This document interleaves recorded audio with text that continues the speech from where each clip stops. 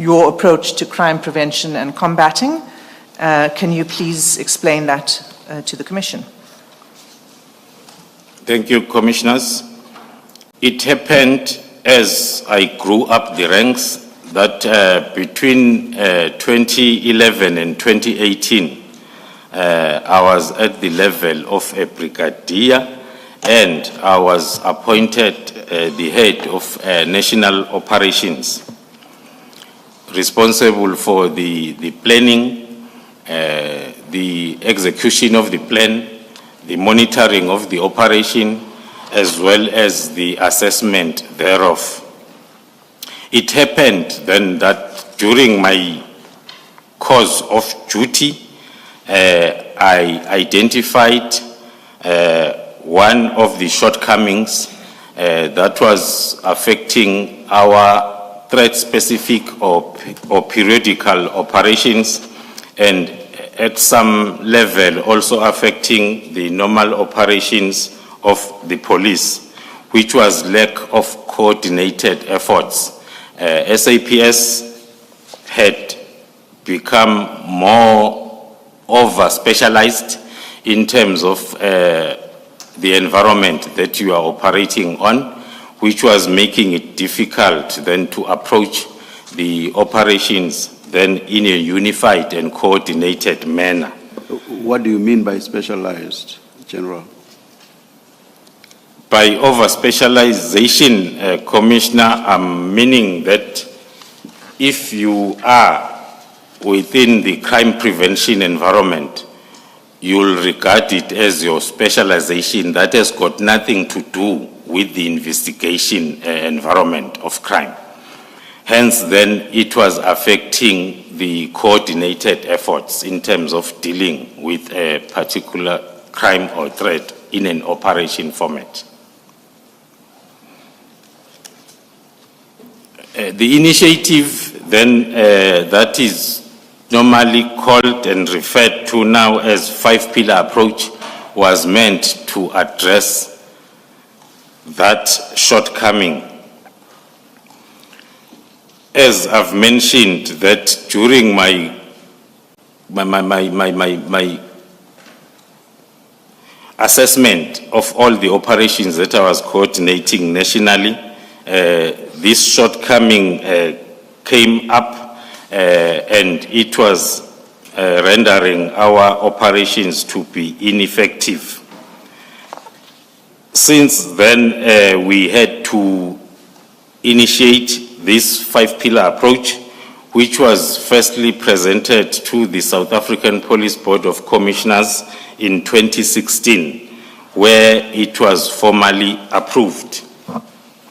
I subsequently then oversaw the implementation of this approach in all national interventions or police operations.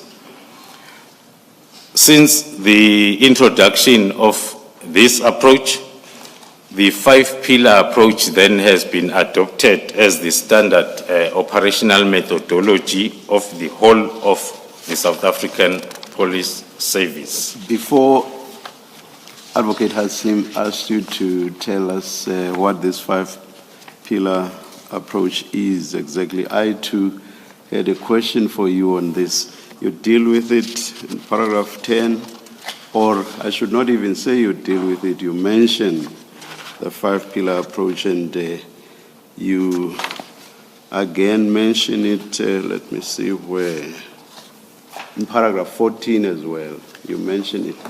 But nowhere, unless I've misread your statement, nowhere do you tell us or give us the five pillars.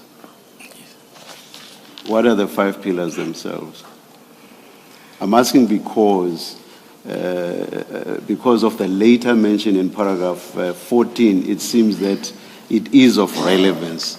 If you had just mentioned it in passing in paragraph 10, I would not have bothered, but paragraph 14 suggests that it is relevant. So that's why I want to know what these five pillars are. So, General, the Chair is asking the relevance of the five-pillar approach plan and what the content is. And as pointed out, you deal with it later to say that that is the approach that informed the work of the political killings task team. So it's quite important that you set out what the 5 pillars are. The first pillar is, the second pillar is, right up to pillar 5. Thank you. Thank you, Commissioners. The first pillar talks to the intelligence gathering, coordination, and analysis. The second pillar talks to the proactive approach in dealing with crime or a particular threat. The third pillar talks to the more combat approach in dealing with the particular threat. And pillar number 4 talks to the reactive through detection. In other words, focused investigation of reported cases.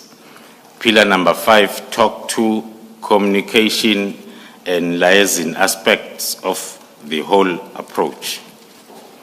But as the Chair has indicated, I will dwell much on those pillars when I get to paragraph 14 and linking this 5-pillar approach to other operations where it has been used with more specific reference than to the political killings task team.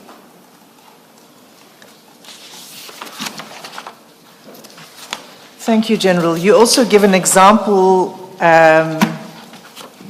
is the example that you provide in paragraph 12 an example of the implementation of this approach?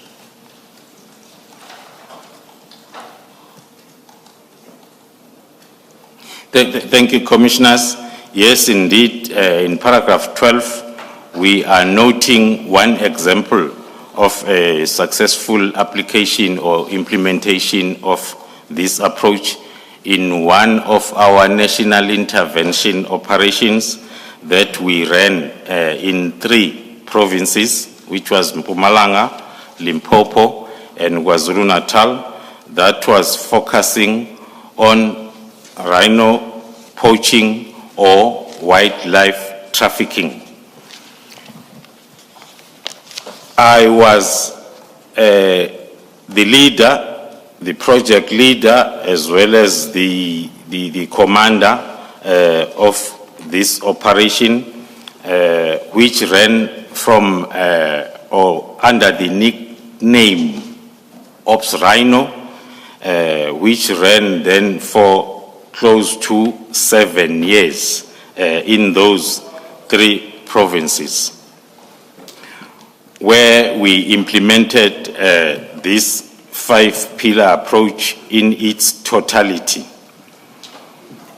The operation itself happened then to coincide with a need for us to develop the strategy that was going to be implemented in the country in dealing with wildlife trafficking.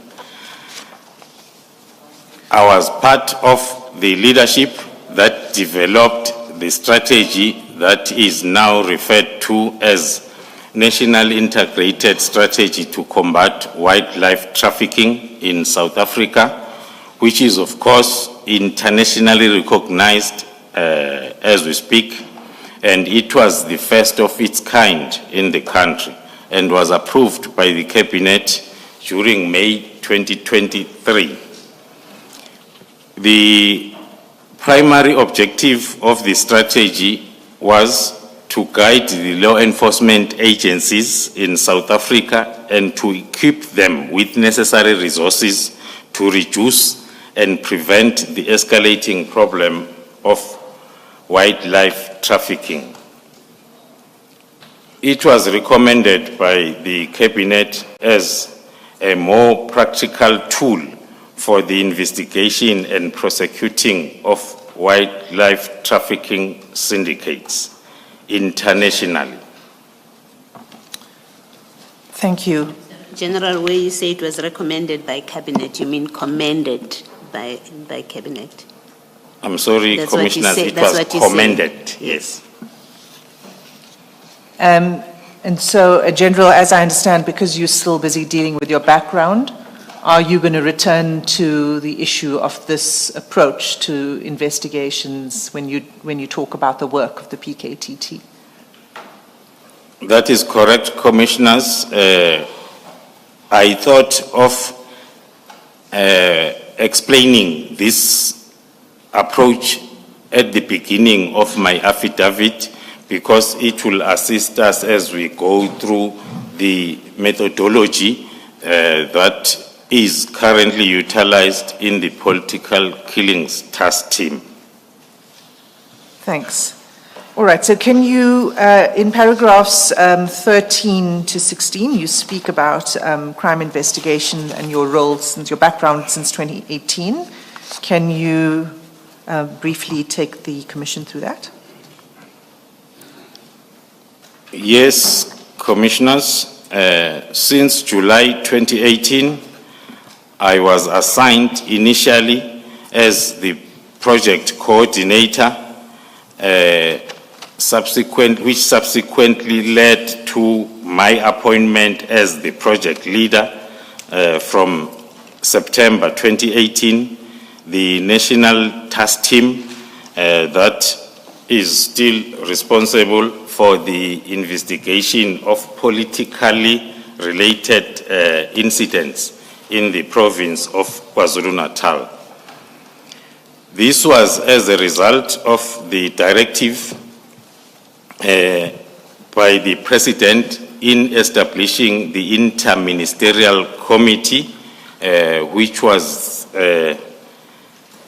appointed to ensure that those that are responsible for the killings in the province of KwaZulu-Natal are held accountable.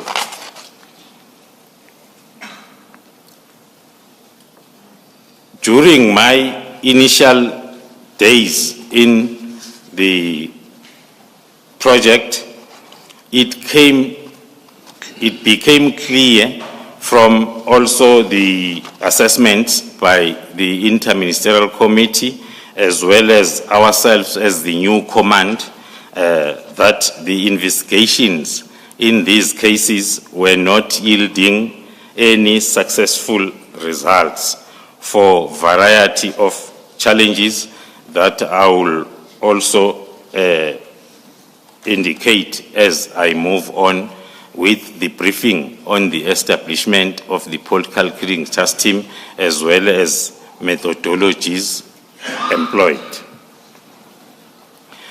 It was during the initial stages that I have to develop the strategy that was going to be used. The strategy of which now we refer to it as tried and tested. It is the analysis-led investigation using organized crime approach. General Mkhwanazi and General Masemula told us about the prosecution-led investigation process. You have now added analysis and prosecutorial driven, you call it. Can you explain to us this new aspect of analysis-led, which the other generals did not mention? Thank you, Chairperson, Commissioners.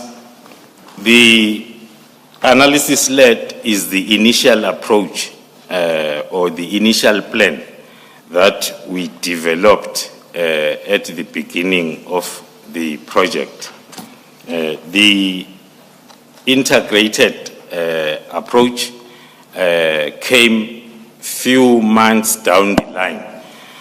Hence, then I thought that I start from the beginning just to show the investigative approach before we expand it to include then other stakeholders. The analysis-led approach was basically meant to bring different expertise from within SAPS to work in a coordinated fashion. Our approach was, let us get our house in order first before we invite other stakeholders, so as then the integrated approach will be more effective once then we have sorted our own issues within SAPS. Do I understand you then to mean that the analysis-led was not something applied on a case-by-case basis? It's something that you engaged in at the initial stage? Because I do know that the prosecution-led, engaging with the investigators, making suggestions to them on what to investigate, hence prosecution-led investigations. So obviously, that's on a case-by-case basis. Now, I understand your answer with regard to analysis-led to mean that you did the analysis as different role players within SAPS, and I understand this to have taken place at the initial stage. Do I understand you correctly, or was it also applicable on a case-by-case basis? Thank you, Chairperson. Commissioners, partly it means that, but correctly so. It means the analysis-led approach is also utilized on a case-to-case basis. To explain it further, is we moved away from the investigators-led investigation. We moved towards analysis-led. Hence, even now, our team is made up mainly of different analysts that are leading the investigating team towards the direction that is directed by the information at hand, starting from the initial statement from the docket, which will need a thorough analysis from the operational analysis point of view. But then we'll line up then all the analysis capabilities that are available in the South African Police Service that we know they are there. Your forensic analyst, your ballistic analyst, your call data analyst, your communication analyst, all these different types, your financial statement analyst, we brought them together so as then as the plan for the investigation of each and every case moves, each and every analyst will be able to deposit their input for the operational analyst then to look at the holistic picture and be able to direct the investigation of each and every case towards the right direction. Thank you, Chair. Thank you, General. Am I right that you will be dealing with this in more detail with reference to SDK4, which is the Integrated Strategic Plan for Investigation and Prosecution of Politically Related Cases? That is specifically correct, for the PKTT. So you will come back to the question that the Chair asked later on in your evidence, with reference to your plan. Is that right? That's correct, Commissioners. Thank you. So we're still in the background. Can you explain your background in crime intelligence? So that would be paragraph 17 onwards. I think that's where you were. If there's something you wish to say before you get there, you're free to do so. I can proceed to paragraph 17, Commissioners. Sorry, you skipped 15. May or may not be relevant. I thought so. Thank you, Commissioner Khumalo. So before we get there, can you deal with paragraphs 15 and 16? Thank you, Commissioners. Paragraph 15 and 16 are the extension of the explanation as to how we assess the analysis-led investigation that was implemented in the political killings task team. Perhaps, I'm sorry, Advocate Hassim. I'm very sorry, General. You were at 14 and I'm the one who moved you away from that after asking you about the analysis led. There's something that I consider quite important, which is your last sentence of paragraph 14, the one starting the adoption of this multidisciplinary.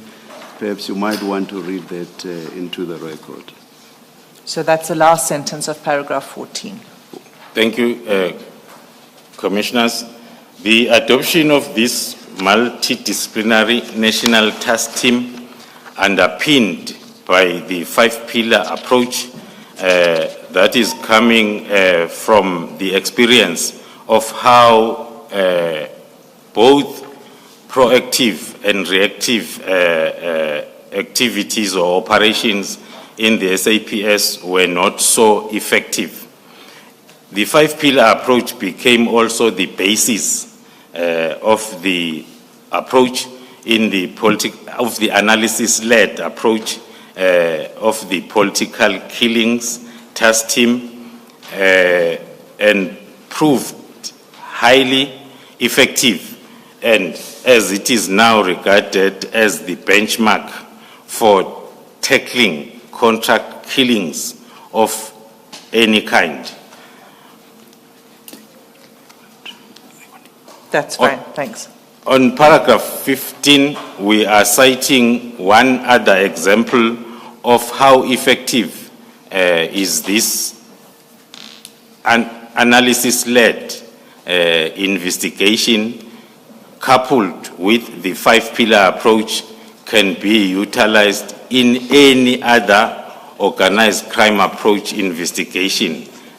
We're citing an example where the same political killings task team was assigned to the Eastern Cape in the University of Fort Hare to investigate a series of murder and attempted murder cases that are totally not related to the political environment or killings. There were incidents where the university officials and staff were targeted. It is during those investigations utilizing the same analysis-led in the Eastern Cape where then this approach proved to be effective and proved that it can be utilized in any investigation of contract killings, not only to the political killings. I will dwell much on the investigation or the extension of the mandate of the political killings task team to the Eastern Cape, more specifically University of Fort Hare later on, Chair. Can I ask you, General Khumalo, when was there already an investigation ongoing in the Eastern Cape with regard to the University of Fort Hare, or were you, as the PKTT, brought in to begin investigating?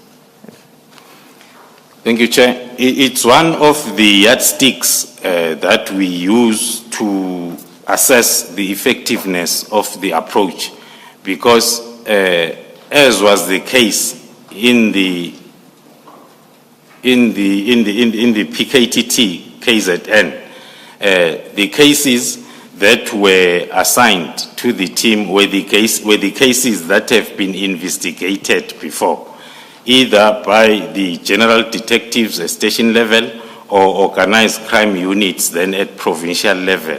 So same in the Eastern Cape, the cases that were referred to the team were the cases that have been investigated before at station and provincial level.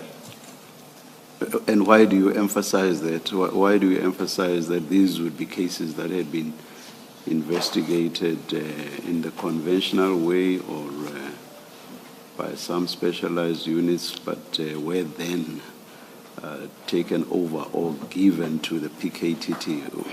What's the significance of that?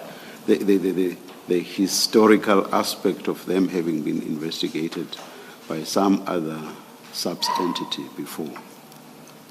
Thank you, Commissioner.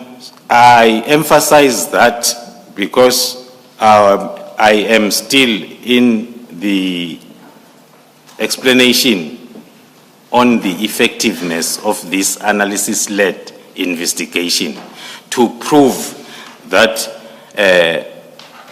investigations on the same case that were done utilizing the traditional way of investigation seemed to be not effective. Hence, then, as we implemented it in KZN and it became successful, and we were roped in the Eastern Cape, it also became successful. Hence, then, we concluded that it is the effective approach on the investigation, more especially of organized contract killings. I thought that's where you wanted to go, but you kept silent at some point, and that's when I decided to ask you the question. You anticipated my question, Chair. My apologies, Are you satisfied with the answer? I was too quick to the draw, I guess. No, I'm satisfied, thank you. Thank you. General, can you explain for the Commission your background in crime intelligence? And so now we will be dealing with paragraph 17 to 19 of your statement.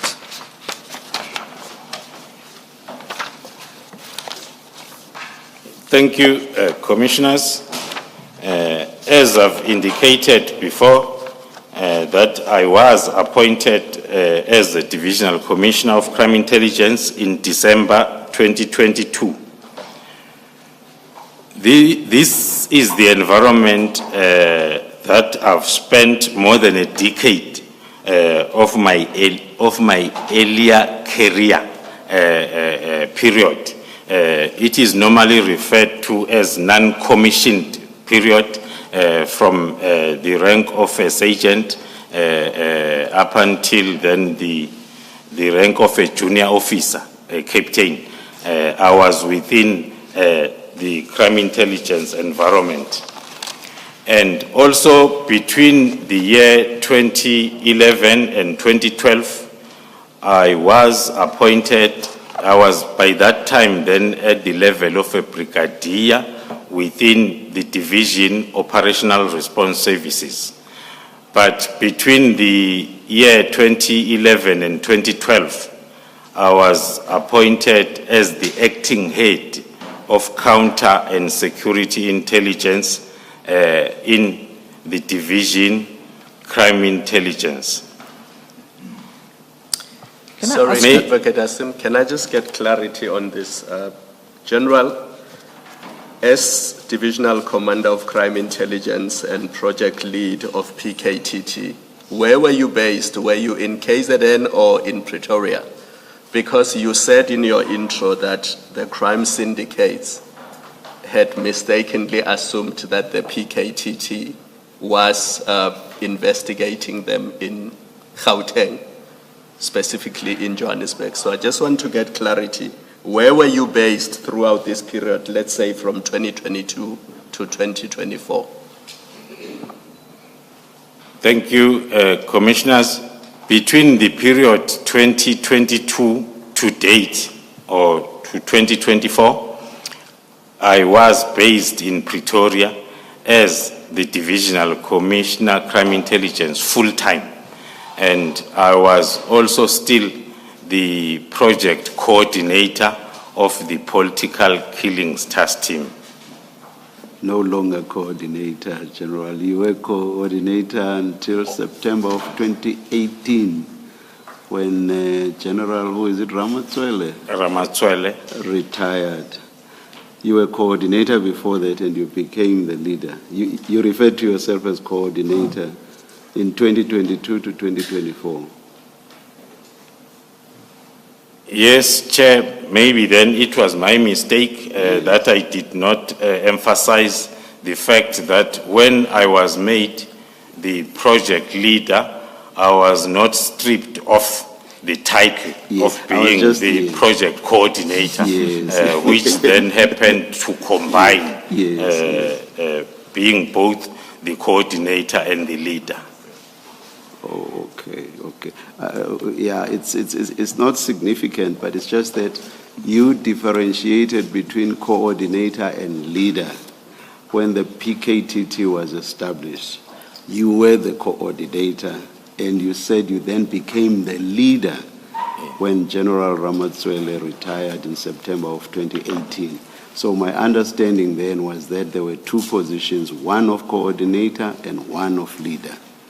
So that's, as I say, it's not significant, and I just corrected you or attempted to, I may have been wrong, when you still referred to yourself as the coordinator. When you said since September 2018, you have now been the leader and no longer just a coordinator. As I say, let's not get bogged down by that. It's not significant. Perhaps I could ask one follow-up question on that, Chair. When you became project leader, when you assumed that role after Major General Ramatswele retired, was anyone appointed as the role of project coordinator? Thank you, Chair. Maybe then let me link the current period 2022 to 2024 with the yesteryears. So as then we all understand. In 2018, I was holding a rank of a brigadier. It was my co-function to coordinate all national operations. I was the national operations coordinator. Hence, then I had to resume that role, that initial role in the political killings task team from July 2018. And then when General Ramatswele retired, I was then appointed to be the project leader, which coincided with my promotion to a major general's level, the level where General Ramatswele was when he was a leader. And my post then was above the National Operations Coordinator at national level. I was the head of national operations. And then there was then a head of both national operations planning and national operations monitoring. So I was then appointed to the level above the coordinator of national operations. Hence, then the coordination part of the operation that I was doing at a brigadier's level, I was still doing it now as the leader of the operation at a major general's level. So there wasn't another person who was appointed, is the answer. Thank you. I think you were dealing with paragraph 17 when the question arose. Can you continue from there? Yes. Thank you, Commissioners. On paragraph 18. Sorry, General. On paragraph 17, before you leave it, you say that when you, prior to your appointment as the Divisional Commissioner Crime Intelligence, the division was beset by numerous challenges. What challenges were you faced with?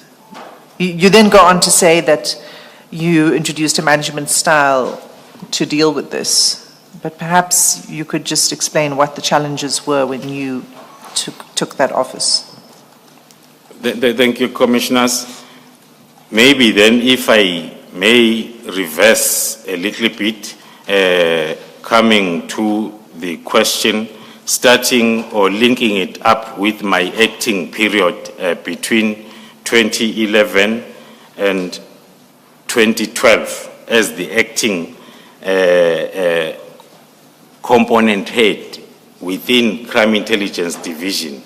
So as maybe it's clear, commissioners, I'll attach names during that period.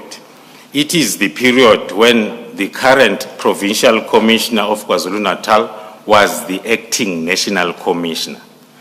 And the current National Commissioner was the acting Divisional Commissioner of Crime Intelligence.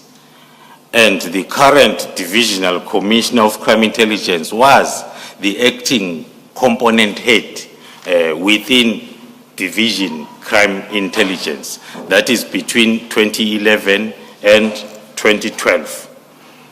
The reason why I reverse a little bit before I come to my second homecoming from 2022, it's because I want to highlight the issues that will then help us understand the paragraph 18 on my affidavit. During that spell between 2011 and 2012, it was during the time when the division was in the public space for more negative reasons than positive. One might say similar to what we experienced since the beginning of this year. The critical issues, without explaining them more, because they are reflected on the state capture report that are talking specifically to the division crime intelligence. So during 2011 and 2012, there were attempts by the acting management that have cited to put a stop to most of the issues that were negatively affecting the environment. To sum them up, there was a misuse of resources as well as methodologies of the environment. And then during those acting years, attempts were made to correct all those mistakes. If I may refer to the testimony by the then acting National Commissioner who came before this commission as the Provincial Commissioner KwaZulu-Natal and expanded more on the happenings and experiences in relation to crime intelligence during those acting periods. So the division was attempting to move away from those situations, but then unfortunately it did not happen because all the acting heads that I've cited then happened then to be moved away prior to the finalization of that project of trying to turn the environment around. If your reference to those that were acting includes General Mkhwanazi, I understood him to say that he decided to leave and left. And you have said those that were acting were moved. So that would not quite accord with what he said, which is that he decided to leave the position of acting National Commissioner. Unless I misunderstood him or I've forgotten his testimony in this regard.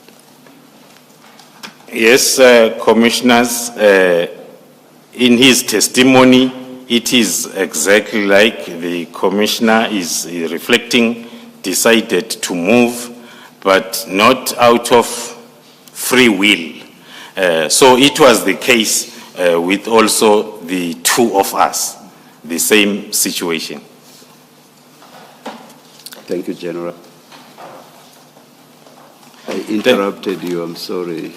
Yes. I was tempted to reflect on the 2011-2012, so as then when I approach 2022, now when I'm appointed the divisional commissioner, firstly to say, maybe let me quote the words of the current national commissioner during my appointment, where he said, Where are you quoting from, General? You're quoting from the National Commissioner's statement, or? No, not the statement. Okay. Yeah, it's not in the statement. I'm quoting the words during my appointment as I'm approaching then the December 22 when I was appointed. Why I'm quoting his words is because I want to tie it up with 2011-2012 when he said, go back there, but you must know that everything that you had implemented by then was reversed within 2 months of your departure. So as you go back there, you will start from scratch. Now I'm going to paragraph 18 to reflect as to the status of the division and the program that was put in place then since December 2022. General, you, in that paragraph 17, and remember that not everybody has got your statement, and you're missing stuff that we think is critical. In that paragraph 17, you do explain how you end up as Divisional Commissioner Crime Intelligence, and then you have spoken to the problems that beset, but then you leave out the last sentence, which starts upon assuming. So you don't explain what happens after you came into a division that was beset with problems. I think you should complete the paragraph. Thank you, Commissioner. To complete my paragraph 17, I am submitting that in the division, I introduced a management style that has since proven effective, resulting in enhanced stability, more especially at management level, and also in the improved status of compliance with various policies, as well as the cessation of resources and crime intelligence methodologies abuse.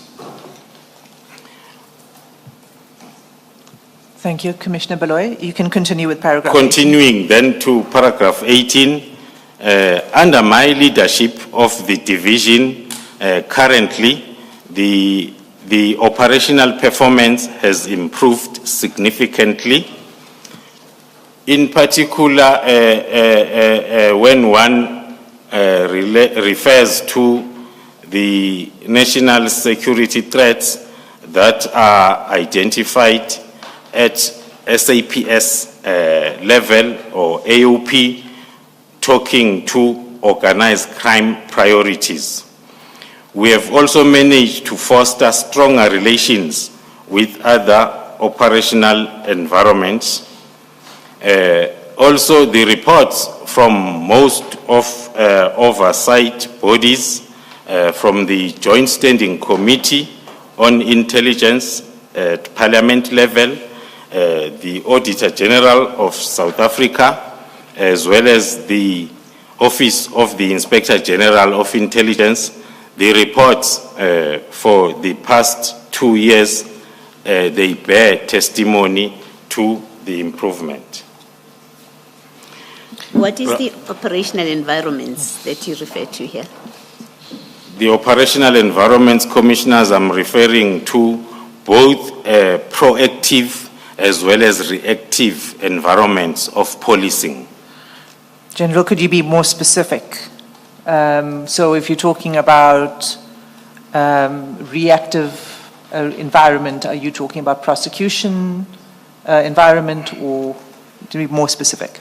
To be more specific, Commissioners, the proactive environment refers to what is normally known as visible policing, crime prevention, and then the reactive normally talks to the investigation of crime, because our main purpose as crime intelligence is to provide actionable intelligence to both of those environments, then to effect successful policing. In paragraph 19, in closing on the discussion of my role within crime intelligence, the examples that I've highlighted, they just highlight the broader scope of my contribution in the service, in the South African Police Service, in line with the Constitution of the Republic as well as the South African Police Act. Throughout my tenure, I have sought to distinguish myself by delivering service of particular meritorious as well as exemplary nature, which is characterized by being resourceful, also characterized by correct leadership as well as profound sense of duty. Thank you, Chair. Thank you, General. You probably come to that conclusion a little soon, because you continue to set out a bit more of your background and your leadership role. But I think that the contents of paragraph 19 are understood.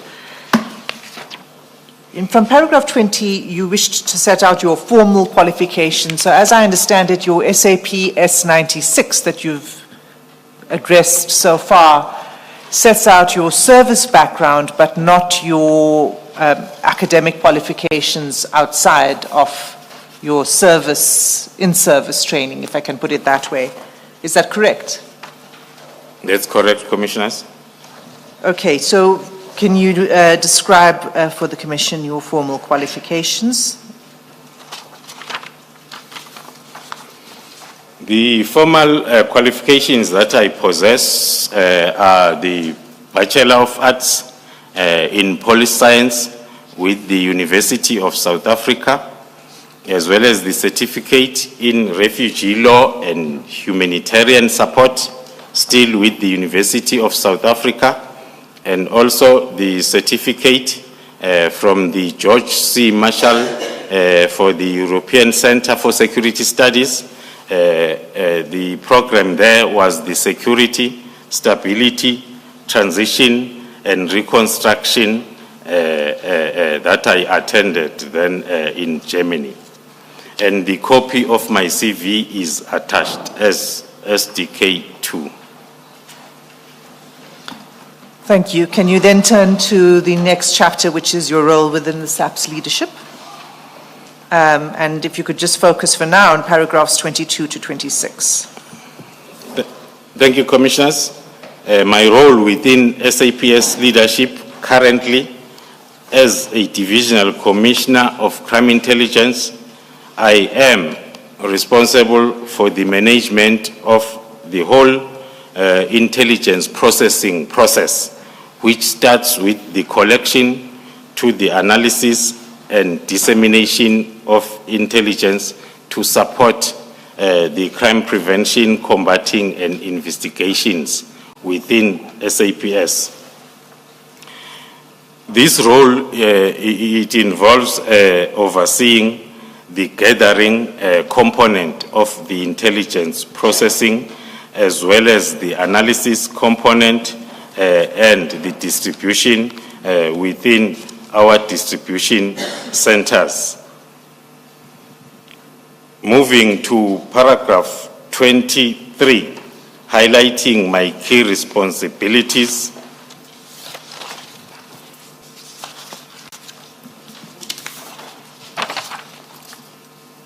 My responsibilities are firstly in terms of the National Strategic Intelligence Act.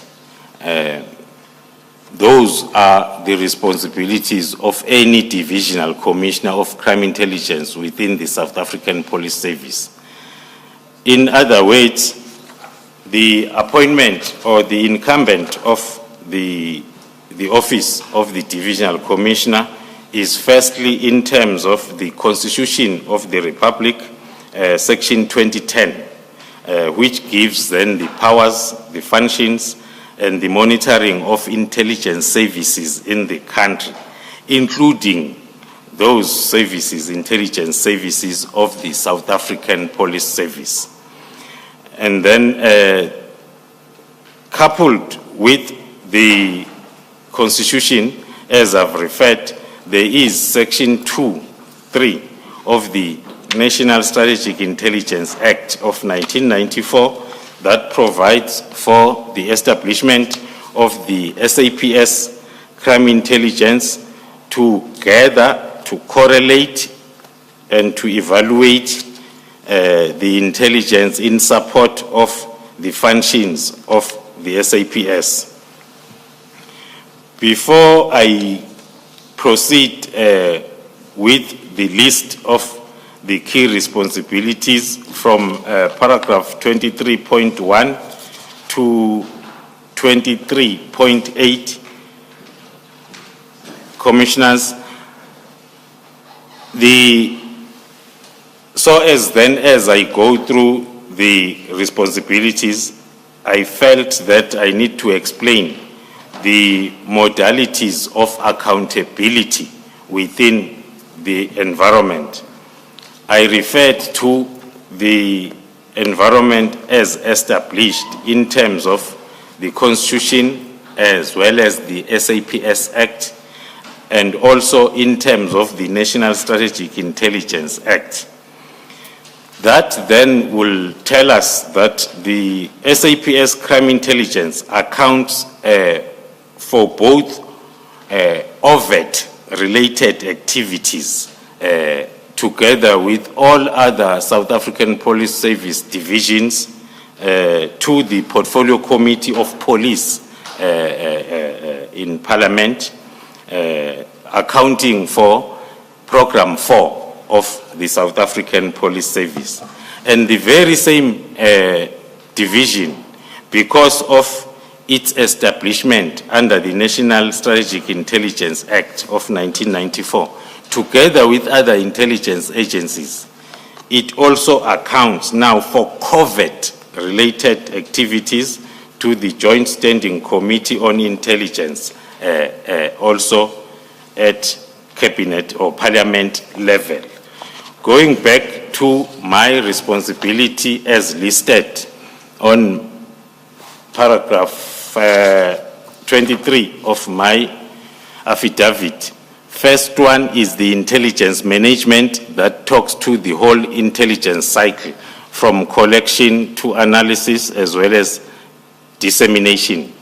The second responsibility talks to the strategic oversight where the environment is expected to collect and package strategic intelligence for the provisioning of such intelligence to the National Intelligence Coordination Center together with all other intelligence agencies.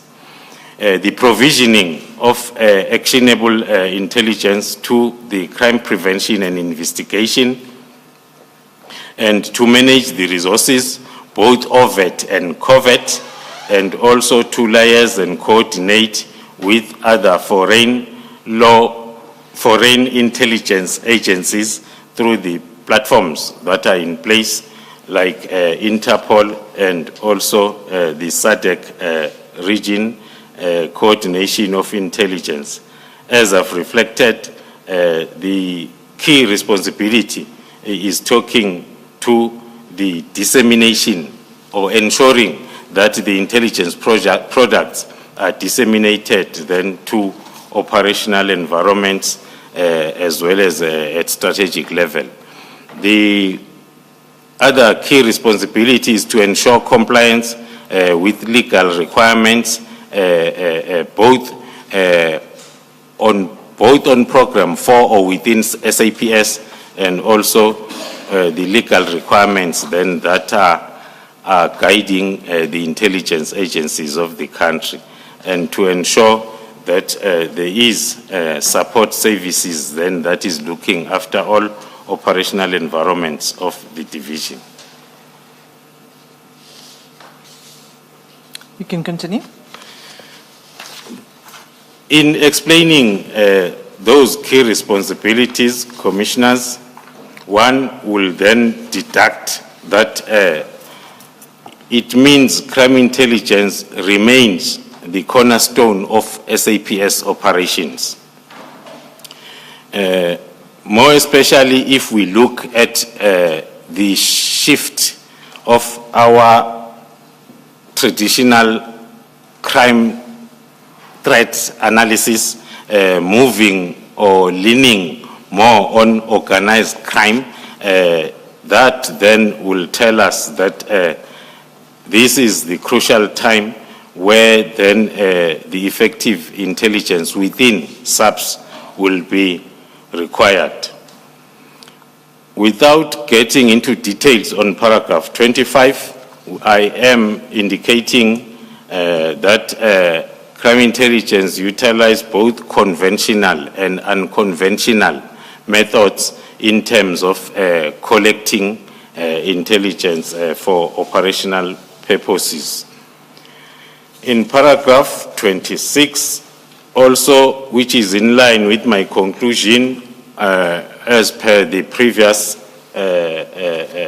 stanza on my affidavit, my extensive experience within the division crime intelligence is positioning me to address the critical issues, more especially that are referring to the infiltration of both the division as well as the South African Police Service by criminal cartels. Having served in these key leadership roles and also managed sensitive intelligence operations, I've gained in-depth understanding of sophisticated methods that are applied nowadays with organized crime groupings to compromise the operations of South African Police Service as well as the operations of the division itself. This background allows me to identify vulnerabilities in advance and then implement the most effective countermeasures, and also because one of our responsibilities as the division crime intelligence is to implement counter-intelligence measures that are directed towards protecting the operations of the South African Police Service from both the internal within SAPS and outside of SAPS from making our operations then unsuccessful. You mean the internal and external threats Yes. to the work of the SAPS? Okay. Yes, commissioners. It is very unfortunate, commissioners, that nowadays these 2 points of threats are more made possible with the strength of the internal part. The interventions in the SAPS have never been so important like nowadays because of the level of threats that are from within the department or the organization itself. On my next part of the statement, I will be focusing on the PKTT, its establishment, expanding on its working model as well as successes, and also to demonstrate the reasons related to the ineffectiveness that have never been seen before or made to be ineffective of the political killings task team as a reason for its disbandment. Thank you, Chair. General Khumalo, before you turn to the establishment of the PKTT, when you speak of the threat being so pronounced, is that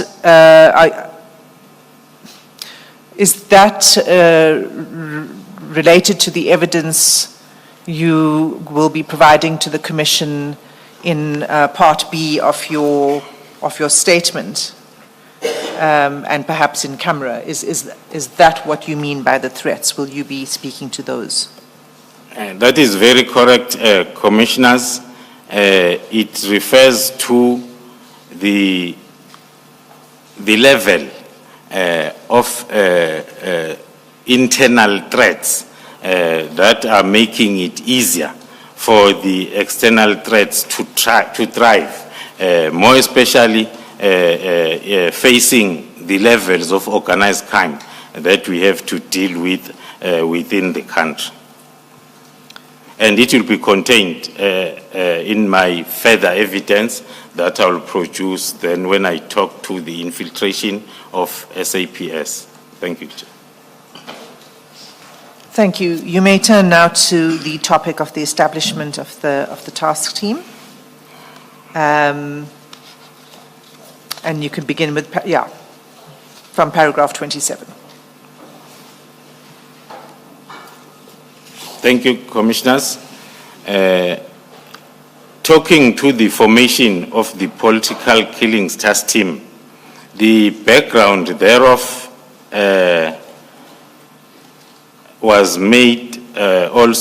placed before this commission by the National Commissioner as well as the Provincial Commissioner of KwaZulu-Natal, and I can confirm that the political killings task team was established at a time when then these political killing incidents were increasing in KwaZulu-Natal during the period leading up to 2018, roughly from the year 2011 up until 2018, when then there was a need for the establishment of this political killings task team.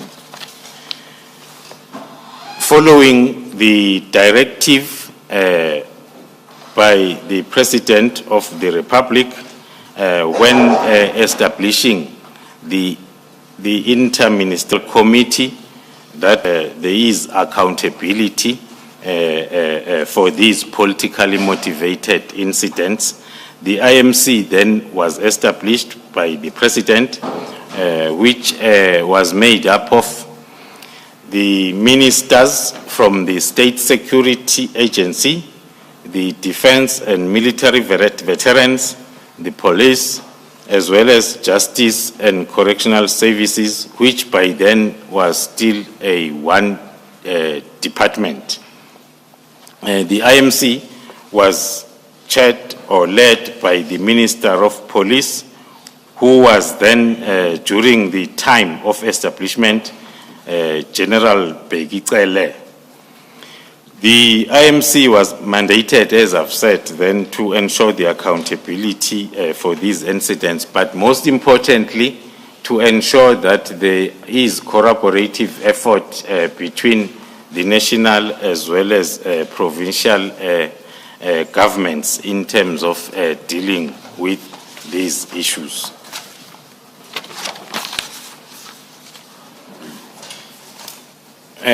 Commissioners, maybe then I will take an opportunity from paragraph 29 to 30 to explain the common misperception that we have seen and heard around the establishment of this political killings task team.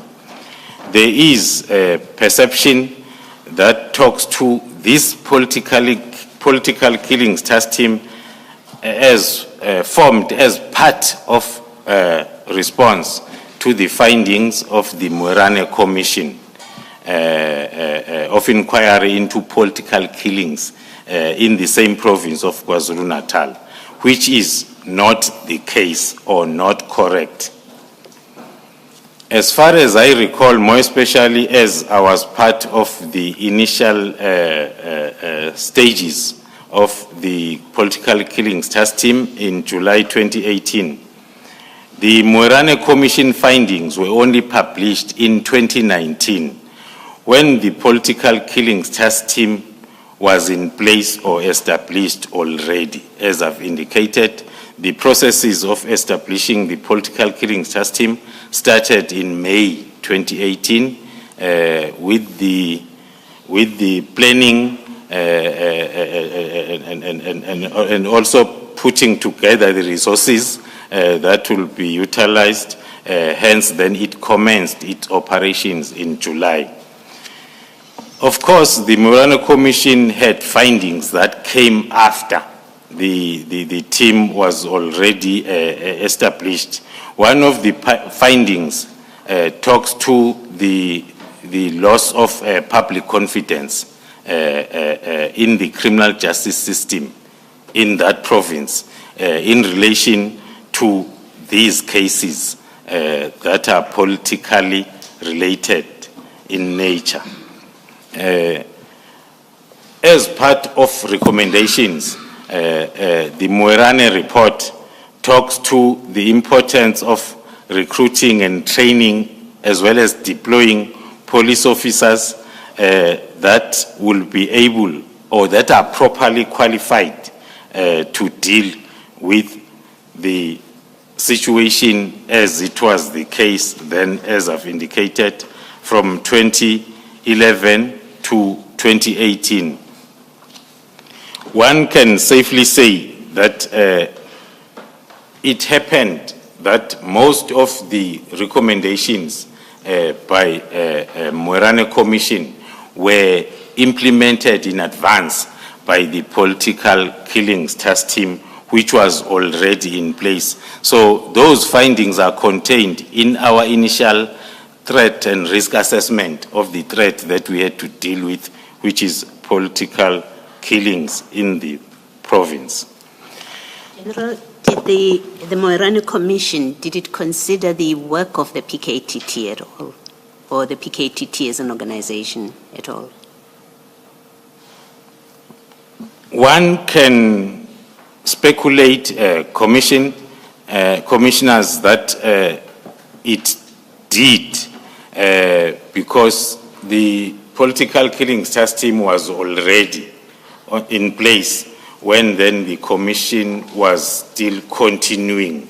There were participants to the commission that were also part of the political killings task team leadership at strategic level.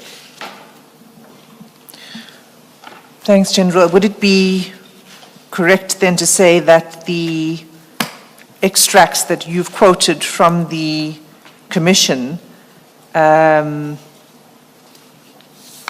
the Moerane Commission, resonated with what you were observing?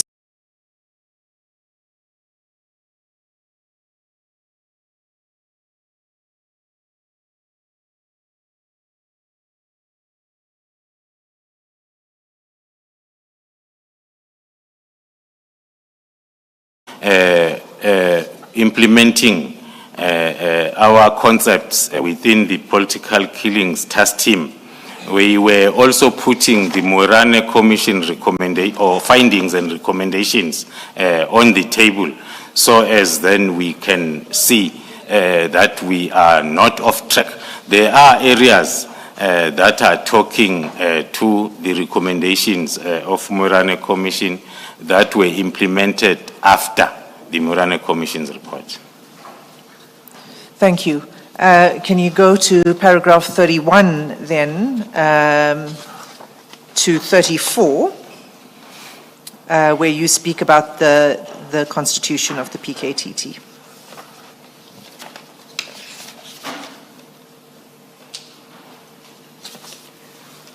Thank you, Commissioners. On paragraph 31, I am submitting that the political killings task team was established and constituted administratively by the National Commissioner of Police, which was by then the retired General Sithole. And it was not created through any legislation or regulations. It was, and it is still one of the task teams that will be established by the National Commissioner from time to time. It was established as an ad hoc intervention to deal with the threat of political killings in the province, focusing in the province of KwaZulu-Natal. Of course, then, as I've hinted earlier on, that the mandate of the political killings task team will now and again be extended then to other provinces and to other threats other than the political killings. On paragraph 32. Can I just check something with you, General? Does that apply to all other task teams that you are aware of? Are they usually established by a national commissioner and not, say, by ministers? That is correct, Commissioners. The task teams, maybe before I get straight to the question, let me refer to the background of this particular political killings task team. There was a provincial task team that was in place in KZN dealing with the same matters, which was not established by the IMC. It was established by the provincial commissioner in consultation with the national commissioner. By then, it was provincial based and using the provincial resources. Then, when the matter or the issue of political killings caught the president's eyes or the national level eyes, that is when then the president appointed the IMC, because the province as well as the provincial subs seemed to be failing to address the problem. Hence then when it was escalated to national, it was the national commissioner who had to establish or upgrade the provincial task team to the national task team, which was going to be overseen by the IMC that was established by the president. The question, more pertinently, as I understand it, is whether other task teams were also set up in the same way by the national commissioner. Yes. I see that it's 11 o'clock. General, I trust that you will remember what the question was and respond at 11:15, or Advocate Hassim will repeat the question. Let us adjourn until 11:15.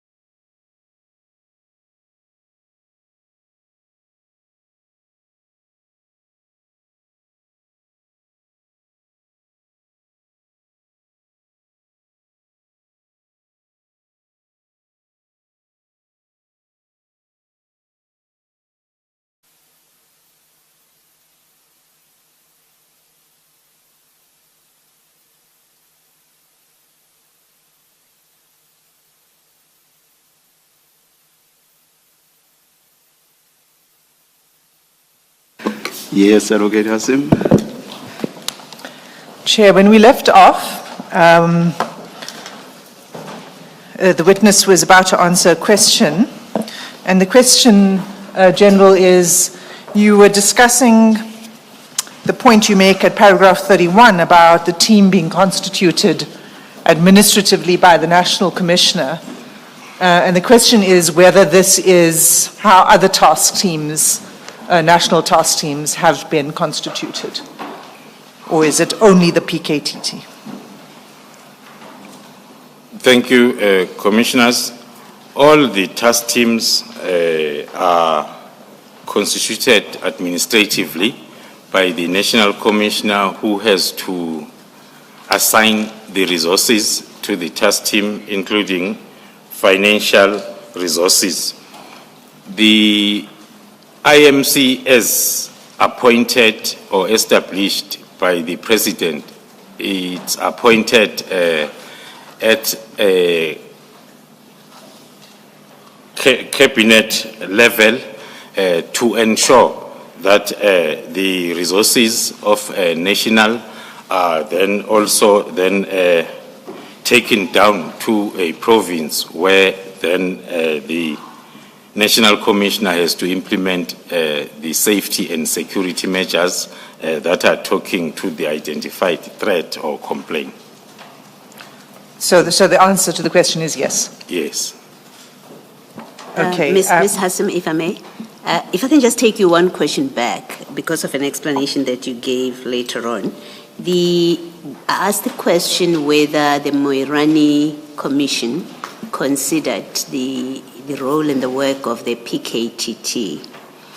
I just want to clarify, when you said PKTT, there was participation, did you mean the PKTT is now constituted in 2018 or the provincial task team that participated in the Moirani Commission?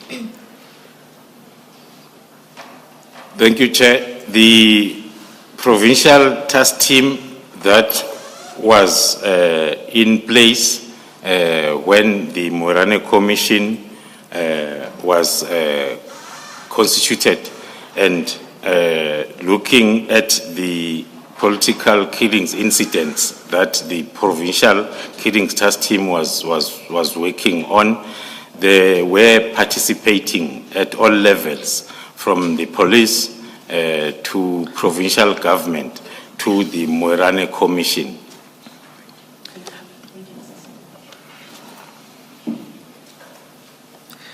So that takes us to paragraph 33.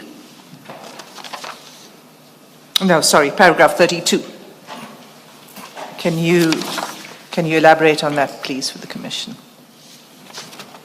Thank you, Commissioners. Paragraph 32 talks to the second level of the strategy when then the IMC had directed that an integrated strategic plan needs now to be developed, so as then other criminal justice stakeholders can be part of the intervention.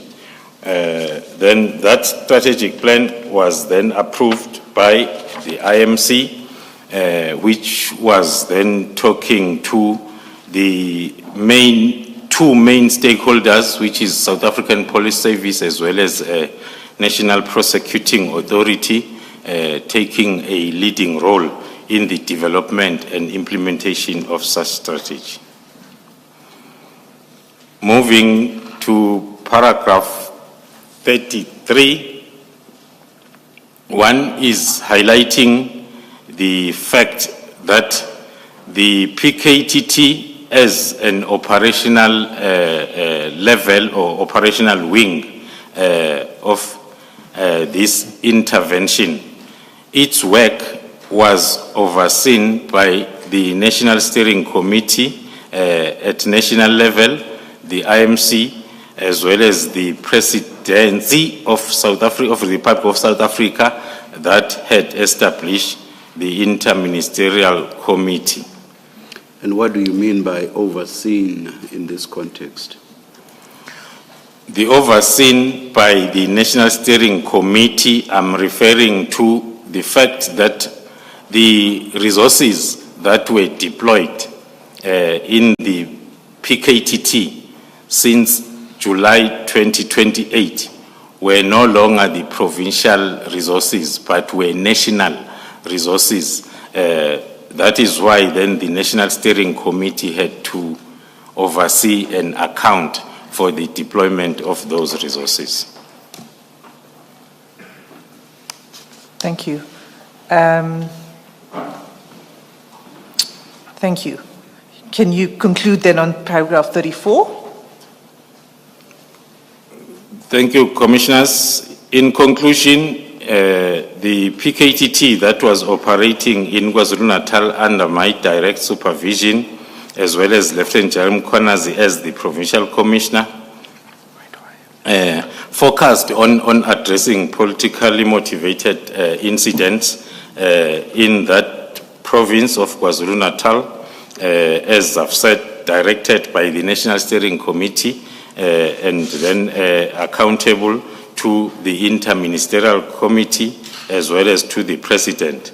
And then in the Eastern Cape, the PKTT investigated crimes within the University of Fort Hare as designated or directed by the National Commissioner. General, what does that entail? PKTT operates primarily in KwaZulu-Natal under my supervision. What does that supervision entail? As I understood your earlier answer, you were based in Pretoria and the PKTT operated in KZN initially. So what was the nature of your supervision of the PKTT? Was it merely reporting or what did it involve exactly? Yes, thanks Commissioners, one of the good practices that we have implemented in the political killings task team is to improve on accountability, which talks to continuous reporting. I will explain that when I get to the reporting structures.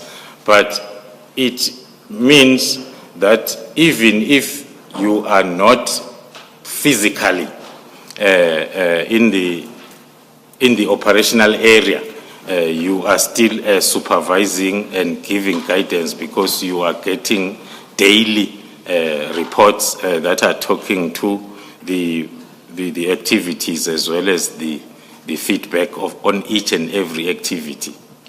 So practically, how would you do that if you are in Pretoria? Based in Pretoria, I still receive those daily reports. I'm still able to guide the investigations with continuous interaction with the commander, operational commander that is on the ground, and then I'll do visits now and again if there is a need. But then there are those periodical visits that one will pay to the team. General, the minister, you say at the time the minister was Minister Cele when the PKTT was established. In your recollection, did Minister Cele, outside of the IMC, the Interministerial Committee, did he give any directions to the PKTT, instructions or guidance outside of the component of the IMC? According to my recollection and my knowledge as I've been there, there were no instructions that will come from the minister as a chair. The chair as well as the IMC, they will receive the progress report from the political killings task team on continuous basis. Thank you. General, we're going to be going through a section now. You deal with the issue of reporting structures. As you do so, could you provide the Commission with information as to how often these structures reported to each other and what the reporting line was? So you would begin now at paragraph 35. Thank you, Commissioners. From paragraph 35, where we are talking to the reporting structures of the political killings task team, as it's always, or it's part of the 5-pillar approach, that you first determine the operational area. In this case, the mission or operational area was the province of KwaZulu-Natal. Now, for the proper implementation of the strategy, it has got that requirement that you need to cut your mission area into small, manageable parts, so as then you are able to be everywhere. It is taking the mode of, I will refer to the SAPS, the organization that I know very well, that is represented or that is managed at national level, but represented then up to grassroots or station level. So our approach in this project was the same. We determined the whole province as the mission area, as it was affected by these incidents, and then we divided the province into 4 parts, which are the south coast of the province, the north coast, the Midlands, and the central part. And then we had to put then those small manageable teams in those areas that will be responsible for the daily activities which are reported on daily basis at the Mission Area Coordination Center that is, or that was situated then at the provincial office. So did those smaller units, the Tactical Joint Operational Centers, report to the Mission Area Joint Operational Center? Or how did that work and how often? As I indicated, Commissioners, earlier on, that we were and are still implementing the analysis-led investigation. So at the mission area, head office level, we will have then the commanders that are experts on each and every part of, firstly, analysis. The different parts of analysis, there will be commanders at a mission area level, as well as the commander of investigations, that they will sit then at that head office level to give guidance to these 4 teams. But the same structure and expertise that are found at mission area level will be duplicated at all tactical level, those 4 small manageable structures, so as then they are able to give guidance also at that level. Thank you. I'm just trying to get a sense of practically how that would work. I understand what you're saying about giving guidance, but practically, how would that work? How often would they meet, for example? Okay. Thank you, Commissioners.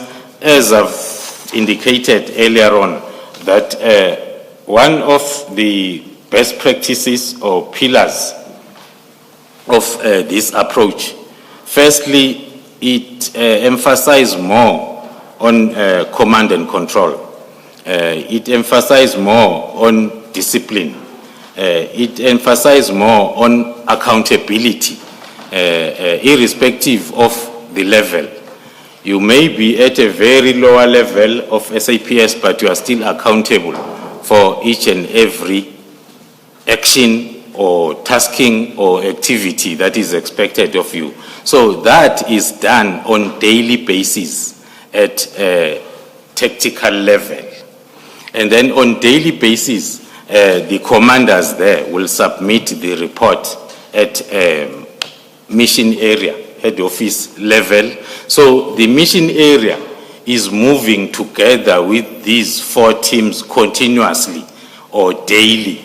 And then once a week, then they will have that extended mission area meeting where the 4 commanders will sit with the commanders at mission area level to plan for the week or month. In other words, they will be giving the medium-term directives so as then at tactical level, then they are able to give those daily taskings that are inputting into the medium-term directive given every week.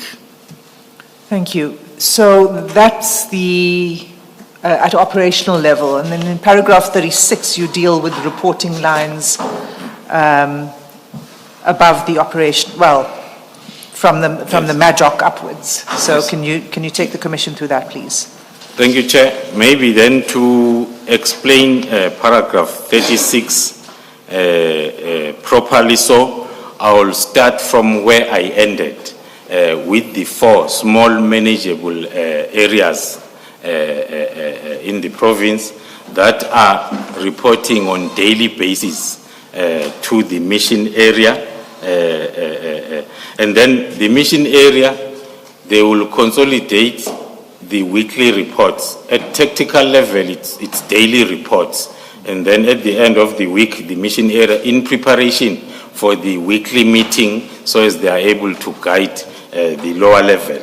And then the MAJOC or the mission area will then report to the provincial steering committee, and then and thereafter the provincial steering committee together with the leader of the operation will report then to the national steering committee. During the years, the previous years, the reportings to the provincial steering committee as well as the national steering committees, it was always, every time, there will be an interministerial committee. So as then all the structures from grassroots level will be having the common understanding on the progress in preparation for the reporting to the interministerial committee. Thank you. Is there anything further on those reporting structures? If not, then we can go to the organogram. So maybe then, Commissioners, if I may indicate the importance of these reportings. I've touched on the main purpose of the 4 small manageable teams reporting on daily basis to the mission area command structure. The further reporting, it's not only about like to the provincial steering committee as well as the national steering committee. It's mainly to escalate the challenges that cannot be attended to or resolved at provincial or at MAJOC, at the mission area level, so as then the provincial steering committee can intervene. Same applies then to the national steering committee that is responsible for the deployment of the national competencies. Same applies then to the IMC. I will make an example of the report that was made to the IMC, which was then escalating the challenges that were coming from tactical level, the 4 small manageable areas, to the mission area, and they were not successfully resolved, and then they were moved to provincial, to national steering committee, up until the IMC. Those challenges are contained in a letter that was compiled, citing all the challenges that are at operational level, which was then signed off by the chairperson of the Interministerial Committee to attend to those issues that could not be addressed at operational level. The letter, I'm not sure whether it's attached to my bundle, but it's the letter that was referred to under oath by both the DPP KwaZulu-Natal as well as the Provincial Commissioner KwaZulu-Natal, the letter that was signed by the former chairperson of the IMC. I don't believe... I'm sorry, just for clarity, a letter that I remember that was signed by then Minister Ele, which was referred to by the KZN Director of Public Prosecutions, is a letter which, on my understanding, preceded the formation of the PKTT. General Cele, or rather Minister Cele, in that letter was highlighting all the problems, even referring to 2012 cases, I think, all the way up to about 2018 cases. So basically saying these are the problems that have been encountered with regard to all these cases. And after all the engagements that then followed, the PKTT was formed. Now, I understand you now to be mentioning this letter in the context of an already existing PKTT, and I'm a bit confused. Thank you, Chair. As I've indicated, that the preparations, the assessment, the compilation of plans started during May, when the National Task Team was preparing to come on board. Then from May, June, July, the letter was written when the task team was already on the ground.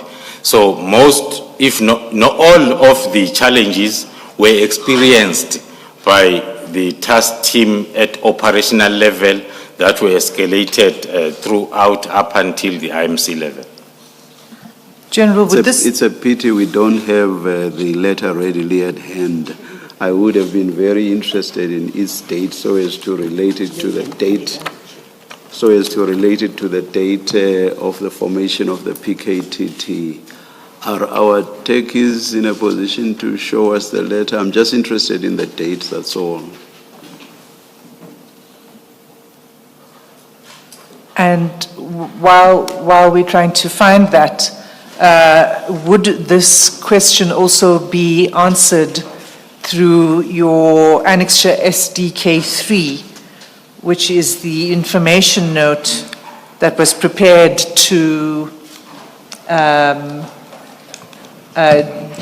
report on the challenges and what needs to happen going forward?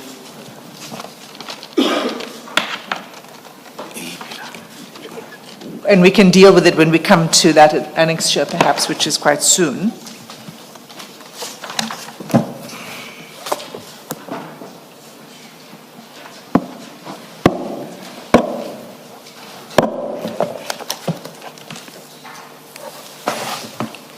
It's SDK3.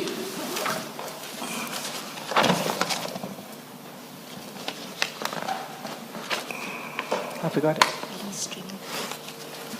General, the letter is now available. It might be easier for you to look at it at the screen just behind you. As an exhibit for the assistance of the commissioners, and I think it was going to become even more important as we continue with this witness, a working chronology.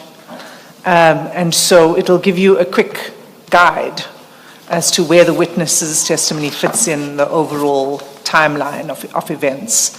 May I seek leave to hand up that as Exhibit CJC1?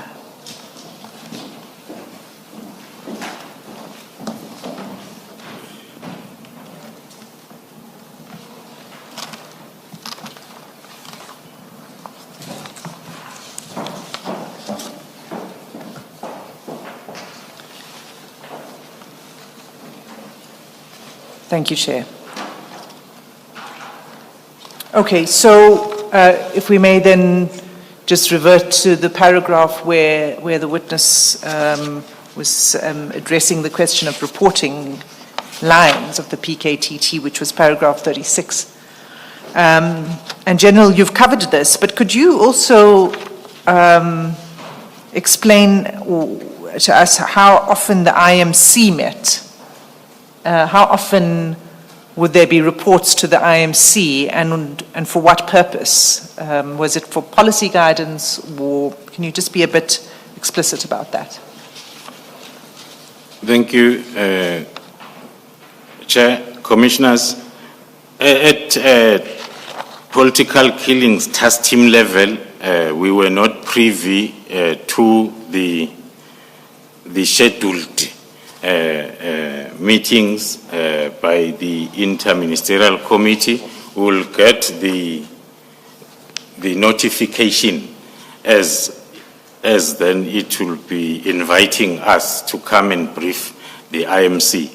But based on the experience and being involved, there were meetings, one, maybe twice per year on the initial stages up until 2020 as a result of COVID-19. And then one will remember very well from our side that there was no IMC during that time. And then afterwards, and then the committee resumes to meet or to convene. So at provincial and national steering committee, as I've indicated, mainly the national steering committee will meet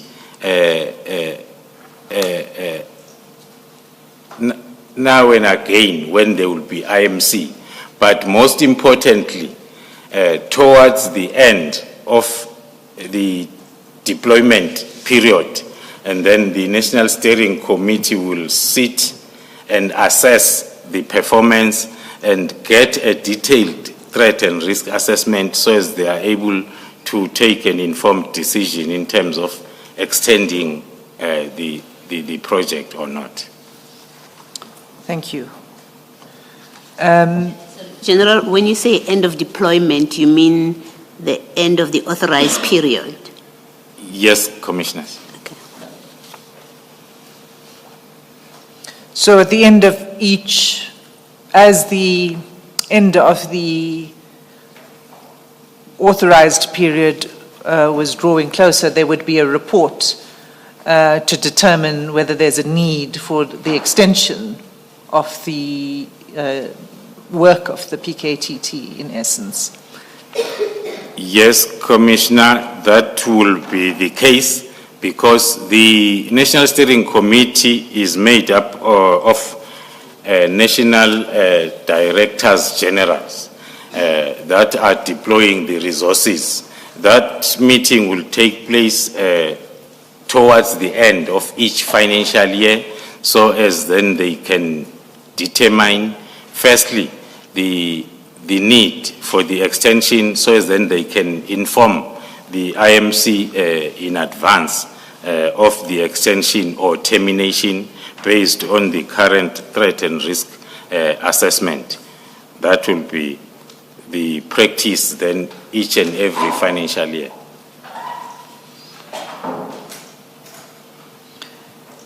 Thank you.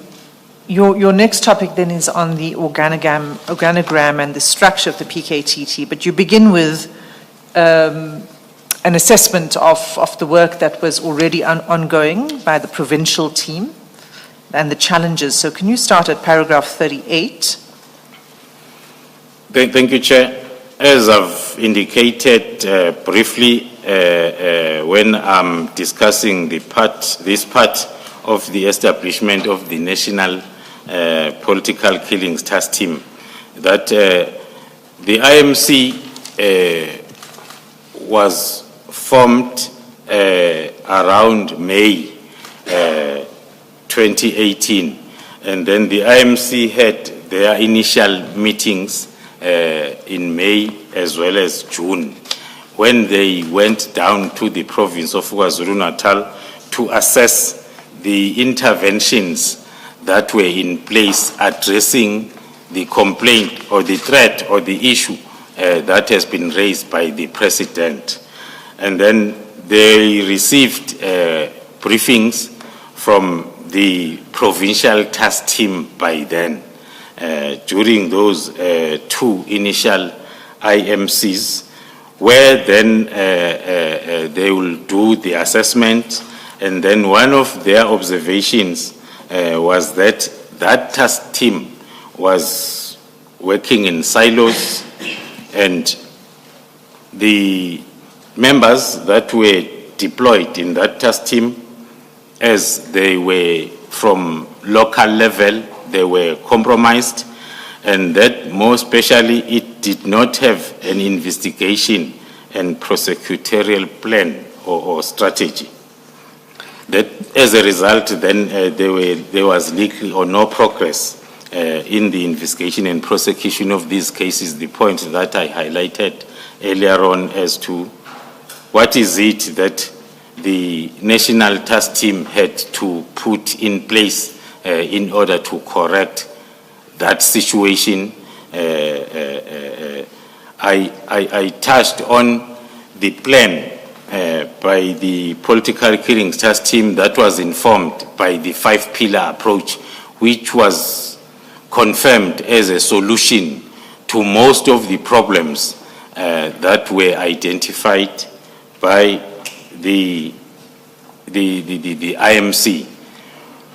One can add that happened at a time I saw during the testimony by the Provincial Commissioner, Lieutenant General Mkhwanazi, when he highlighted that the establishment of the National Political Killing Task Team coincided with his acting period in the province. And I was also seconded to the province, not for movement from the Provincial Task Team to the National Political Killing Task Team was overseen by myself.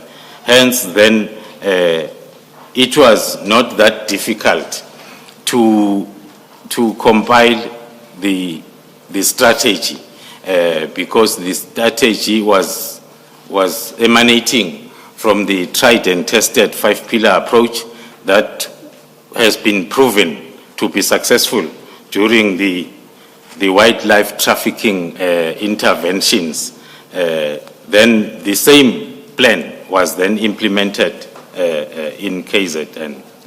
Thank you. So can I take you to your annexure SDK3, because that speaks directly to the implementation of the strategy that you just referred to. And this is the information note, as I understand it correctly, is prepared by, well, you can say who prepared the information note. That's on SDK3.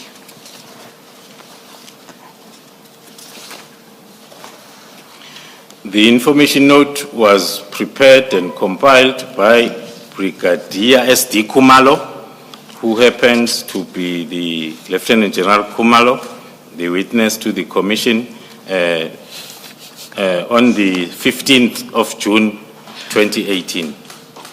You, in other words. Me. It was prepared by you. Thank you.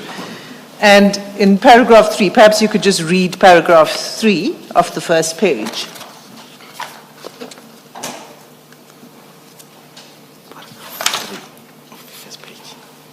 Paragraph 3 of the first page. Sorry, General, before you do that, and for purpose of the record, so that when we later look at this, there's no confusion, Ms. Hassan, at page 19, it indicates, the document indicates the signature of Mkhwanazi NS, and then as you page through, unless I miss it, I don't see General Khumalo as one of the parties preparing.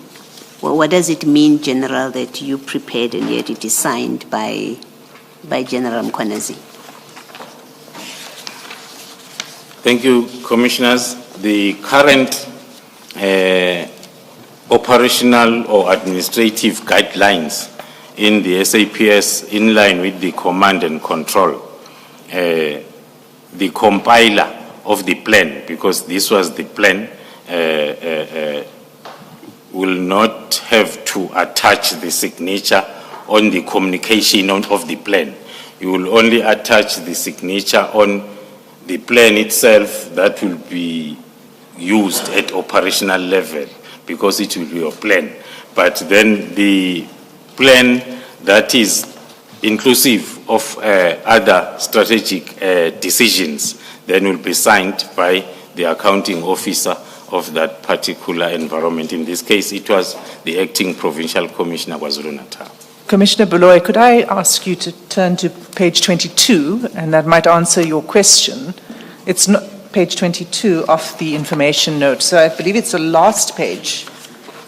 I see that. At the bottom, it indicates information note compiled by Brigadier Estiko. Thank you for that.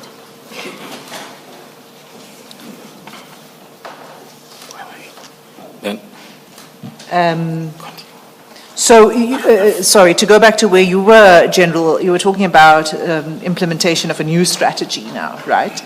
Could you please read paragraph 3 on page, of the first page of the information note? Paragraph 3 of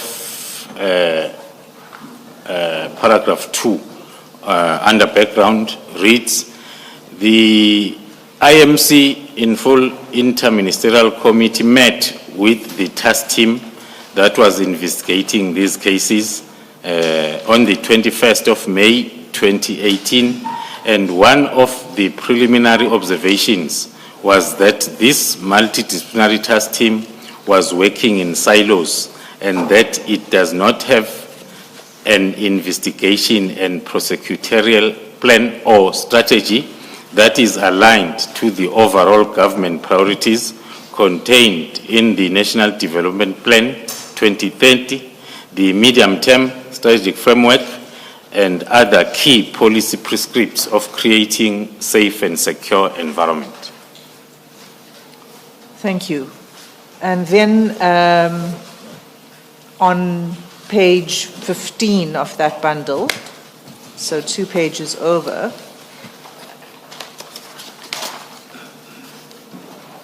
is paragraph 3 addressing then the proposed strategy? Is that what is being set out in paragraph 3? And related to that, is this your 5-pillar approach? Thank you, Commissioners. Yes, indeed, paragraph 3, that is having a heading, the operational approach and concepts. It talks to the approach that I've explained of the establishment of the mission area and tactical areas, and also further on it lists the competencies or expertise that will be needed in terms of the 5-pillar approach to implement the plan. Thank you. And if we then turn to page,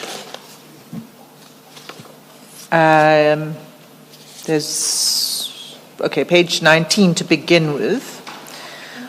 Can I just ask, sorry, I do apologize for this delayed question. General, in where you set out the pillars, and that's bullet point 3, and then there is a sub-bullet there, which is the second one, the second sub-bullet after 3. It's so the first one is crime intelligence gathers, and then the second one is NIU and TRT to implement. You see that? You see where I'm referring? Yes. Yes. Are you able, without disclosing anything that you shouldn't be disclosing, if there are any anxieties coming from Russian, why it is policing units that you may have?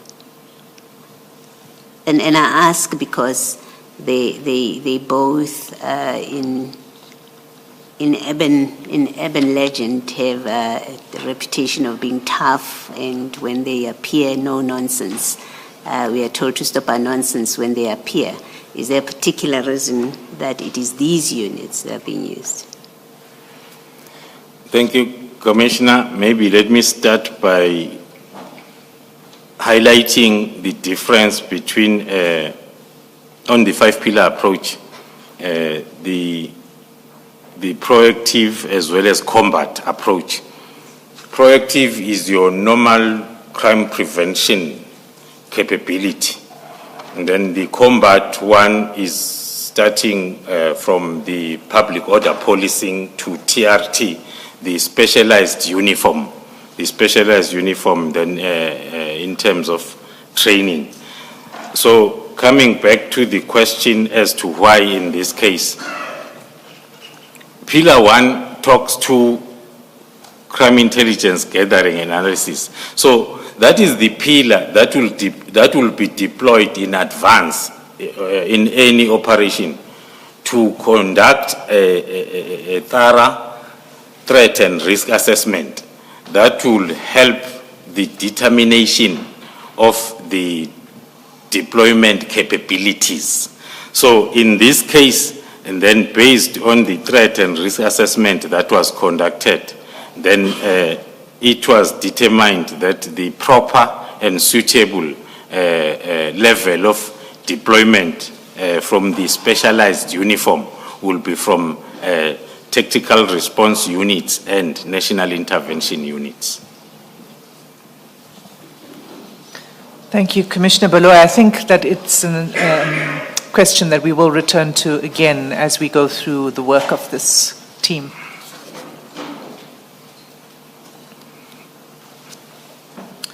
So, General, at page 19 is the recommendation to implement the strategy that was outlined in the preceding pages. Is that right? That is correct, Commissioners. And the second recommendation is for a budget to be approved for the operationalization of that plan. Is that correct? That is correct, Commissioner. And the amount for that budget, can you just let us know? The estimated budget for that initial deployment of the political killings task team was at 49.1 million for the period of 6 months. And from what budget was that to be drawn? It was Province? It was going to be from the national budget as the plan and the implementation, as well as the recommendations and the request for these resources. Because the plan and the request was for resources, personnel, as well as financial resources. So it was going to be from the national budget. So the request was for the budget to be approved as a national budget, and that's indeed what then followed. Is that correct on pages 20 and 21, the signatures? That is correct, Chairperson. Thank you. So that deals with your annexure SDK 3 and paragraph 38. I think now where your statement intends to go is to the setup of the structure of the team. Is that correct? That is correct, Commissioners. Under paragraph 39, after the approval, we are indicating that indeed then from July 18, then we started then implementing the structures as I explained earlier on. Can you then turn to paragraph 40? And maybe you could just read paragraph 40 and then we can go to annexure SDK 4. Paragraph 40 reads thus: to enable the political killings task team to function as a multidisciplinary team, including personnel from relevant law enforcement and justice agencies. An investigative and prosecutorial strategy was developed. Such strategy is attached as Annexure SDK 4. And is this strategy then meant to address the lack of coordination between different stakeholders or different agencies within law enforcement? The integrated plan attached as SDK 4 is now meant at improving the coordination, streamlining the activities of other criminal justice system stakeholders, as I reflected earlier on that the main stakeholder was National Prosecuting Authority, which were then part of this integrated plan. Thank you. So if you can turn to SDK 4, and particularly after you deal with background,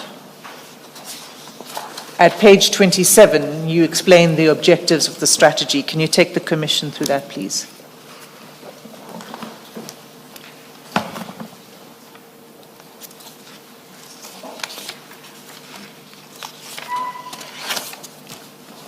The objectives of the strategy, Commissioners, was to immediately attend to, investigate and prosecute reported incidents of politically related cases in KwaZulu-Natal, to implement the multidisciplinary Troika methodology consisting of intelligence gathering, crime investigation and prosecution, to ensure perpetrators of politically related cases are arrested and prosecuted as speedily as possible, to instill the public confidence as well as stability, to identify and successfully prosecute the kingpins or masterminds behind the politically related cases, and lastly, to optimize the provision of witness protection program. Thank you. So the approach, as we're learning, is different from the business as usual approach. And that brings us back to the question that emanated from Commissioner Baloy, and specifically on page, just need to find it.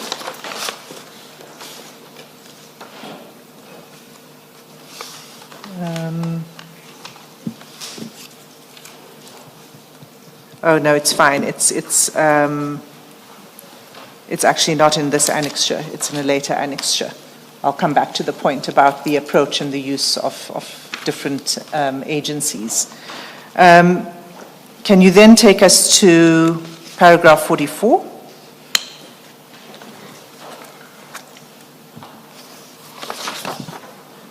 Thank you. Of your statement. Commissioners, paragraph 44 reflects to the extension of the mandate for the political killings task team, as I've hinted during my introduction, that it happened that during the year 2023, there was a complaint from the Vice Chancellor of the University of Fort Hare about the slow or no progress at all of the cases that were related to the university. And then that complaint was then handed over by the presidency to the 3 ministries who had to come up with the intervention.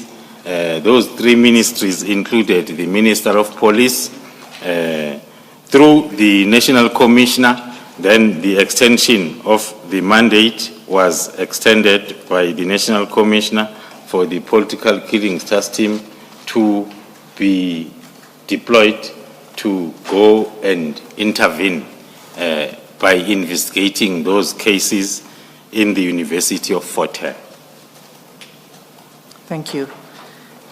Just, I'm looking at paragraph 44.2, General. It says, in response, I prepared a proposal for recommendation by the National Commissioner and approval by the Minister to extend the PKTT to the Eastern Cape. I just want to understand approval. Why would this have had to be approved by the Minister?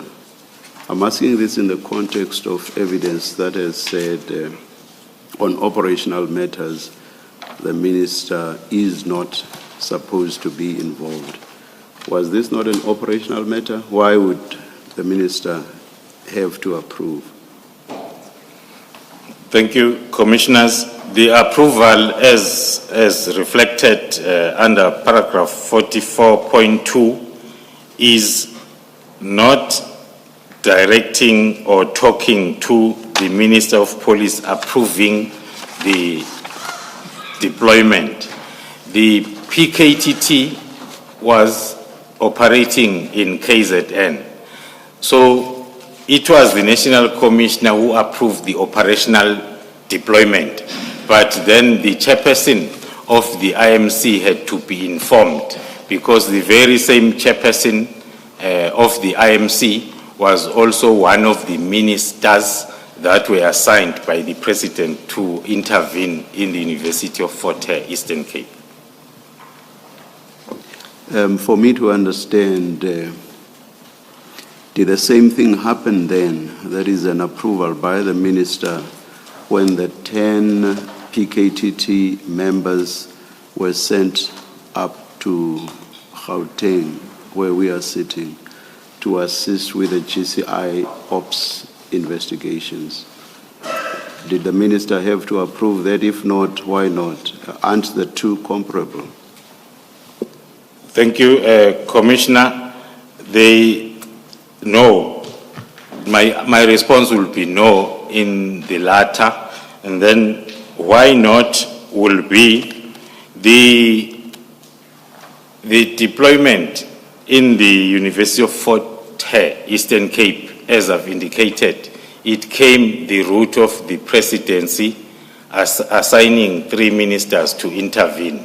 Then the assistance in the Gauteng counterintelligence investigation was an operational decision after the facts and lots of consideration in terms of then the threat that was in place. So it is not, the Gauteng counterintelligence investigation is not streaming from the presidency to IMC route.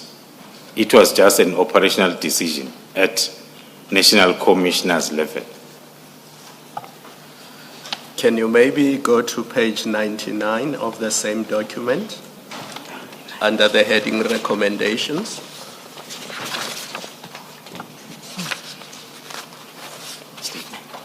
Page 99.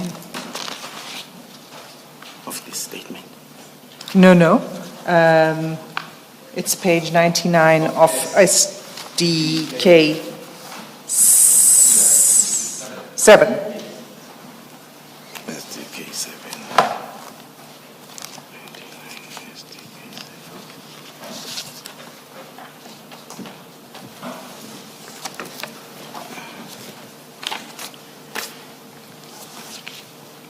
Yes, Commissioner. Does that assist in answering the chair? Remember the chair asked you, why does the minister need to approve this document? Thank you, Commissioner. It assists a lot. The this was the progress report that was directed to the president, who had assigned the 3 ministers. So it was not an approval of the deployment, but is to give progress to the president on the signature of the Minister of Police, who was one of the ministers that were assigned. General Khumalo, could you read the sentence under recommendations, just so it's clear for the record? Because that was, in effect, what was recommended by you. It is recommended that the minister takes note, the Minister of Police takes note of the progress report and approves the draft response to the president as attached. Thank you. Chair. It seems to me then, General, that 44.2 is not quite accurate. Or am I missing it altogether? You are correct, Chair. Yes. Reading it together with the National Commissioner in one line, referring to this information note, is not quite accurate. Thank you, thank you. Thank you, Chair. Thank you, Mr. Sim. Thank you for the correction. But Chair, sorry, we skipped a beat. We would jump to paragraph 44 without dealing with paragraph 43 and annexure SDK 5. So, General, could you go back to paragraph 43? And in paragraph 43, you talk about a briefing to the IMC, which you attached as SDK 5. Can we go to SDK 5? Thank you, Chair. Paragraph 43 reflects on the first IMC briefing that took place on the 3rd of August 2018, where it was during this briefing where the PKTT gave their first progress report to the IMC, which was for the period the 9th of July up until the end of July. During that time, the PKTT had only those 20 days lifespan, as it was formally established on the 1st of July. But then the reporting period, maybe Chair, to explain the difference of the official establishment and the commencement. As the national deployment is possible to, that's when then the operations started. Then SDK 5 talks to the briefing that was presented then to that first IMC of the National Political Killings Task Team. Thank you. And then on page 51 of SDK 5, does this depict what you are saying in your last sentence of paragraph 43? That it was in that short period of time that 126 dockets had already been referred to the PKTT. That is correct, Commissioners. Within those 2.5 weeks, the team was already allocated a total number of 126 dockets. And in page 51 of the annexure, we are reflecting the distribution of those 126 dockets in line with the plan that I explained earlier on, that we had divided the province into 4 small and manageable areas of operation. The 126 dockets were then distributed accordingly to those 4 teams. Thank you.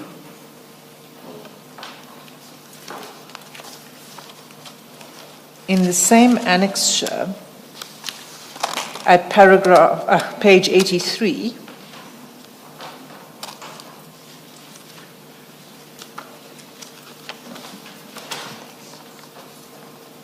there's a,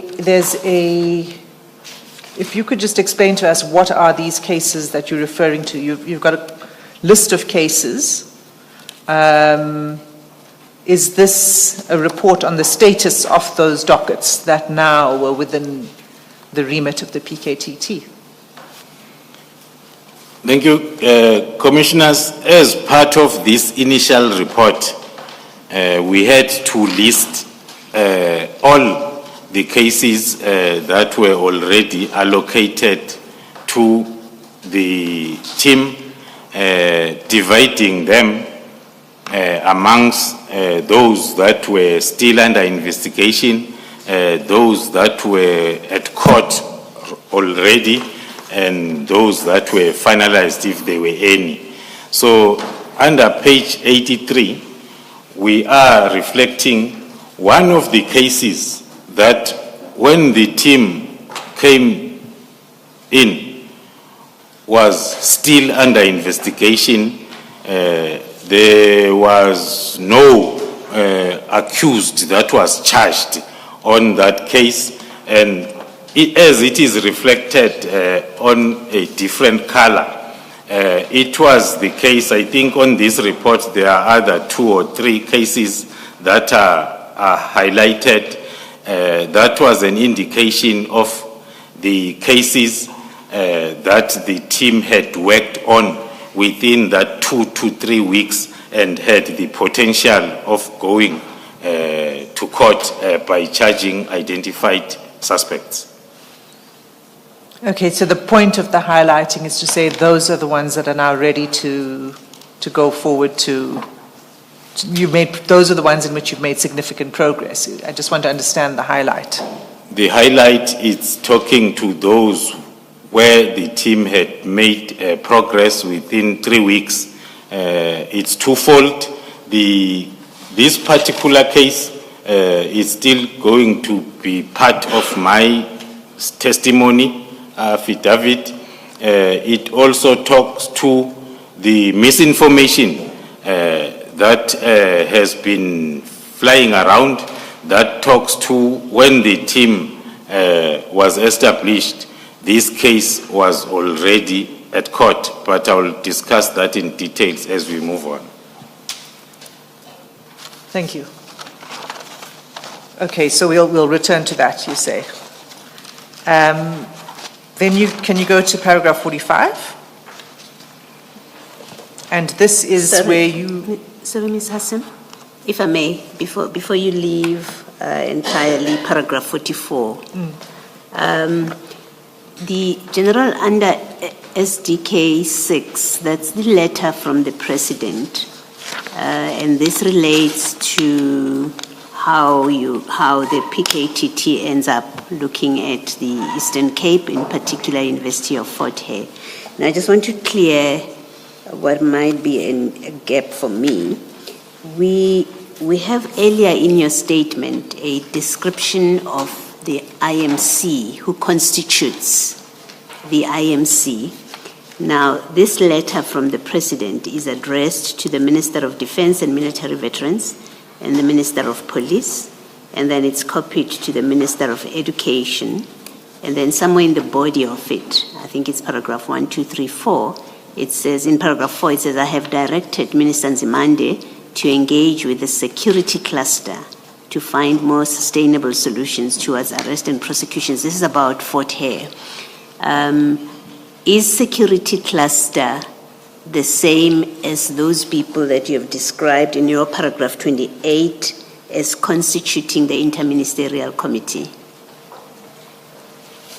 The understanding might look exactly like that, Commissioners, but then the establishment of the IMC is done on a different directive like this one. So the interpretation of the relevant ministers by then was then that the Minister of Education needs to engage the security cluster ministers to assist him. That was the understanding of this directive from the presidency. Yes, I'm asking the question to clarify because if you recall, earlier I asked the question whether in your recollection or knowledge, Minister Cele had ever issued instructions to the PKTT or relating to the PKTT, and your answer was no, not to your recollection.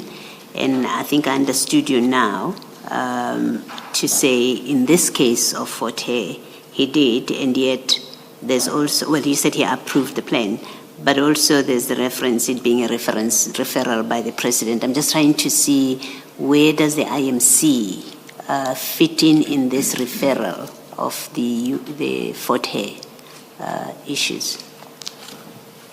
Thank you, Commissioner. In response, maybe one has to tap from experience because one was part of this process. Maybe starting by explaining the timeline, looking at the date of the letter from the presidency, which is dated the 8th of March 2023. The 8th of March 2023 came when the intervention was already in place. The initial complaint by the Vice Chancellor was telephonically, it happened on the day when the driver of the Vice Chancellor was killed. So the deployment and the decision and the deployment happened prior to the letter directing. So the initial decisions, operational decisions by the National Commissioner was responding to the agency of the matter as then came up during the engagement between the National Commissioner and the Vice Chancellor after the complaint telephonically to the President, which was followed later on by the directive dated 8th of March 2023. General, that clarifies it.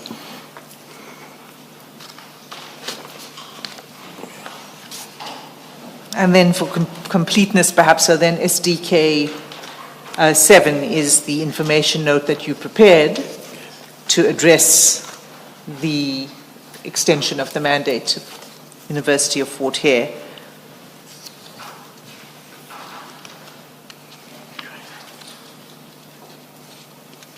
Is that correct?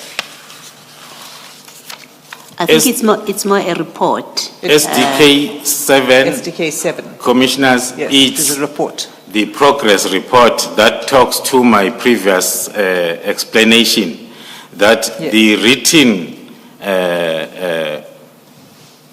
directive by the presidency came after the intervention was already implemented. Hence, the response is in the form of progress report. Understood. Thank you. Does that explain, if you go to page 97 of the progress report?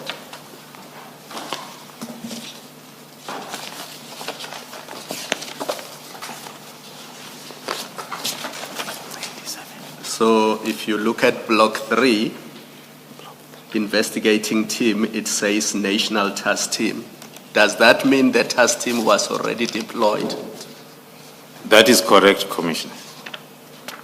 at Fort Hare That is correct, Commissioner. when this report was prepared? That is correct, Commissioner. In fact, General, if you look at 99, page 99, the date of the report, the letter from the President is the 8th of March, and then your report is the 23rd of March. So that speaks to what you've just said, that you were already in deployment by the time the letter came. That is correct, Commissioners. Thank you. that decision was made solely by the National Commissioner. No minister was involved in the That is- decision to deploy That is correct. the task team at Fort Hare. Yes, Commissioner. So that addresses the deployment to the Eastern Cape. And then in paragraph 45, you speak of the mandate being extended further to include traditional leader killings in KZN. Can you just address paragraph 45 for the Commission? Thank you. Thank you, Commissioners. During March 2024, the mandate of the political killings task team was extended then to include the killings of traditional leaders in the same province, KwaZulu-Natal. The operational area remained the same, but it was then the criteria of cases that was extended, The information note as per SDK 9 will give then more on this extension of the mandate. And the extension note, the information note and the extension, this is really for for resources to enable the operation of the work on the traditional leader killings. Is that right? That is correct, Commissioners.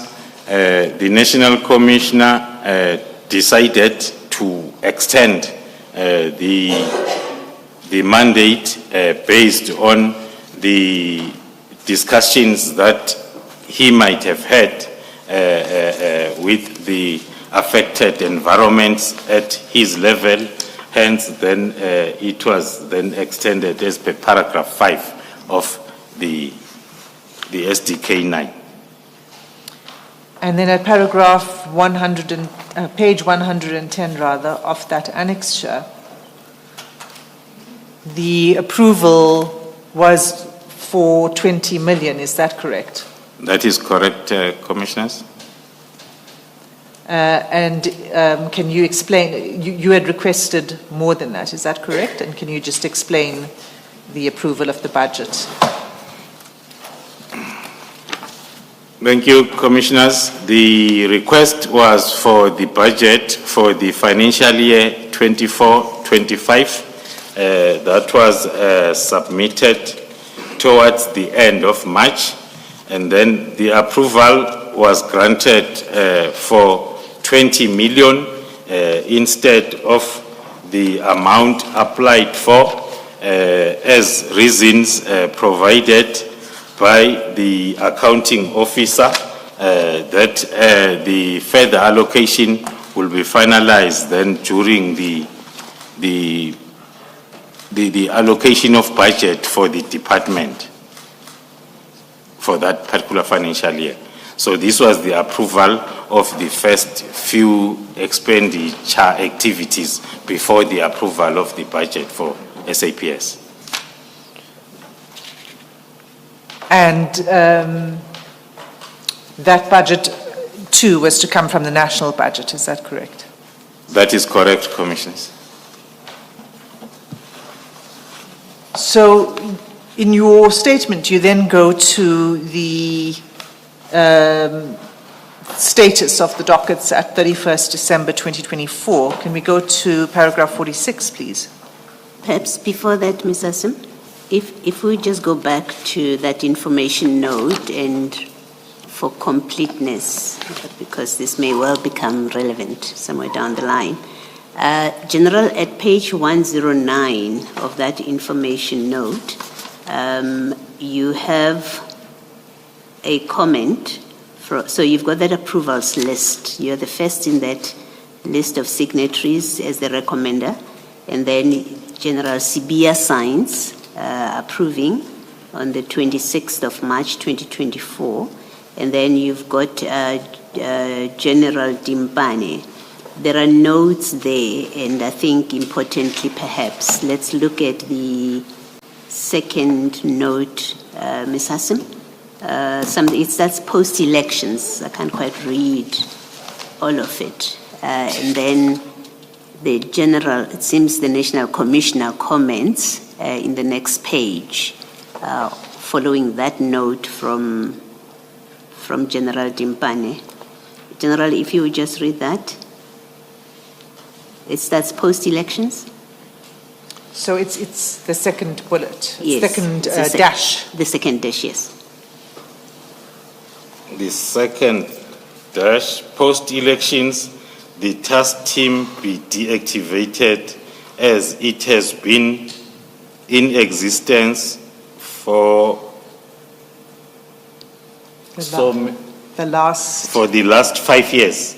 Yes, It's not quite clear, yes, but I think it reads for the last 5 years. yes. Chair.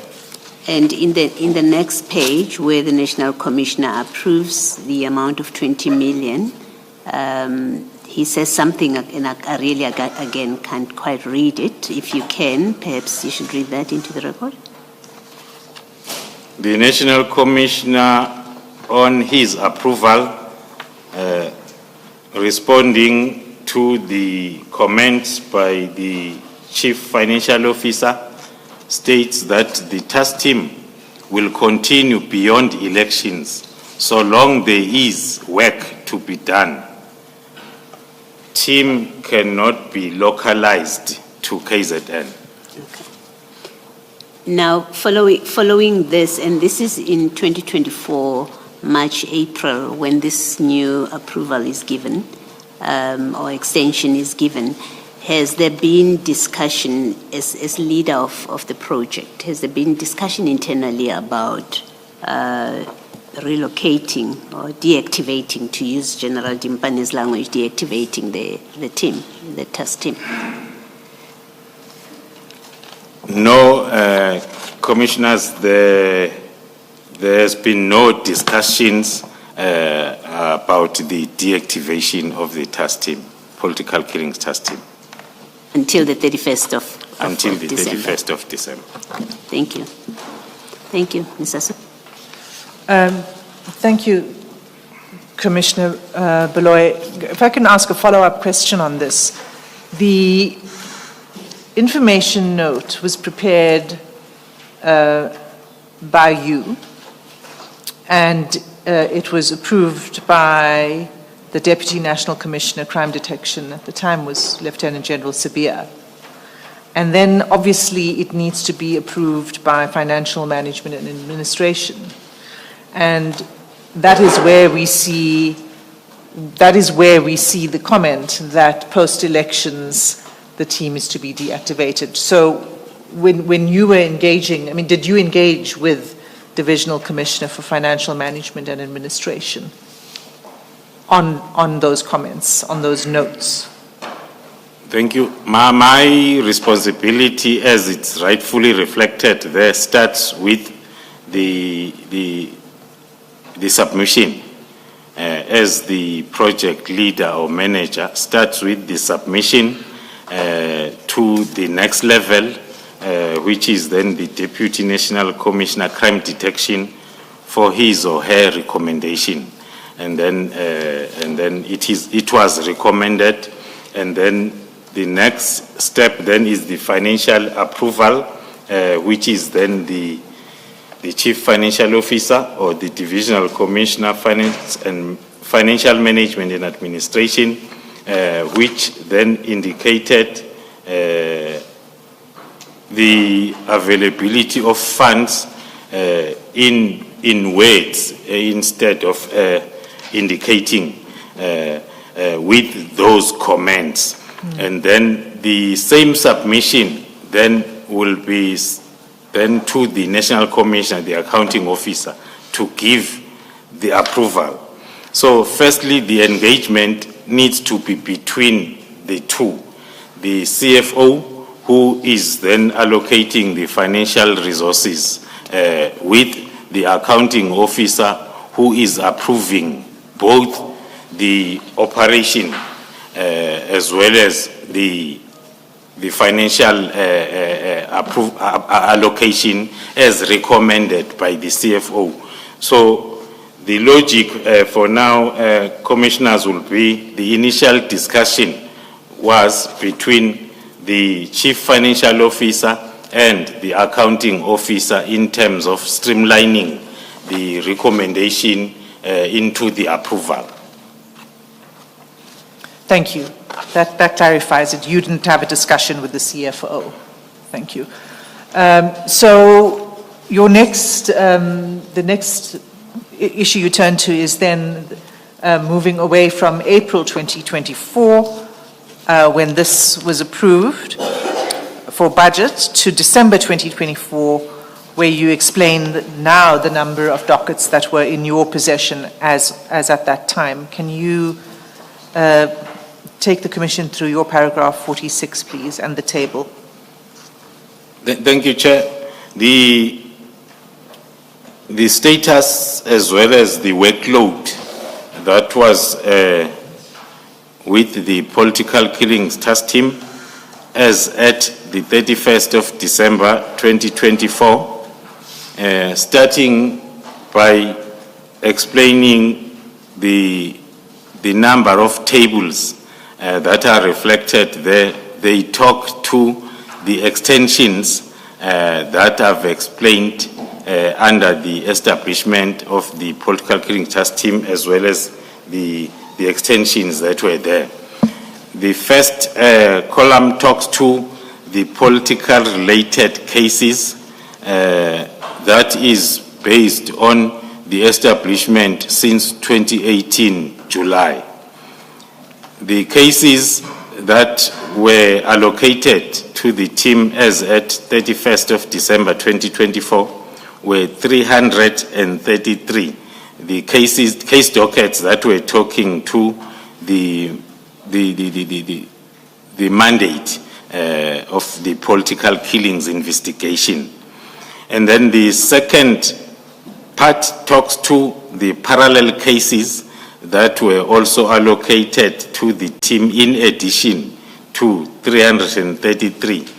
Those are 90 cases that, as at the 31st of December, were investigated and accounted for by the political killings task team based on their request. The reason that will always be there for a parallel docket to be requested from a particular station will be either during the analysis by the team, it will come out that there is evidence that is linking the political related case with a particular case at any other station or country. It's either through ballistical analysis, it's either through fingerprints, it's either through the modus operandi and any other similarities that the team will recommend that that docket be assigned to the team for parallel investigation together with the main docket. So as at the 31st of December 2024, those dockets were 90. Then the other group of dockets, it's ad hoc dockets that were 120 as at the end of December. Those dockets are related to the task team will now and again conduct intelligence-driven operations that are mainly targeted to getting or finding the murder weapons, the firearms that are used in these political killings incidents.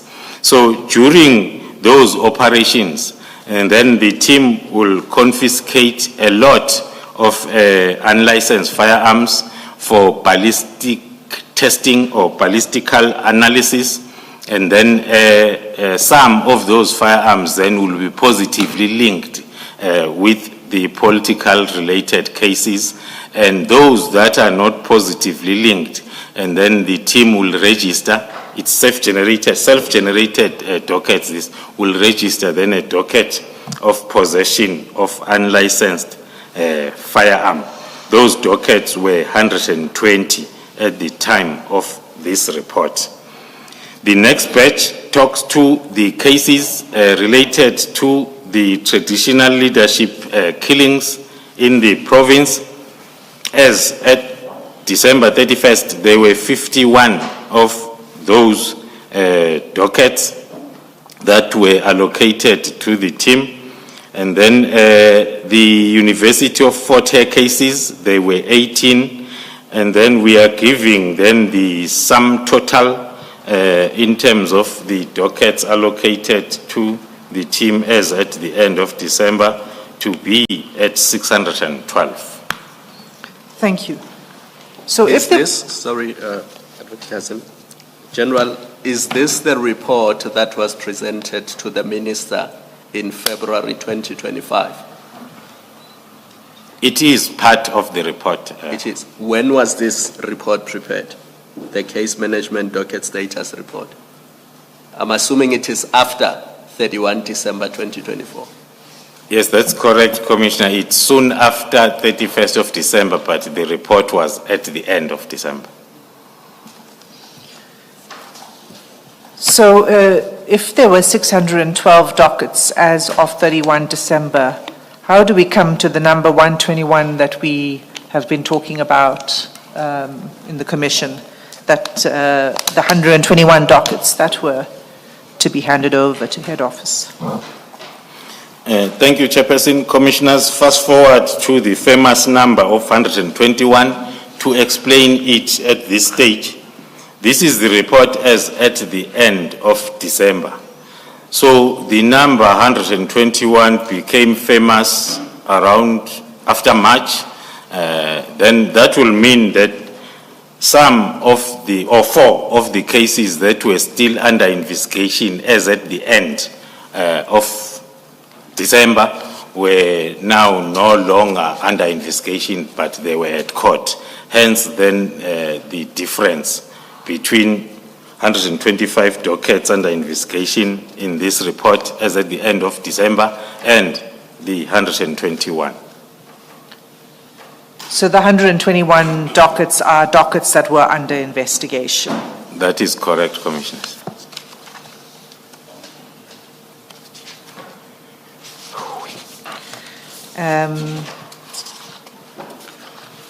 All right, can we go to your paragraph 47?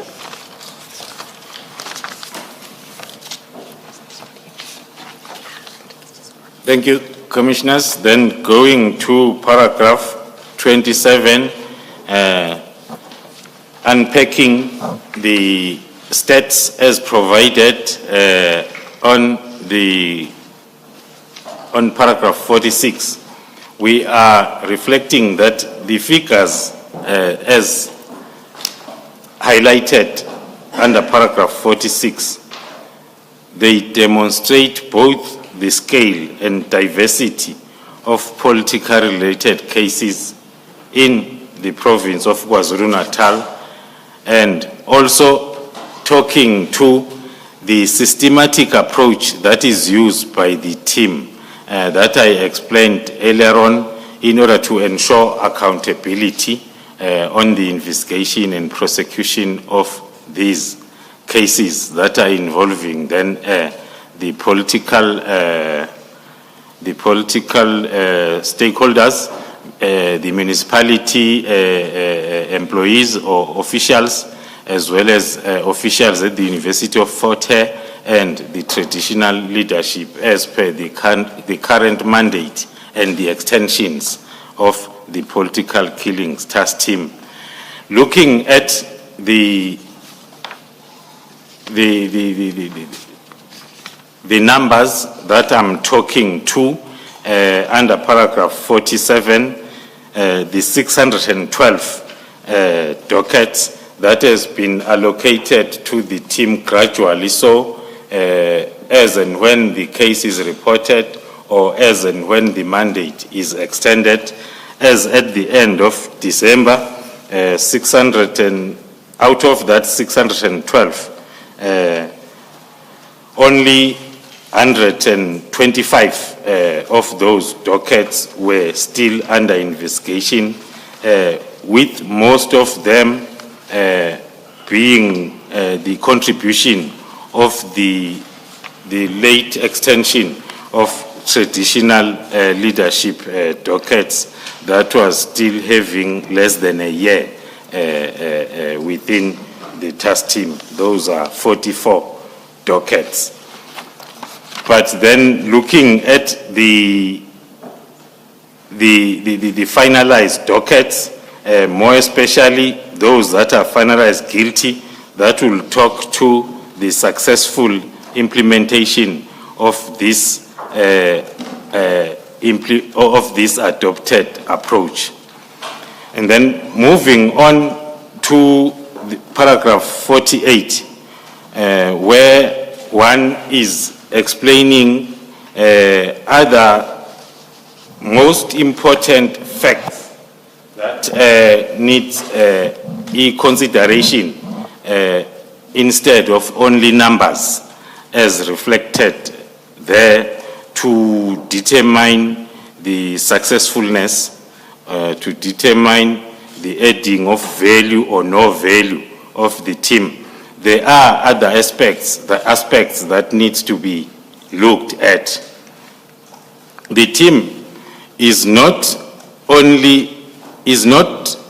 addressing murder cases the traditional way as it is done within SAPS currently. Where someone is killed, you go out and look for the killer, and then you try to link that killer with the evidence that you have in your possession, and then you consider as a successful investigation. As the team is approaching these investigations using the analysis-led as well as the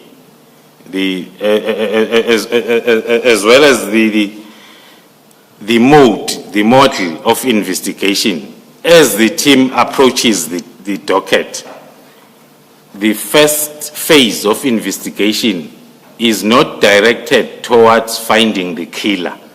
The first phase is directed towards determining and confirming the motive of this killing as to who might have wanted this particular deceased dead, instead of asking as to who's responsible for the killing. The first part talks to who might have wanted. It is that thorough motive investigation. Is that the so-called hit orderers that Yes. the National Commission Yes, referred to? yes, I'm going there, commissioners. Once the motive is identified, then automatically it will come up with identification of persons of interest.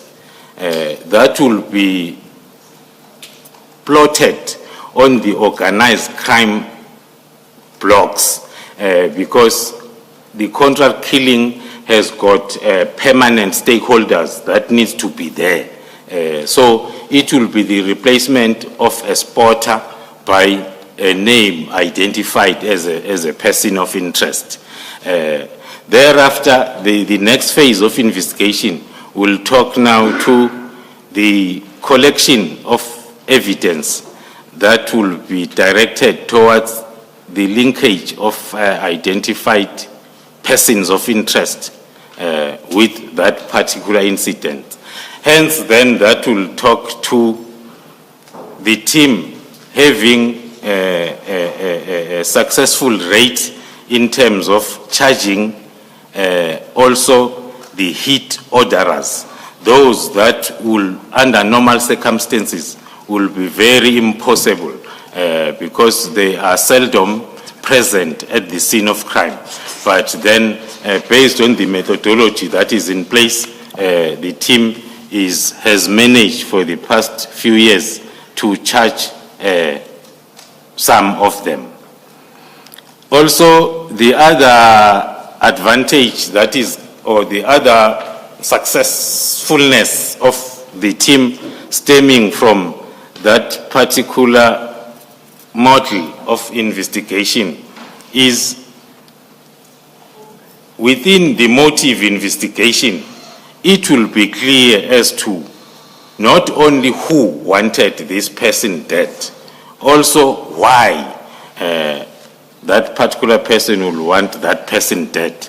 And then that's where, in most cases, also in line with the findings of Madlanga Commission, in most cases where the political principals or office bearers are attacked or killed, it will mainly be for fraud and corruption, sometimes for positions, but in most cases, with the current threat assessment, is for fraud and corruption.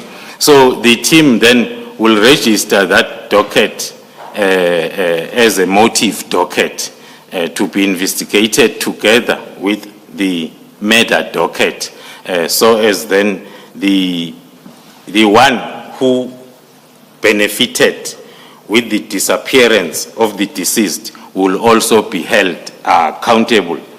I am very slow, commissioners, to explain that part because now and again one will get accusations or allegations that are unfounded or baseless, that the team will go as far as choosing which fraud and corruption docket just to investigate outside the mandate. All the fraud and corruption dockets that are currently accounted and investigated by the team are linked parallel to the murder docket, and they are motive dockets. Also, we have seen a decrease on the... So, just before you, that's the encapsulation of your 49. Of your paragraph 49. So, Yes. and the aim, as you say, is to target the person who is ordering the killing, the contract Yes. killing. So, Yes, would it be fair to say that if you're successful in the approach that you've described, that contract killings would go down? That will be my next explanation under paragraph, or towards the end of paragraph 49, that looking at the timeline when the team managed then to implement all the concepts, the methodologies, that's when then the decrease of contract killings into the space of political killings were showing decrease in terms of the next page of 49, under paragraph 49. So you'd like to go to the table? Yes, please. I think that the table needs a bit of explanation. And can you just first explain to the Commission what this table represents? The table represents the number of dockets, not the incidents, the number of dockets that are allocated to the team as defined in the mandate in the province of KwaZulu-Natal from 2011 to 2025. Then the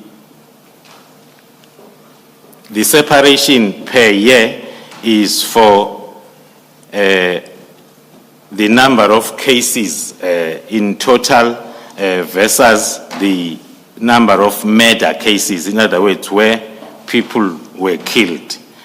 So as then one cannot lose sight of the magnitude of the killing themselves. I will explain later on as to what made the team to get to that determination? So, to be clear, the blue bars are the numbers of politically Related cases. cases. And of that number, the red bar It's the reflects the murder. murders. The murder cases, commissioners, that's correct. And The, what is the green bar then? the use of the green bar from 2018 up to 2024, excluding 2022, was just to see the periods where the killings were decreasing. But they are still supposed to be red, representing murder incidents. But the use of green is just to try and understand the decrease or increase of murder cases. So, yes. Sorry, General, what's LGE and NPE in that graph? Thank you, commissioners. The LGE and NPE, LGE stands for local government elections, NPE stands for national and provincial elections. So the threat assessment has always been correct to say during those particular periods in our country where we have local government elections or national elections, will experience the increase on these cases. That was the threat assessment since that was done by the team since 2018. The 2017, 2016, 2015 backwards to 2011, those are the cases that were allocated to the team on their arrival in July 2018. Then from 2018 July moving forward, those were the cases that then were registered when the team then was already on the ground. So the monitoring thereof was talking to the decrease of murders moving forward. But then, before I get to what happened in 2022, I will explain the highest number of cases combined in 2018, which is 58. That was during the time when the policy at local government was implemented, where local councillors will be able then to be allocated some resources if there are incidents then of criminality against them. So most of these cases in 2018 were faked intimidations or attempted murder sometimes. So that's what increased the number of total cases in 2018. But fast forward. So, General, we're going to break for lunch soon, but just to finish this point, are you referring to what the National Commissioner was speaking about? I believe he made a reference to false TR, threat and risk assessments. Is that what this is talking about in 2018? I'm referring to the same fact that the National Commissioner referred to, which was prevalent in 2018, of those faked. Some of them will go to the extreme. We have the recent incident where the councillor was trying to burn the house, so as then that can be the reason or evidence for him being attacked. Unfortunately, he was the only one who escaped fire because he was aware of the whole plan. Unfortunately, 3 or 4 kids and the wife perished in that fire. So it's one of the incidents that are talking to what was prevalent during 2018, and it's still happening. But most of those were intimidation and sometimes attempted murder incidents. Thank you. Let Chair, is this us- an opportune time? Yes, let us adjourn and resume at 2 p.m.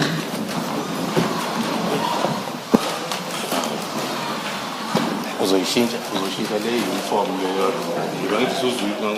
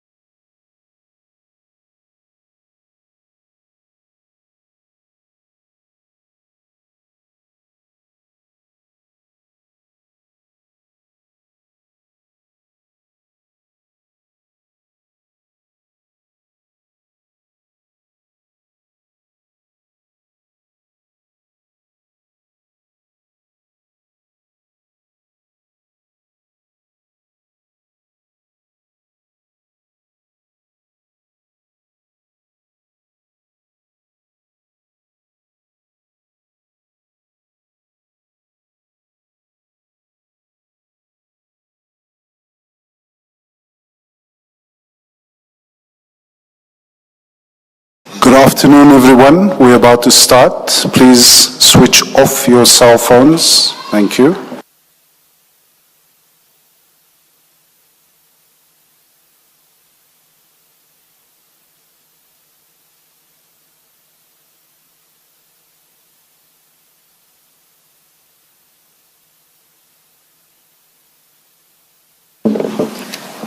Yes, Mr. Sim.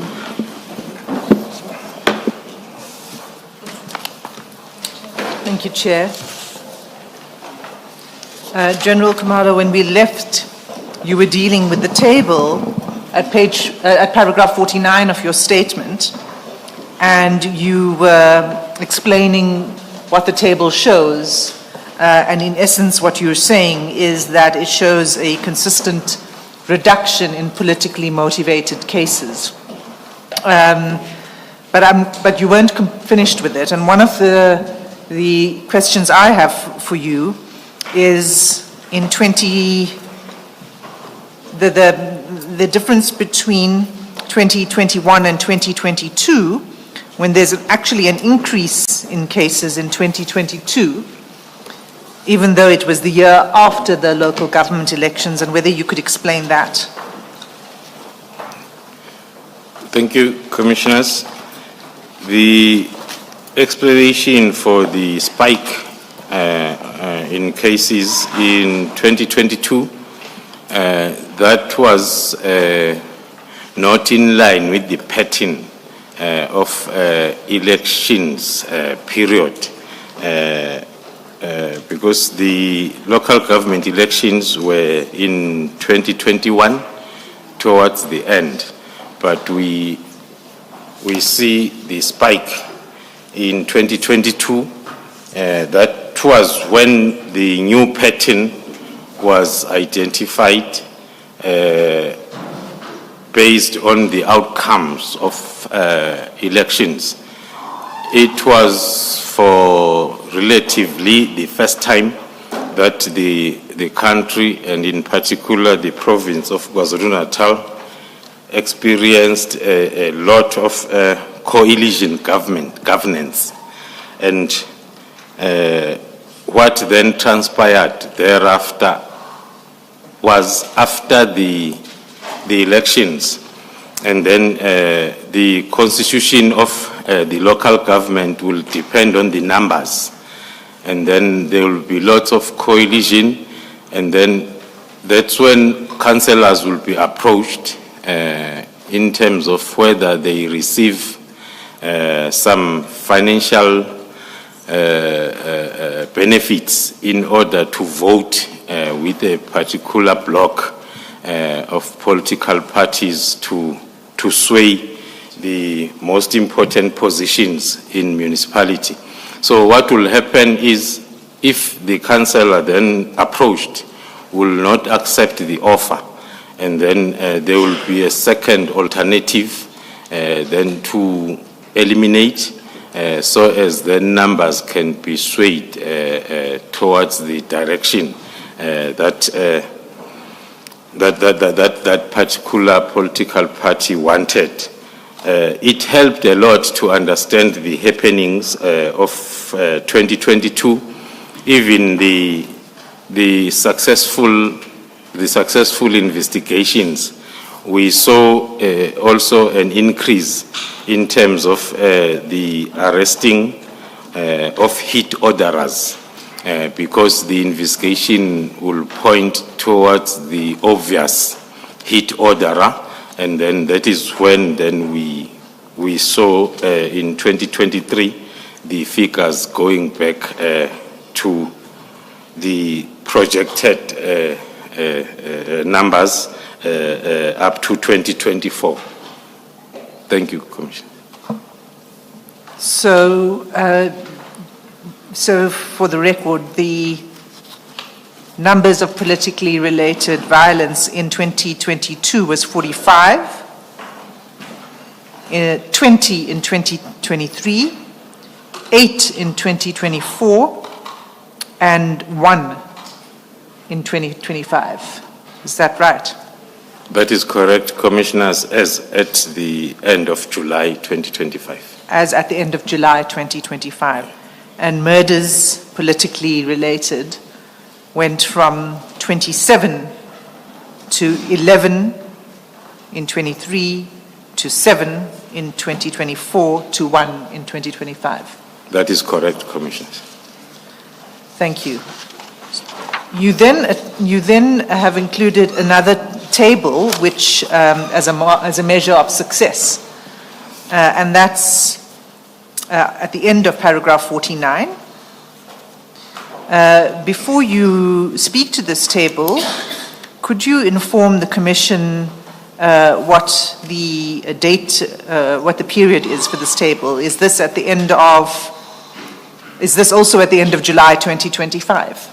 That is correct, Commissioners. The figures reflected on this table is at the end of July 2025, as opposed to the initial one in the report that talks to the 31st of December.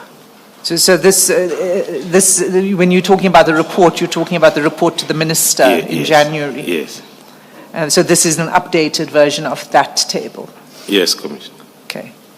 All right, you can speak to the table now. The table talks to the status of suspects that are arrested by the political killing task team, which is one of the success stories, looking at when the team started, especially with regards to bail opposition. We are reflecting that out of 401 suspects that were arrested by that time, 83, if we move towards the far right, 83 were already convicted and sentenced, and then 34 were found not guilty. And as we are reversing, we are showing those against whom charges were withdrawn.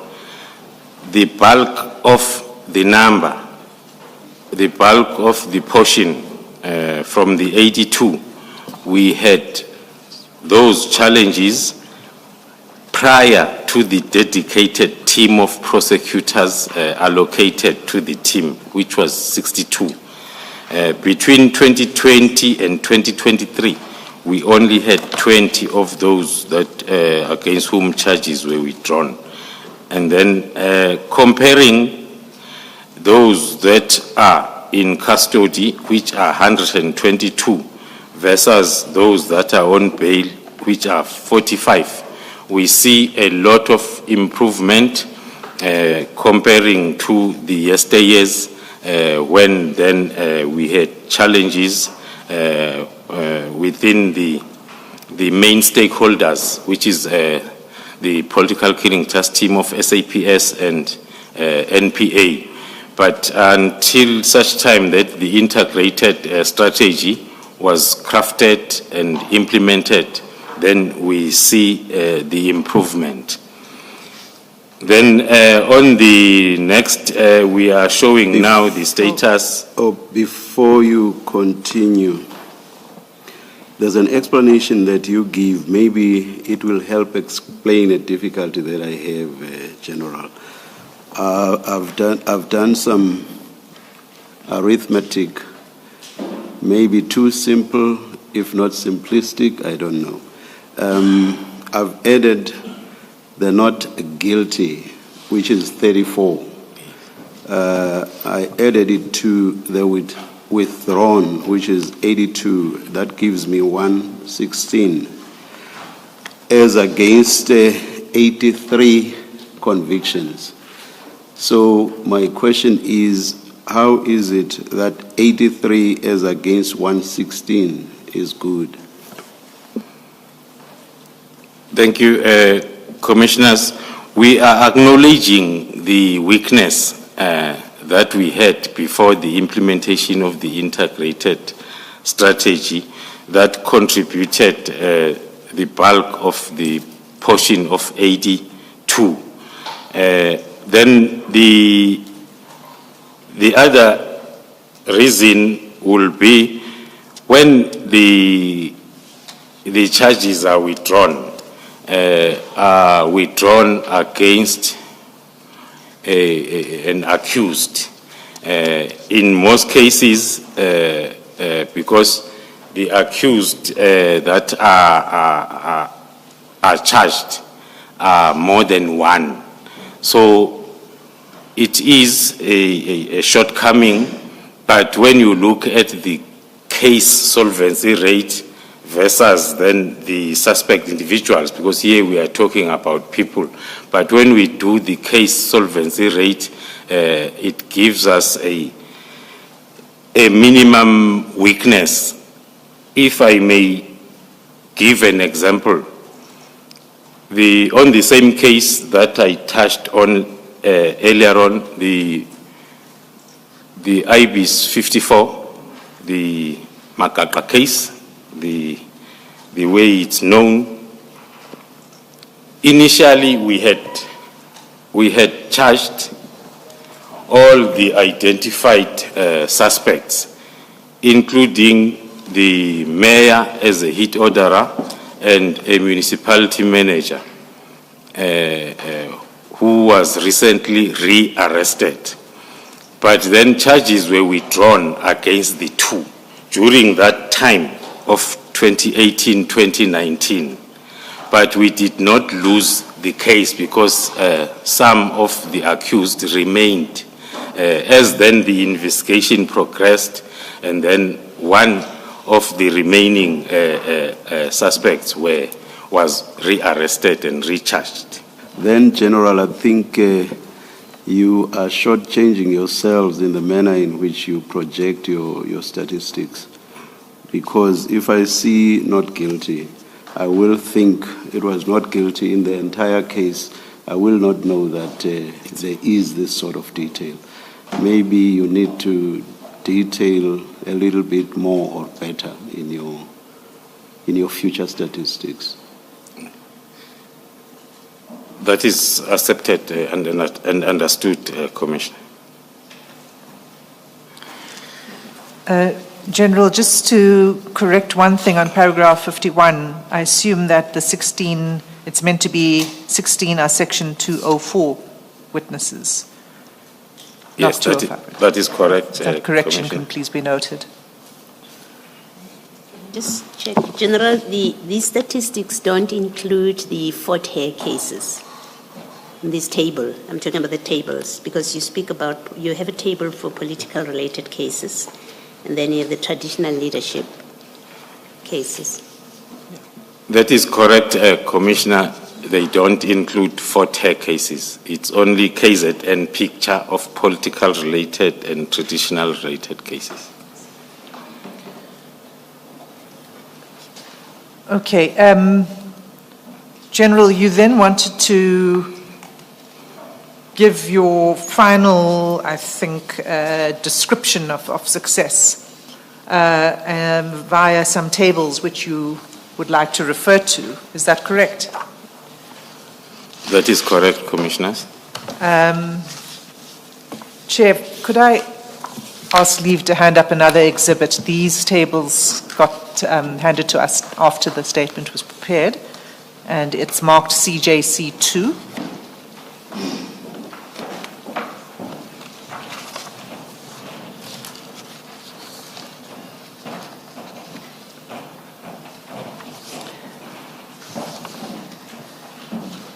And correct me if I'm wrong, General, but I understand you would like to go straight to page 3 of that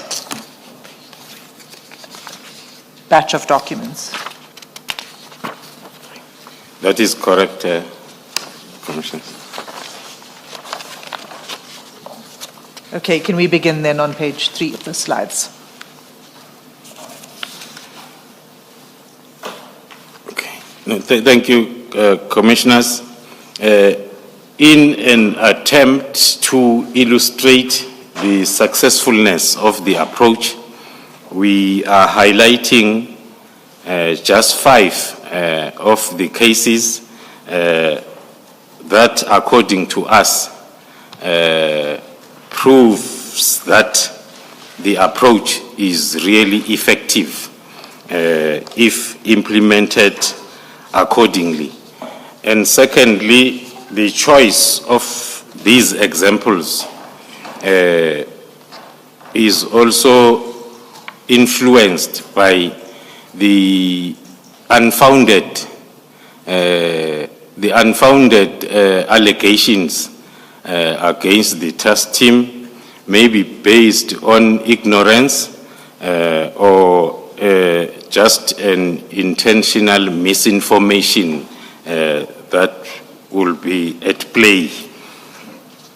The first case that is the one that I've referred to a lot, or maybe before I even get there, the critics of the political killings task team, they don't use any other cases other than these that are set here as an example of the successfulness of the team.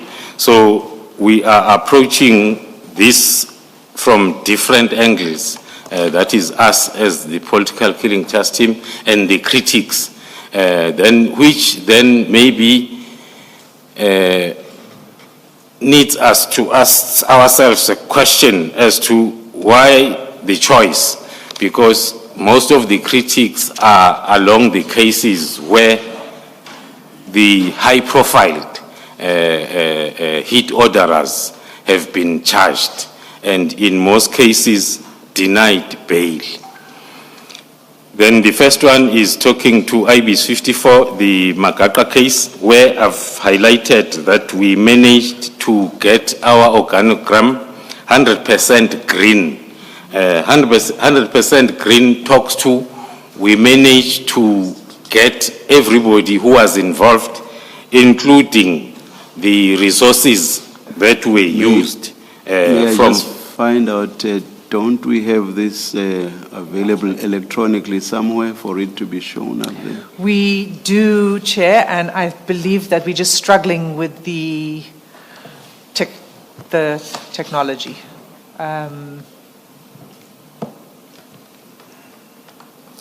So it's not up there with the usual... We had prepared to display, there it is. Now we've got it, Chair. It was just a glitch with the technology. Thank you. So I hope this takes care of the... It's not resolved. Oh, gosh. What happened? It's still not working, I think. Is there someone who can assist?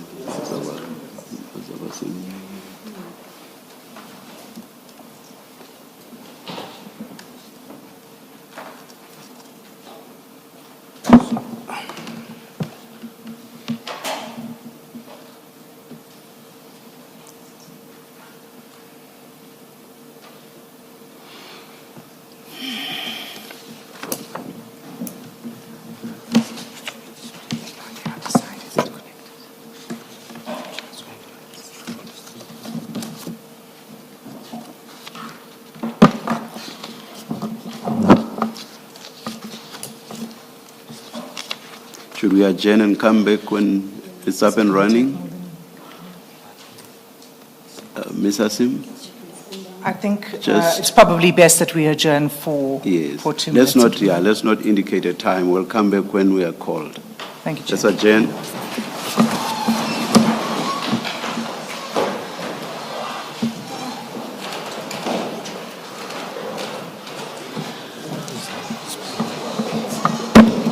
Was displaying up until just before we went for lunch.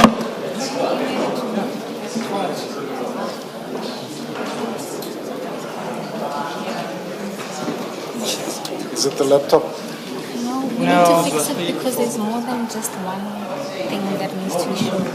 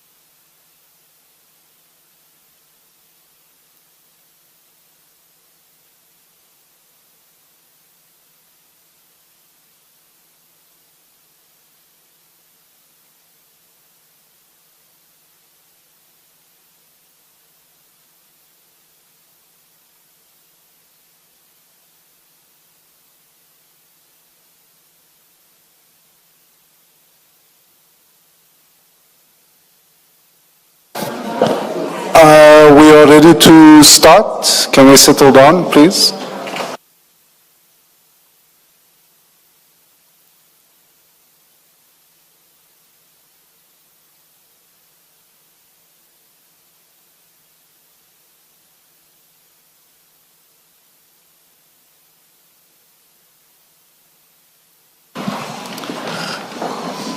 Chair, apologies for that mishap, but thanks to the ingenuity of our team to my right, we managed to find a solution. No problem at all.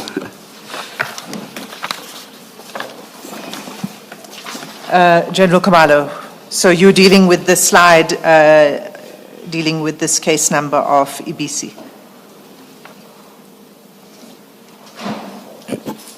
Thank you, Commissioners.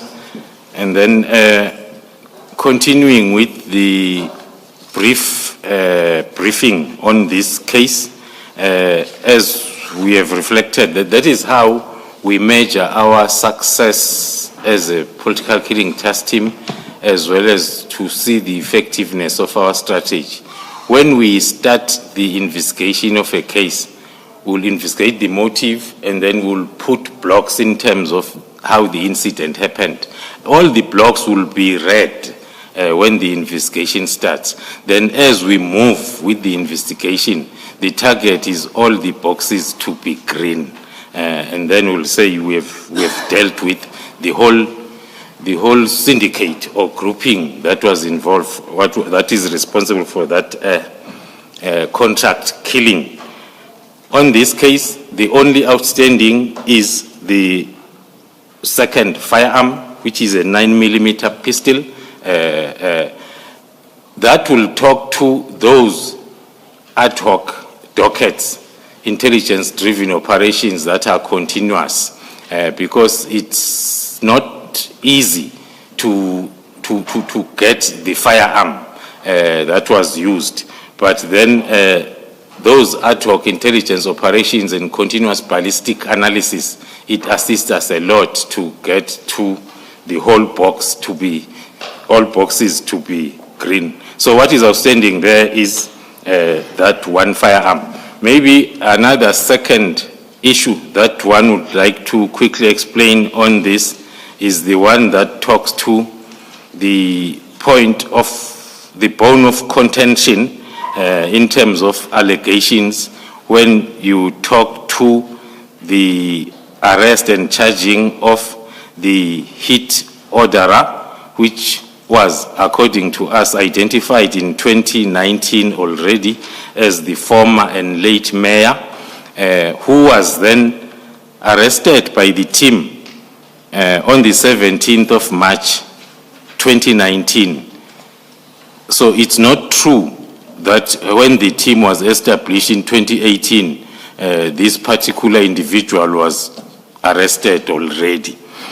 Then was released by court together with the second high-profile municipality manager after a week. And then the investigation continued. Maybe to pause on the chair, because it's one of the short story that one, if he cites it, it will remain on our minds for a long time in case we are confronted with this misinformation.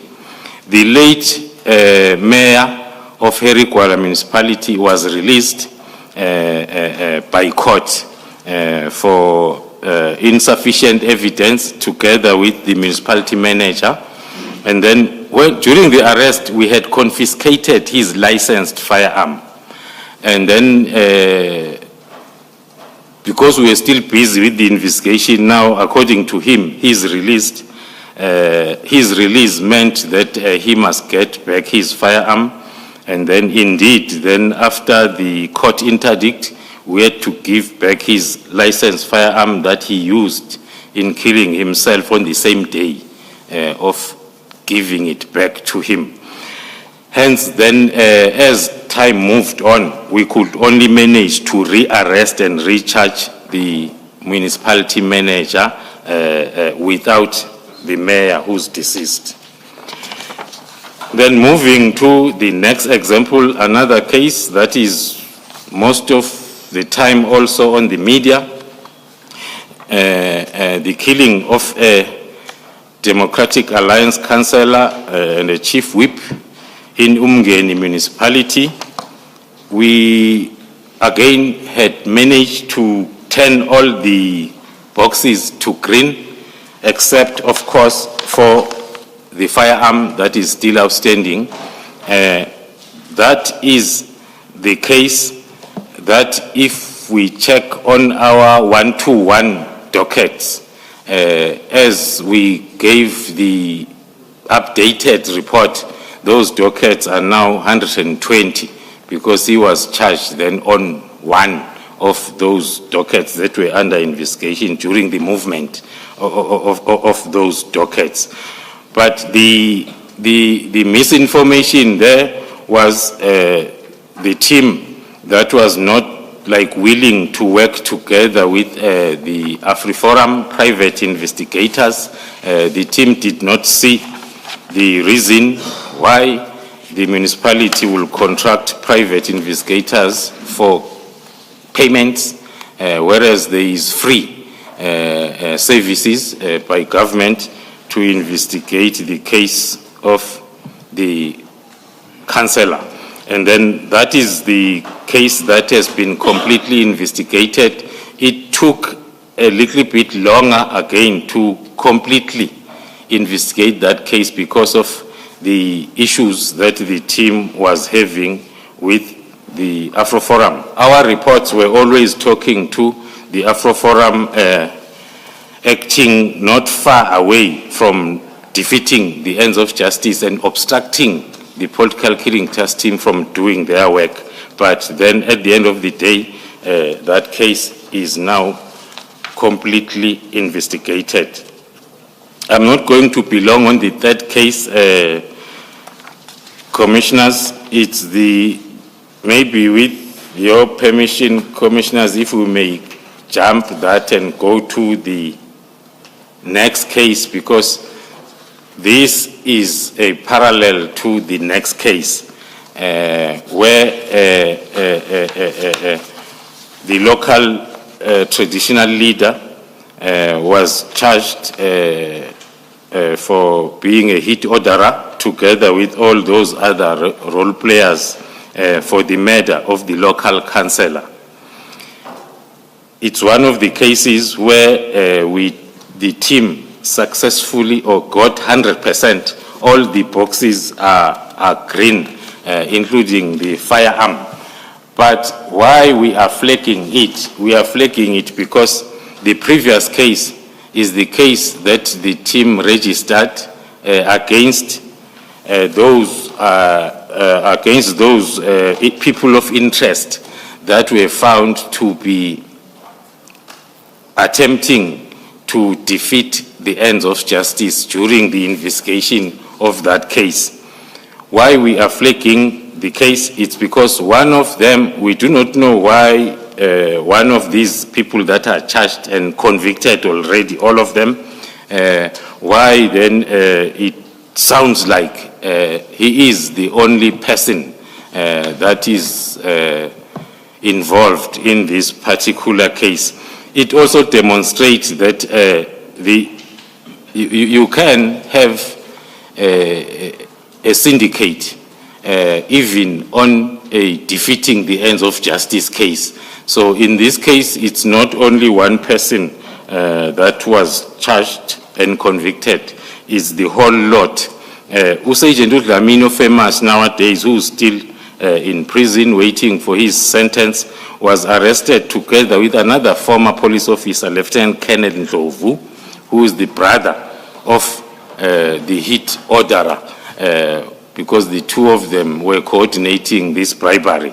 So as former Sergeant Dlamini is becoming famous for being convicted on this case, there are others that are with him waiting for their sentencing, including a former Lieutenant Colonel of the South African Police Service. Moving to the next, It's the one that again was successfully investigated with all identified suspects arrested and charged, led by the former councillor Ngiba. They were arrested, all of them, during the year 2022. The matter is currently on trial. The main misinformation and complaint was that they've been denied bail for all these years, appeal after appeal, higher court after another higher court, but they've been still denied bail. So they will personalize that to the task team having not being fair. Then moving to the last example, it's another case that I'm not going to take the commissioners in details, but we flagged it because it gives a picture of the investigation that we have been referring to at the University of Fort Hare. In between, there are cases from 2022 that were reported that are related to the officials of the university. The three of them happened during 2022, and then the last one being the one of January 2023 is the one that led to the complaint and for the team to be brought in after the last murder case, and then the team managed then to take all those cases, including the ones of 2022, to court, with the whole lot, the list of syndicates that were involved in those hits on the right, and then on the left, because the motive was found to be fraud and corruption in the university. And then the docket was also registered, and then other additional 7 + 8 suspects were arrested and charged on that parallel case of fraud and corruption in the University of Fort Hare. Thank you, Commissioners. Thank you, General. You've taken us through these cases, and you've said that one of the reasons you deal with these cases is because there have been complaints that have been leveled against the task team about the manner in which these cases were handled. There will no doubt be much more detailed complaints submitted to the Commission and questions that would need to be answered from the task team later. I assume that you would make yourself available to answer those questions when they come.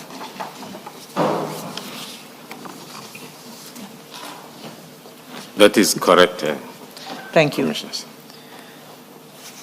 All right, so I think you are about to now conclude. So it's paragraph 53 is where you are in your statement. Then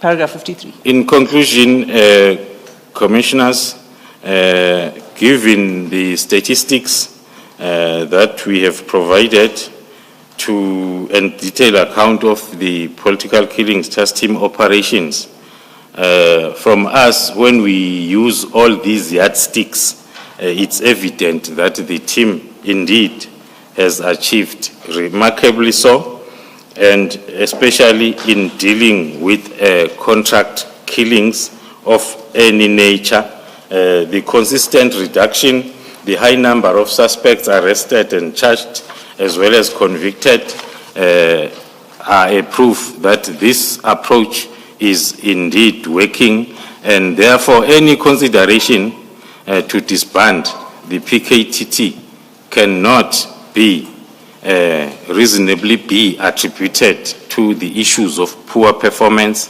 or lack of impact, because the evidence presented strongly supports that the team and the approach utilized is successful.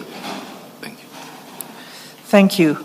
And before we move on to the next part of your evidence, I just had a question about whether when you talk about the complaints, whether you received the complaints in any formal manner where you're able to respond. So you talk about those cases where you've been criticized. Were there formal complaints or charges that you responded to at any point? Thank you.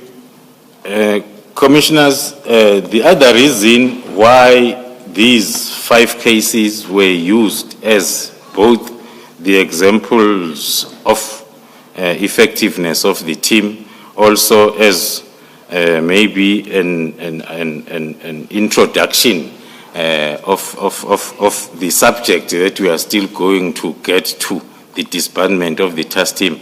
It's because we normally get those allegations via the media with individuals writing on these specific cases about those allegations.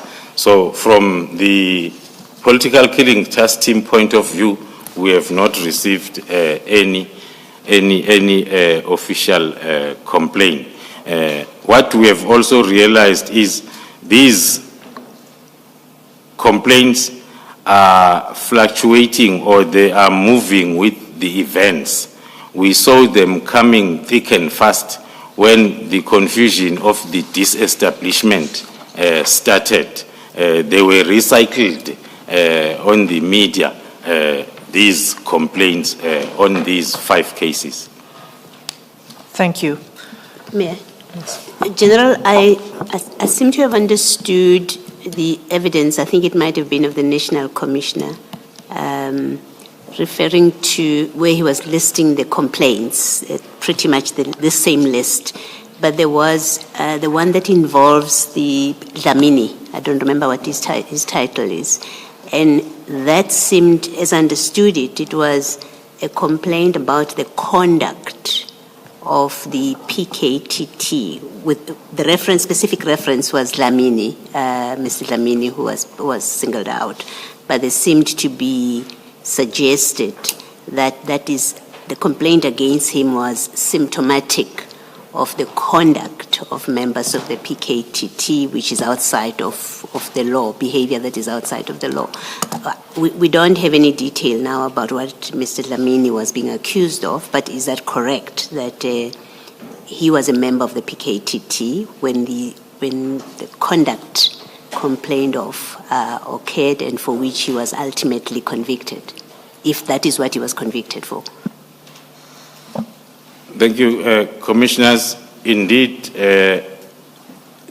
former Sergeant Dlamini was part of the PKTT and was also part of the team that was investigating that particular case that I referred to, that is a motive of their case. Then for reasons that are information between the employer and the employee, one cannot get into details. But then there was a reason for him to be withdrawn from the political killings task team, and thereafter then became part of the persons of interest on this bribery case or attempted defeating the ends of justice.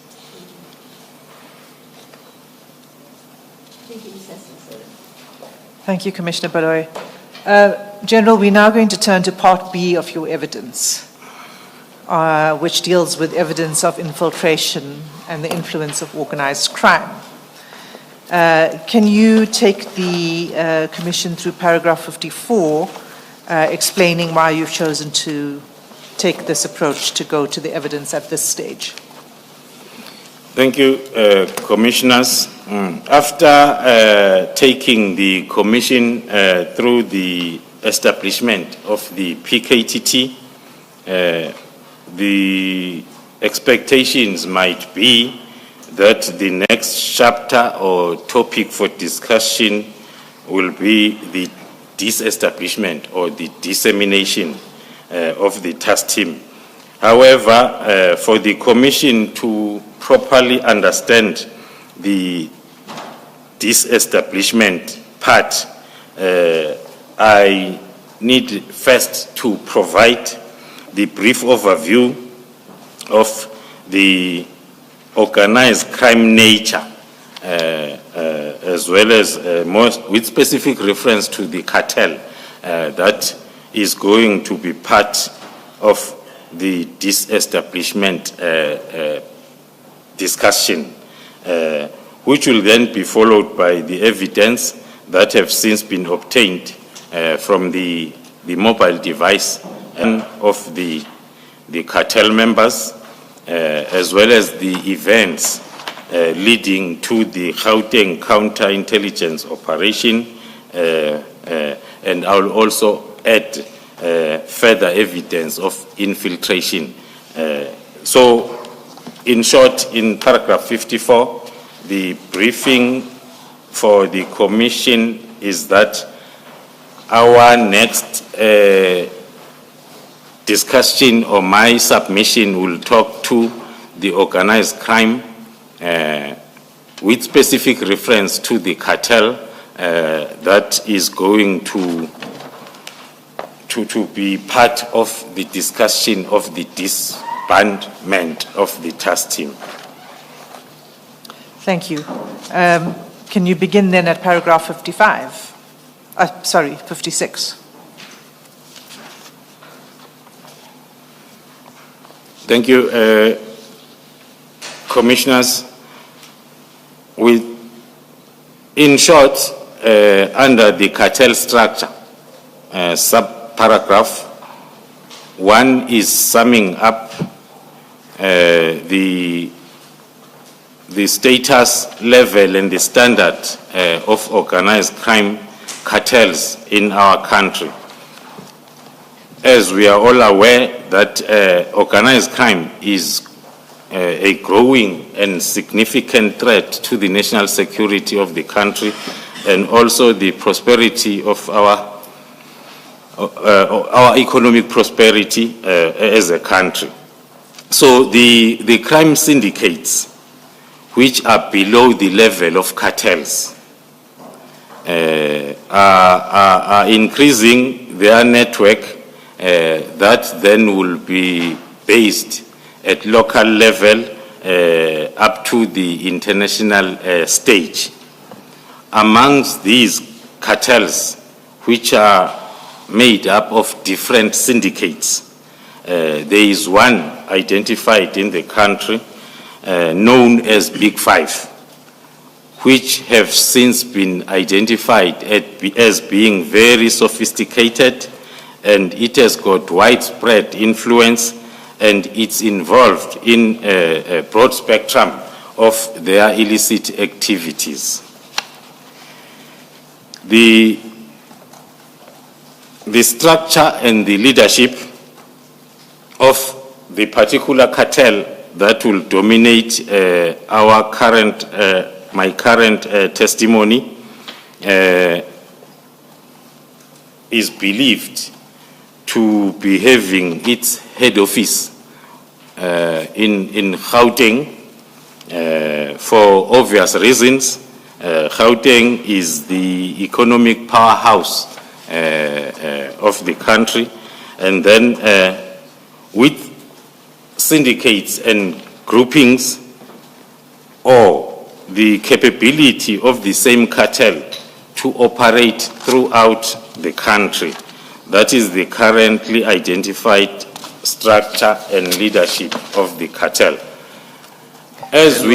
Just pause there for a moment, just so that we are on the same page. What is your understanding of a cartel as opposed to a dictionary definition of a cartel? When you talk about a cartel, what are you talking about? A cartel, thank you, Commissioners. A cartel is a group of highly sophisticated criminals that will come together in a form of an enterprise, coming with different skills and expertise, including experience. with many syndicates or groupings operating under them. That is our understanding of the cartel.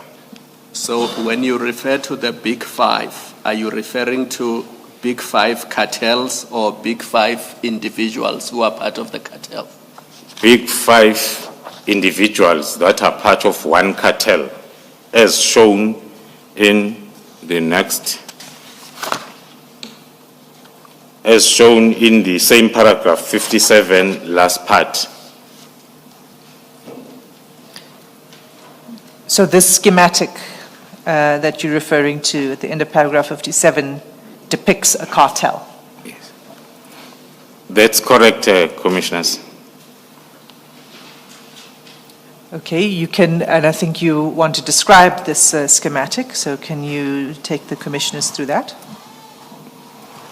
The currently identified cartel known as Big Five is having a structure as reflected with the main commodity being drugs, and then there are other illicit activities that I will General, touch. sorry to interrupt you, but just for the sake of clarity, although the schematic has those skulls depicting three of the players, it's not your intention to say they're deceased, right? I mean, they are still alive and thriving.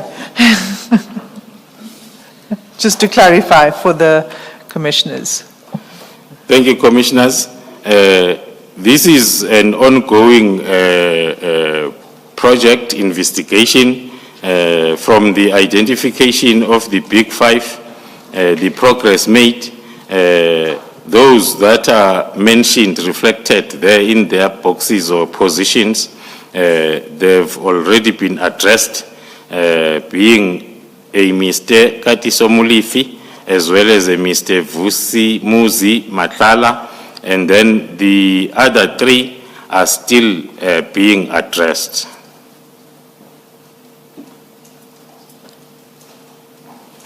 So the reason for the skulls is because you can't name those individuals at this point. That is correct, Commissioners. Well, not in public. That is correct, Commissioners. Thank you. You may continue. A high-level exposition of a cartel will then start, will continue from paragraph 58 with the characteristic that the cartel will always have a leader who will be leading the organization, of course, with a very firm grip, supported by the core leadership that are also heading their various departments, and also having specific specialization fields in terms of sustaining the operations of the cartel. The syndicate, which are operational units of the cartel, they consist typically of between 10 and 12 members that are recruited based on their more especially their experience in terms of dealing with one of the commodities that the cartel is specializing on. And what are the commodities? Can you give some examples of those commodities? The main commodity of the cartel in question is illicit drug trafficking nationally and internationally, which is then coupled with contract killings that are associated then with the drug trafficking processes, and the other commodity is cross-border vehicle hijacking as well as kidnappings, tender frauding, and also the extortions that are mainly related to drug trafficking. Extortions, they are mainly at the business areas of the cartel. Thank you. The- Ikawan, you at paragraph 60. Then moving on to the political and social connections. The Big Five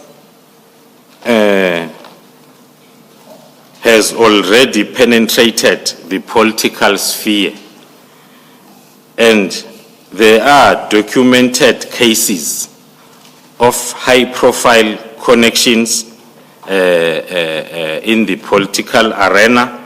Senior politicians alleged to be complicit and/or willfully blind to the syndicate operations. On General, you say it's one of their hallmark features that they have penetrated the political sphere. Is this unique to the Big Five, this penetration into the political spheres? It is a normal characteristic of a cartel, but then this cartel being under investigation, there are already documented cases that are talking to that. Thank you. Then in paragraph 61, you deal with the criminal activities. You've already given us a sense of this from your description of commodities. So if you could just summarize paragraph 61. Thank you, Commissioners. The list under paragraph 61 from point 1 up to point 5, they talk to the areas of specialization for this cartel that I've touched on.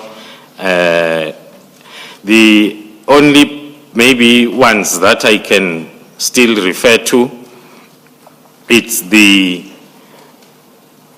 fraud and financial crimes, with specific reference there to money laundering, because as we move on, we will see that it's either prior to you being at a particular level of the cartel, you must have some sort of a business person stature, so as then the financial crimes, including money laundering, can then be possible as part of the process of the syndicate.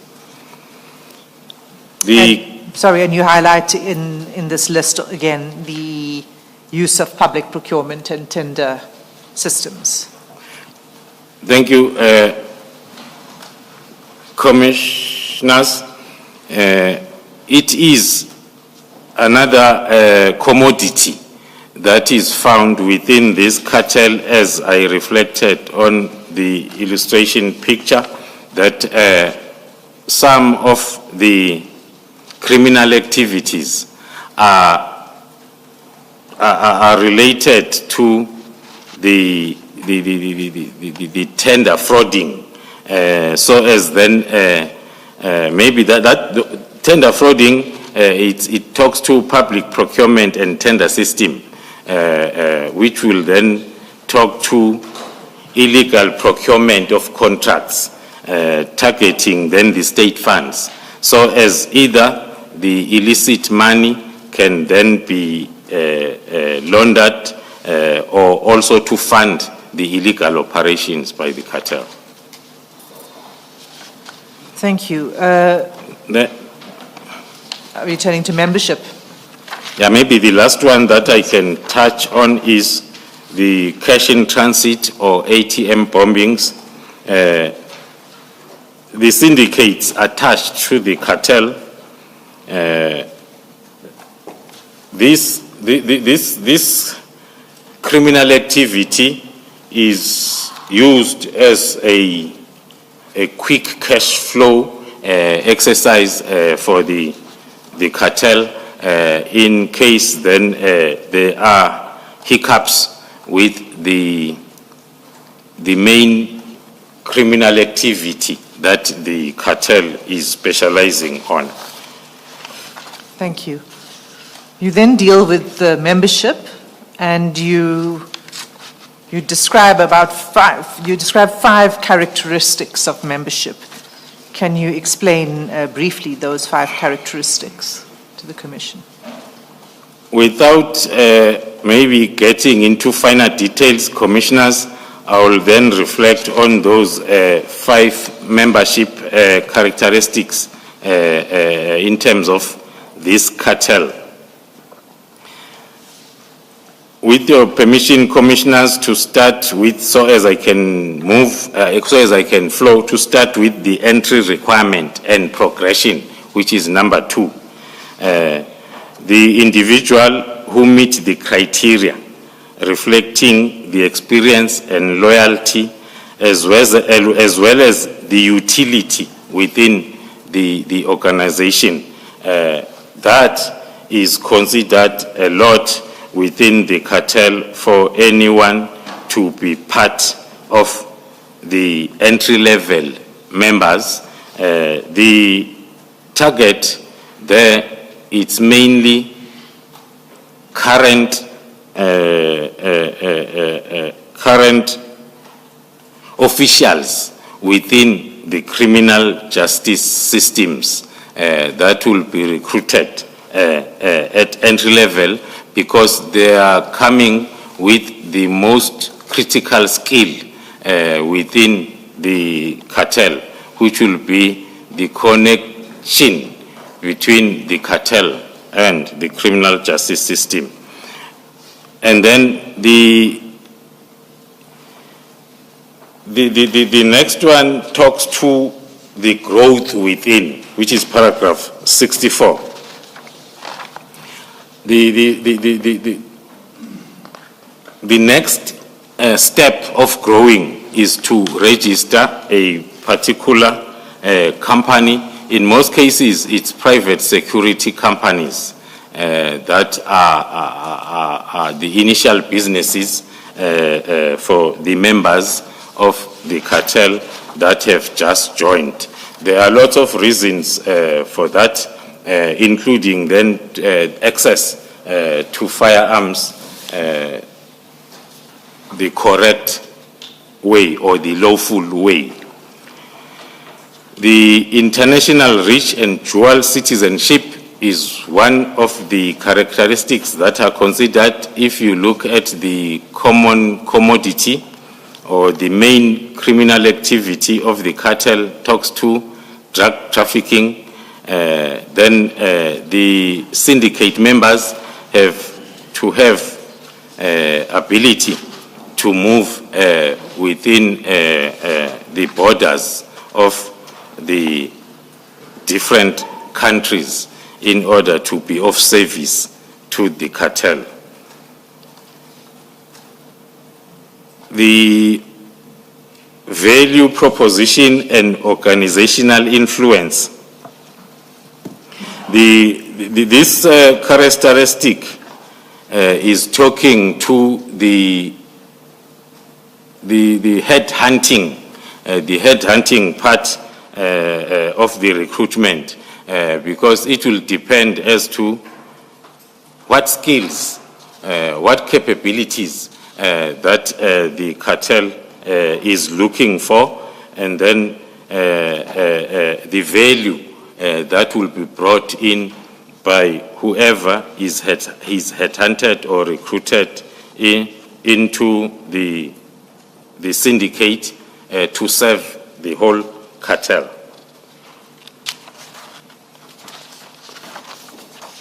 And the final characteristic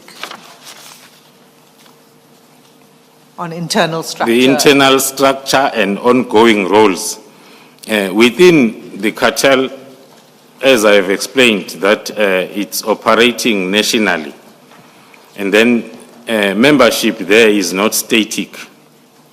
syndicates maintain a network that includes actively participating or retiring from the cartel, but still rendering services to the cartel, more especially playing the roles of deal brokers, advisors, as well as informants for the cartel.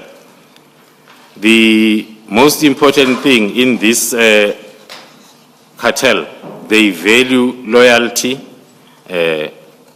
common history, as well as proven capability, more especially to influence the investigations and prosecutions of incidents involving the cartel members.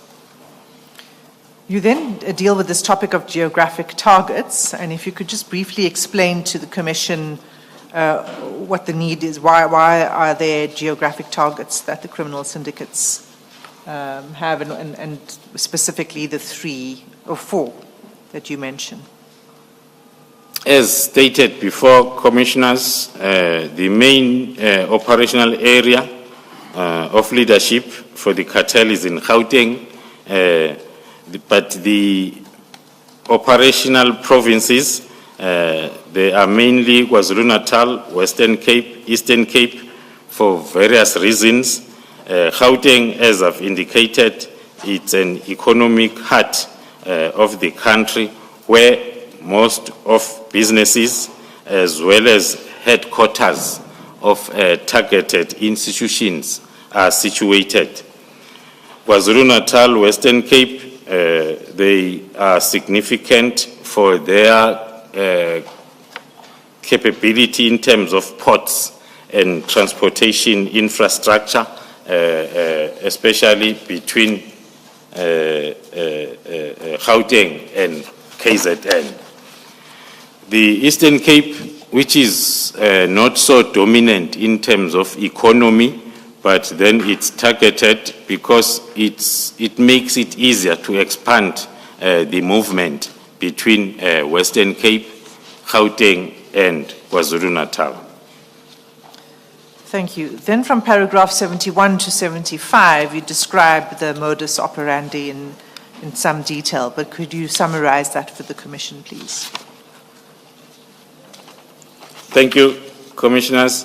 The modus operandi, to summarize it, the operations within the cartel, all syndicates within the cartel are highly organized in terms of networking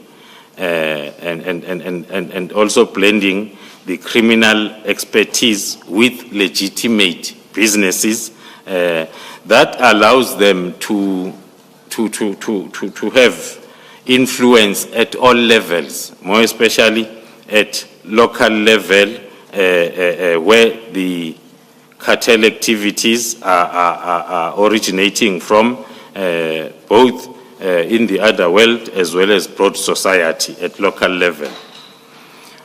All members are assigned specific roles, and also the field workers are expected to deliver criminal gains to the headquarters of the cartel under strict supervision.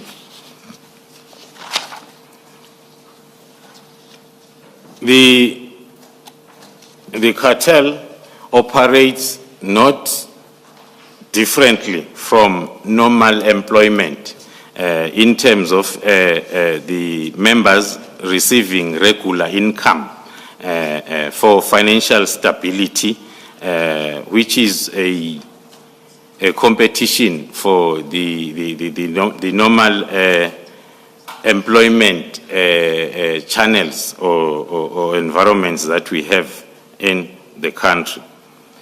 I've touched on the new entrants who are then motivated by the rates in terms of regular income, which is much quicker in that employment, more especially if you are going to be a syndicate specializing in contract killings, but working for the cartel, because there you are paid as you work. And then paragraph 75, Then moving to that's just concluding a modus operandi.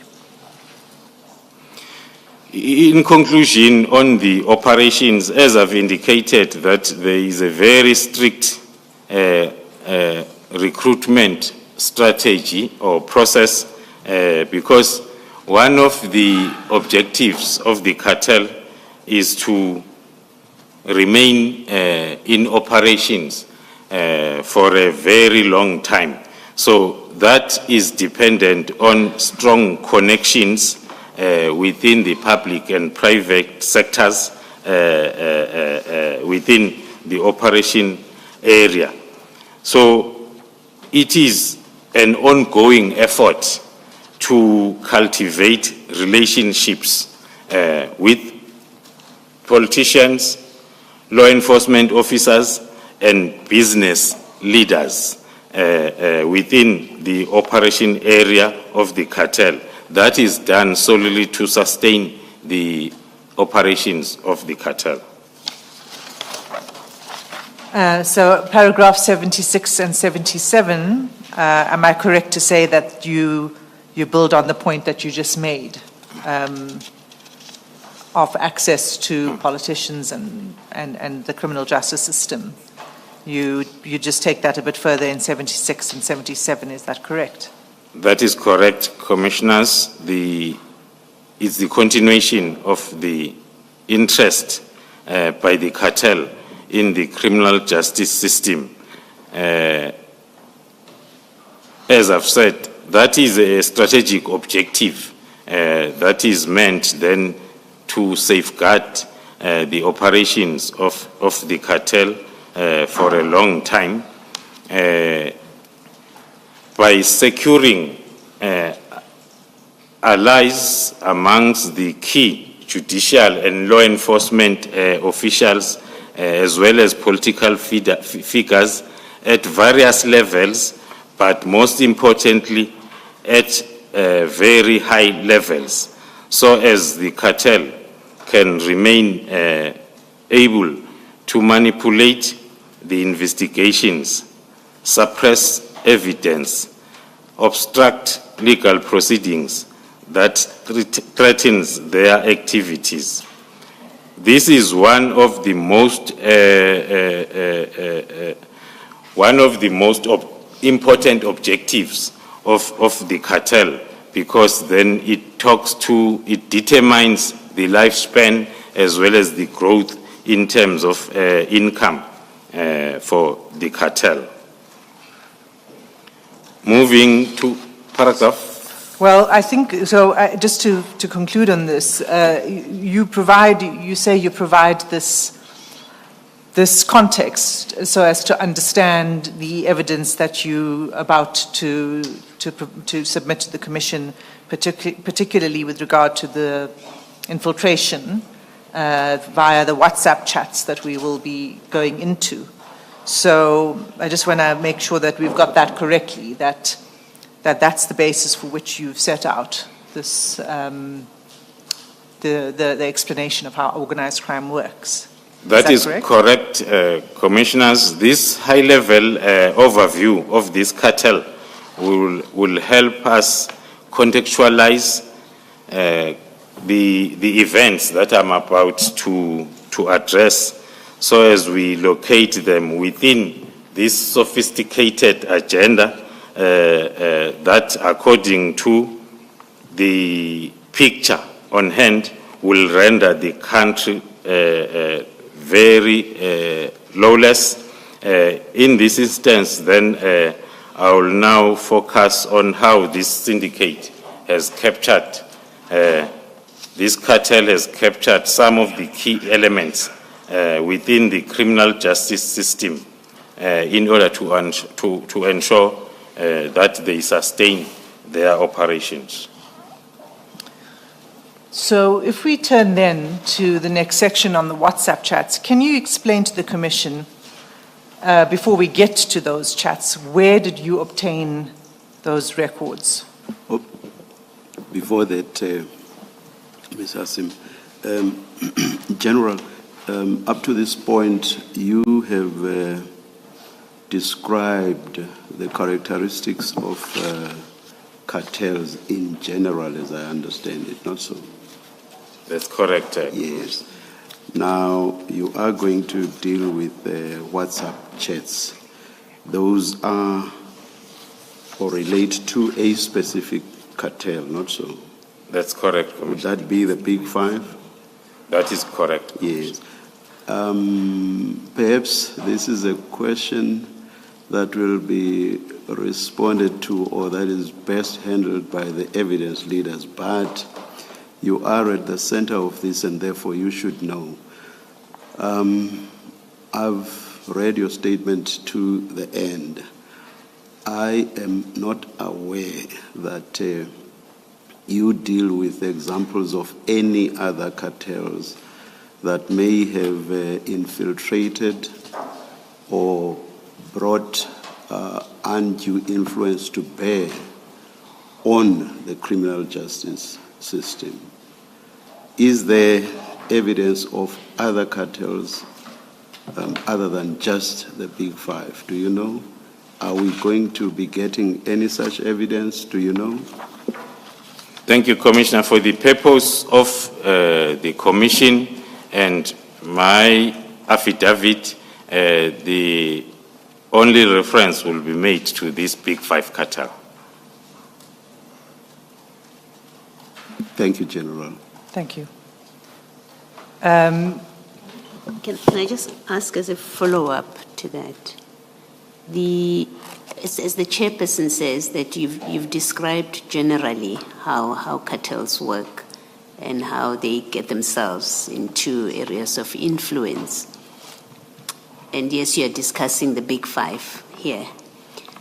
But that which you've described in general terms, is it your evidence or do you find that it applies to other cartel syndicates that you're not going to testify to, but that may be within the sights of crime intelligence? And I don't want specifics. I'm just trying to locate the general discussion. How relevant is it? The general discussion and the purpose for including it in my affidavit is to form the basis of the analysis and presentation of evidence that talks to this particular cartel in relation with the background of that high-level discussion on the cartel operations. But Perhaps for context, why I asked the question is because our terms of reference refer to the plural. And so that's why I am interested to know whether we are going to be dealing with just this one cartel, whereas our terms of reference refer to the plural. But of course, you've already indicated what you are going to be dealing with, so I am not putting you in a difficult position. And indeed, I prefaced my question by saying perhaps my question is something best left to the evidence leaders and indeed even our investigators. Chair, if I could say it's two things. One is it's also an interpretation of what the terms of reference mean when it speaks of cartels versus syndicates. It could mean syndicates. But that this is not the only witness, of course, and the only evidence that will be submitted before the investigation of the Commission.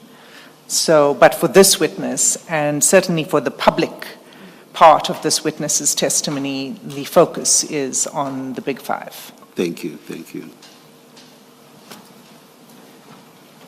So maybe turn to the WhatsApp chats. The first thing, General, is can you explain to the Commission how you obtained these chats? Thank you, Commissioners. The charts were obtained from the cell phones of Mr. Vusimuzi Matlala, one of the leaders of the Big Five organized crime syndicate that is forming part of the Big Five cartel, as I've explained. The consent form for the seizure, as well as the extraction of the contents of these devices, was signed by Mr. Vusimuzi Matlala and is annexed as SDK 10.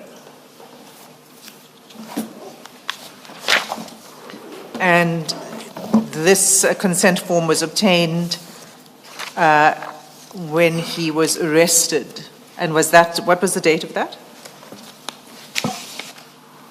That is correct, Commissioners. It was the 14th of May, 2025.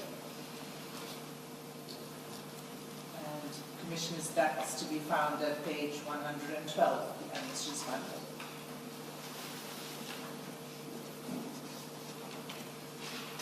So, General, could you give us, the Commission, the overview of what it is you will be taking the Commission through before we... Sorry. Let me start again. Can you describe for the Commission an overview of the WhatsApp chats that we will be going through in detail? Thank you, Commissioners. As I've indicated, then starting from paragraph 80, as to the originality of the WhatsApp chats, these chats will provide, they were included in my affidavit because they will provide the important context that is necessary for the Commission to know in order to understand the decision to disestablish the political killings task team, as well as the manner in which that decision was sought to be implemented by certain elements within the South African Police Service, as well as the Ministry of Police. When I touched on the modus operandi at high level of organized crime syndicates, we will find a clear corroboration as we go through these WhatsApp communications between Mr. Vusimuzi Matlala and various individuals, including politicians, members of the South African Police Service, as well as business persons. The charts that I'll be taking the Commission through, I relied, that I'll rely on, were obtained from the two telephone devices seized from Mr. Matlala, as I've indicated, during his time of arrest. The charts were extracted from the forensic image of the two devices, and they disclose direct communication and association between Mr. Matlala and several senior officials within SAPS, within the business space, which have apparent connections to the Minister of Police,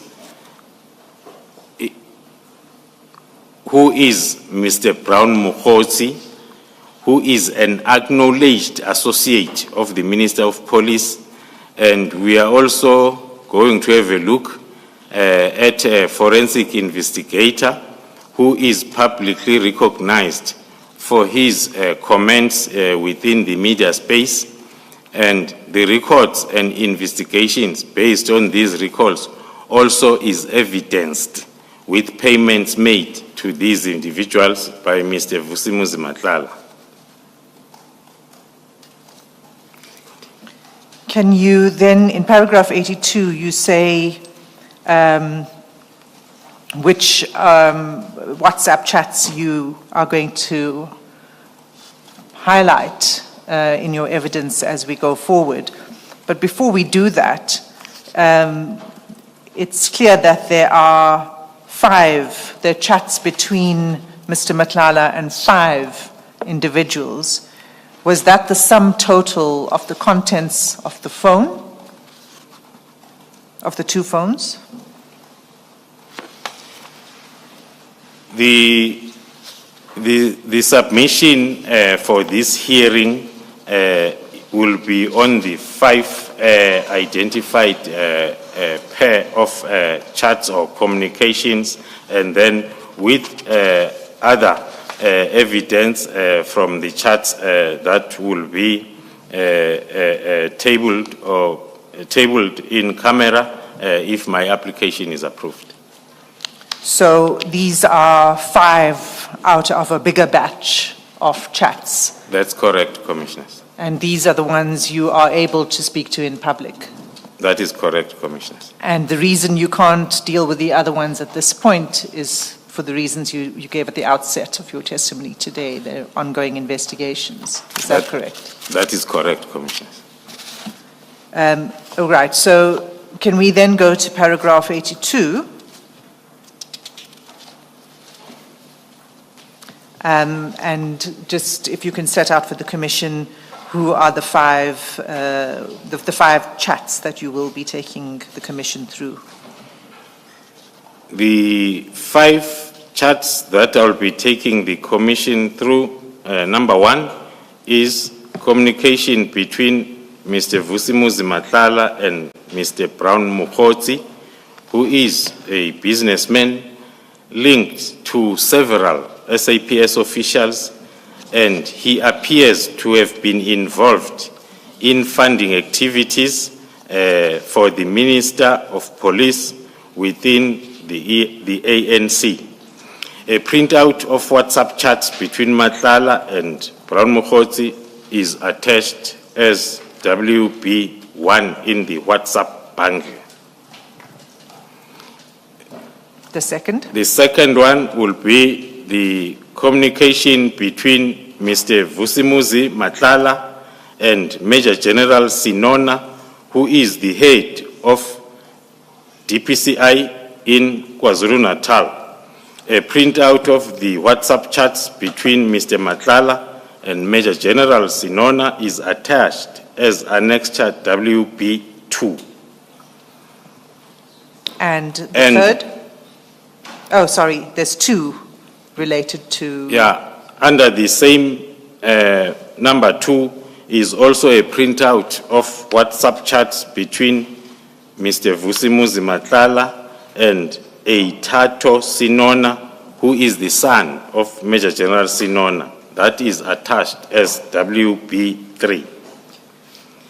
And the third set of communications? The third set is the communication between Mr. Vusimuzi Matlala and the acting chief of police in Eguruleni Metropolitan Police, Mr. Julius Mkhwanazi. A printout of the WhatsApp chats between Mr. Matlala and Mr. Mkhwanazi is attached as Annexure WB4. Just a second. Sorry, General. May I just, I don't want to just repeat it. Perhaps Ms. Hassim will have to first confirm, but I want to see whether there's a need for me to repeat something that I said right at the beginning when General Mkhwanazi was testifying. At that stage, we as the commissioners knew for a fact that implicated people had not been given notice.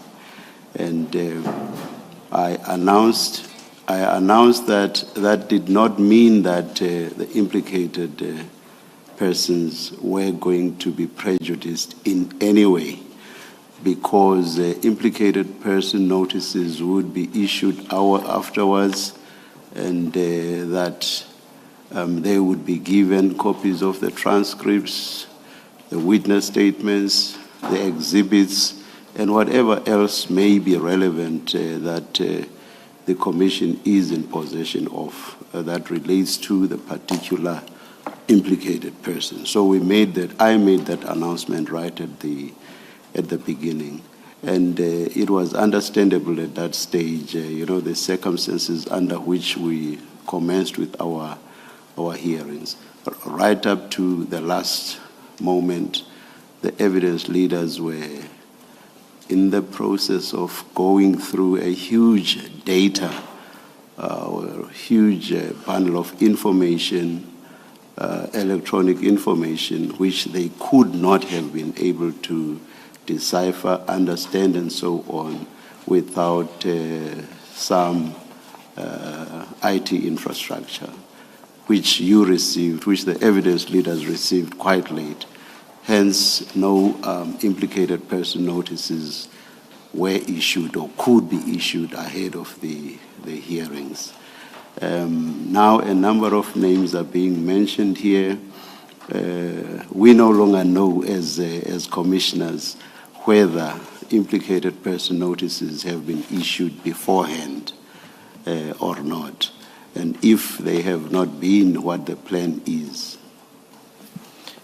Chair, thanks for raising it. The position remains the same as when we began.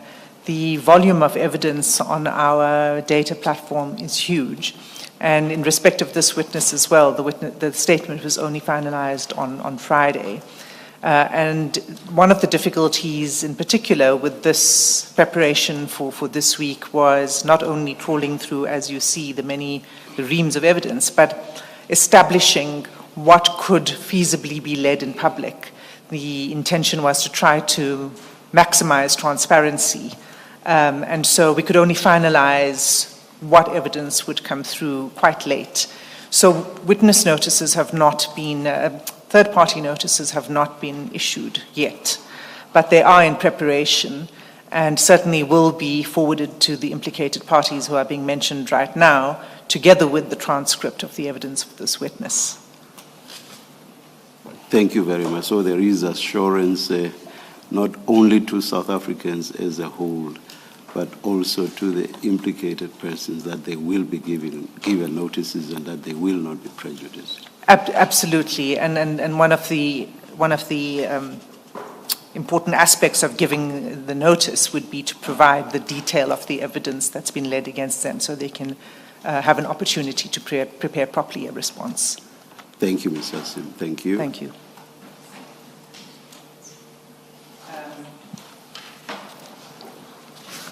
General, I think you indicated the third set of communications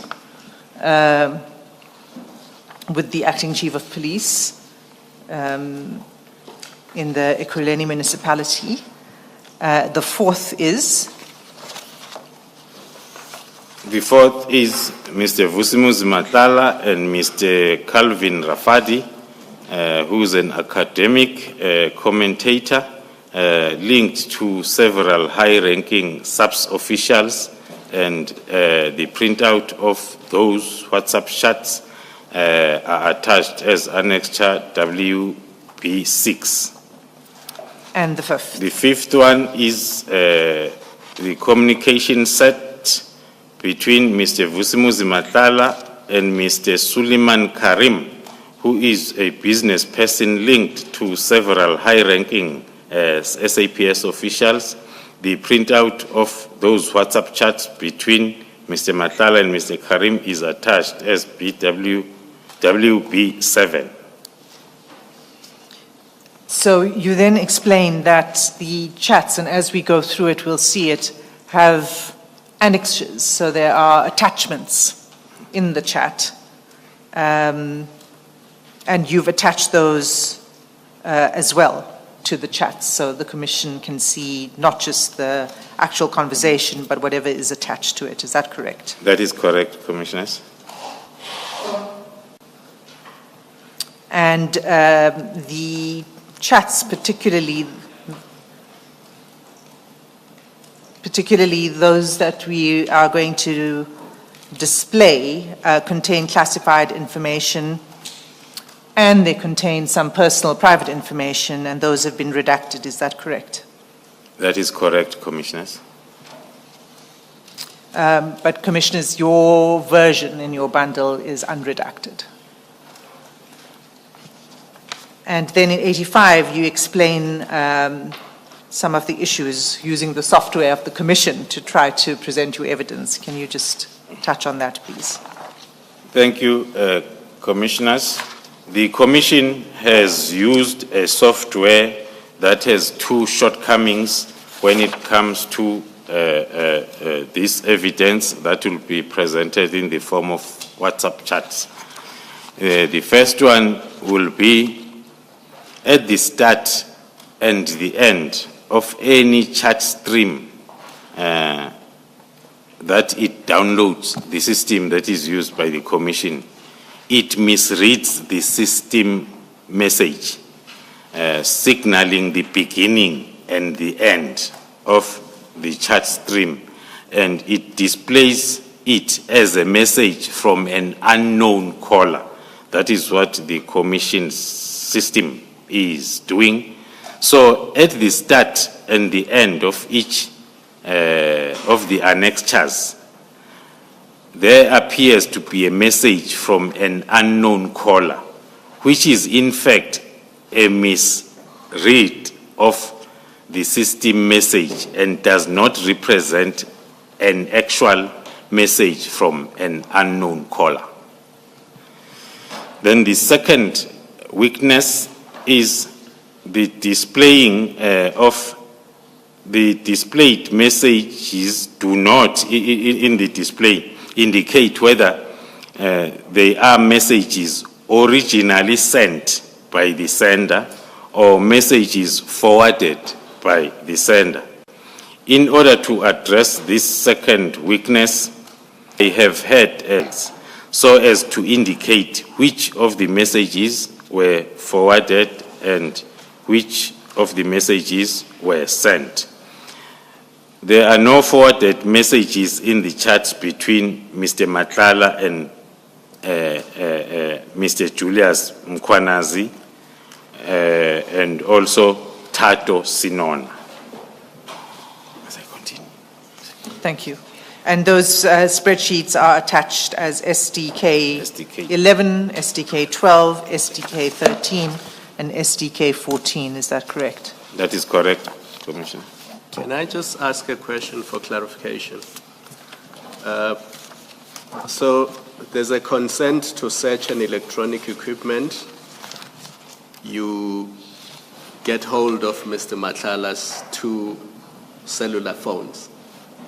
And then in your statement in paragraph 82, you say from the WhatsApp chats, you were able to establish that there are these communications between Mr. Matlala and other people. How were you able to identify the other people that Mr. Matlala was communicating with? So if you just take, for example, paragraph 82.1 of your statement on page 33. So we know that you have Mr. Matlala's device, so you know that it is him communicating with somebody else. But how were you able to identify that he was communicating with the people you have mentioned in your statement? Thank you, Commissioners. The detailed profiles as well as then the official communication of the numbers that will be linked with those specific individuals was done. So you were able to link the numbers of these other individuals with their names? That's correct, Commissioners. Mayor, General, just so that I understand what we are looking at, that explanation at 85.1, where you're talking about the shortcomings of the system, where you say at the start and end of each of the annexures, there appears to be a message from unknown caller.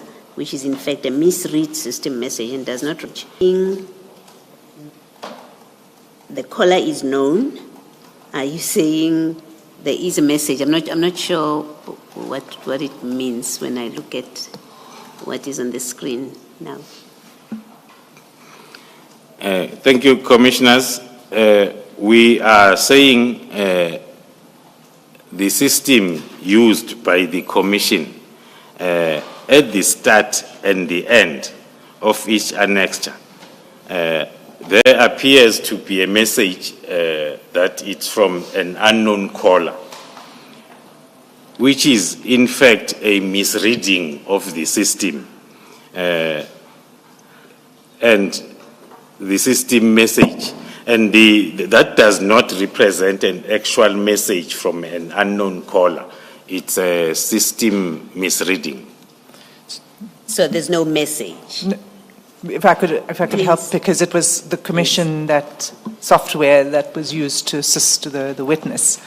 And what happened is when the chats get downloaded, and you'll see it when we go to the chats, Commissioner Baloy, at the start, where the downloading begins, it registers a message, and it doesn't know the system how to deal with it. So it just says unknown caller or unknown sender, but it's really just I want to say like an artifact or something of the system of extraction of the chats that gets reflected. It's not actually any message that's coming from anyone at all. And at the end of the chat, there's the same thing at the end of it, at the bottom. So for each one, you'll see that. It's just a system error message in a way. Does that mean on the chats themselves, you do see who the chat was from and to whom it was? When it comes to the chats themselves? The chats themselves are reflected quite clearly who, on both sides, yes. Oh, all right, okay, thank you.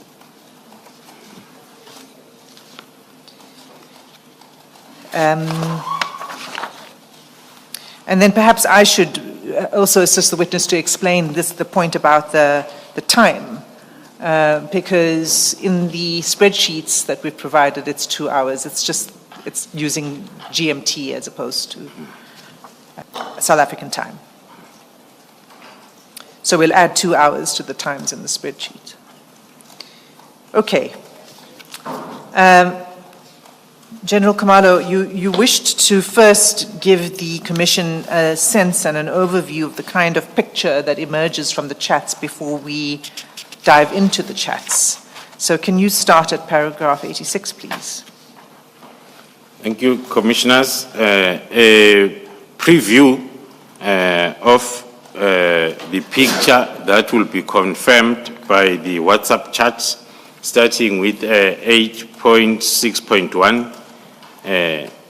Mr. Matlala or one of his employees makes payments to Mr. Mokhosi directly, sometimes for expenses related to the African National Congress events, and in particular for the benefit of delegates of such event who are apparently linked to the Minister Nkunu through the Chief of Staff, Mr. Nkabinde, in the office of the Minister. Then number 2, in return, Mr. Mokhosi uses his influence within the SAPS and the ministry to manipulate SAPS processes so as to frustrate criminal investigations into Mr. Vusimuzi Matlala. Also leaks highly confidential or classified information of the SAPS to Mr. Matlala. Also coordinates the payments from the SAPS to the Medicare 24 Tshwane District, a company owned by Mr. Matlala, which unlawfully procured a contract from SAPS worth 360 million. And number 4, Rand. You left out Rand. 360 million rands. Apologies, Thank you. Commissioner. And the fourth one, the fourth picture, is an unsuccessful attempt to prevent the SAPS from cancelling its contract with Medicare 24 Tshwane District. In pursuit of these goals, Mr. Mokhosi, in a mistaken belief that an investigation into Mr. Matlala was being conducted by the Political Killings Task Team, as pointed out above.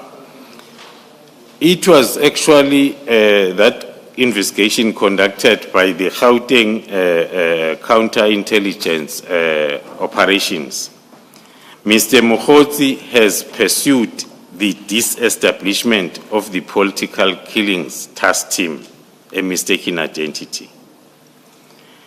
And then, secondly, he has specifically sought to find a means of having me subjected to a criminal and or disciplinary proceedings, including a somewhat comical attempt to rely on a December 2024 Constitutional Court judgment in State versus Makala, CCT number 237/2002, to have me disciplined for the conduct of a different Brigadier Khumalo, who was involved in that case, a Brigadier Mbuso Khumalo, who was then referred to on the record of proceedings on this case, and who Mr. Mokhosi apparently thought it was me or myself,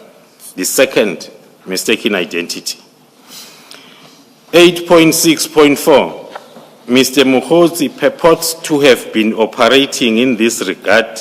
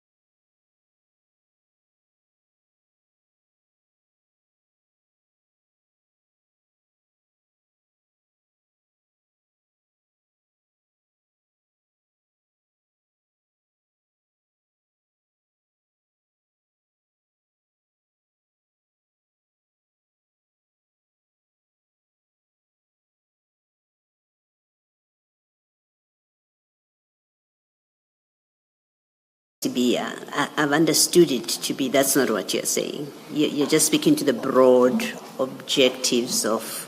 That is undermining correct, your work. Commissioners. Okay, thank you.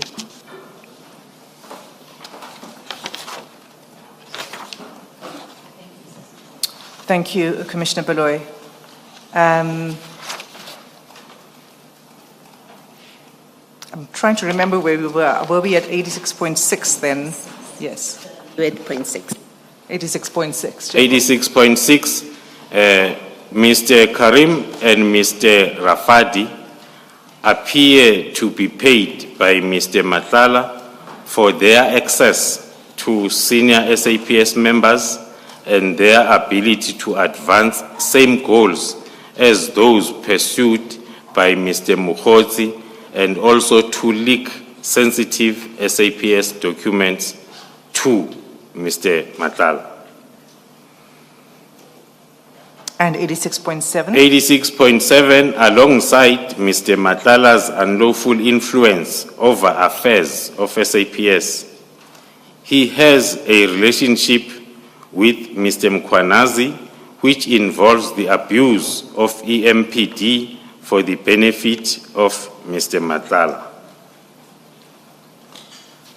And then you end your high-level picture so that you are able to take the commission to the chats themselves. Do you want to just explain that?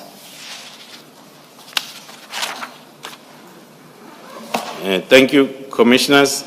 There are, of course, then vast numbers of messages in the chats that are relevant to the location of the message in the chats, affecting the significance. In the circumstances, I've been advised that it will be more helpful to simply take the commission through the chats, message by message, in oral evidence, rather than to try or attempt to extract a more detailed summary of the chart into this statement. What the charts demonstrate, at the very least, is that organized crime has managed to infiltrate the SAPS and the EMPD at the very highest level. And would it be correct for me to understand then that this overview that you've provided and this sort of strands of the picture, there are other strands that will become clearer as we go through the chats? That is correct, Commissioners. Thank you, General. Chair, I'm in your hands. It's 3 minutes to 4, and I'm sure I'm happy to go straight to chat number 1. During the lunch break, one of your juniors, Ms. Power, said to us, when you get to that point, you would ask for an adjournment for her to change laptops.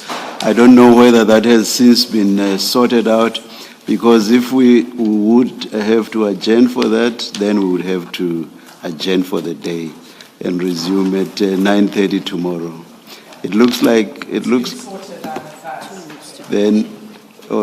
Then it's only 2 minutes to go. So perhaps the best starting point is 9:30 tomorrow. Let us adjourn. Thank you.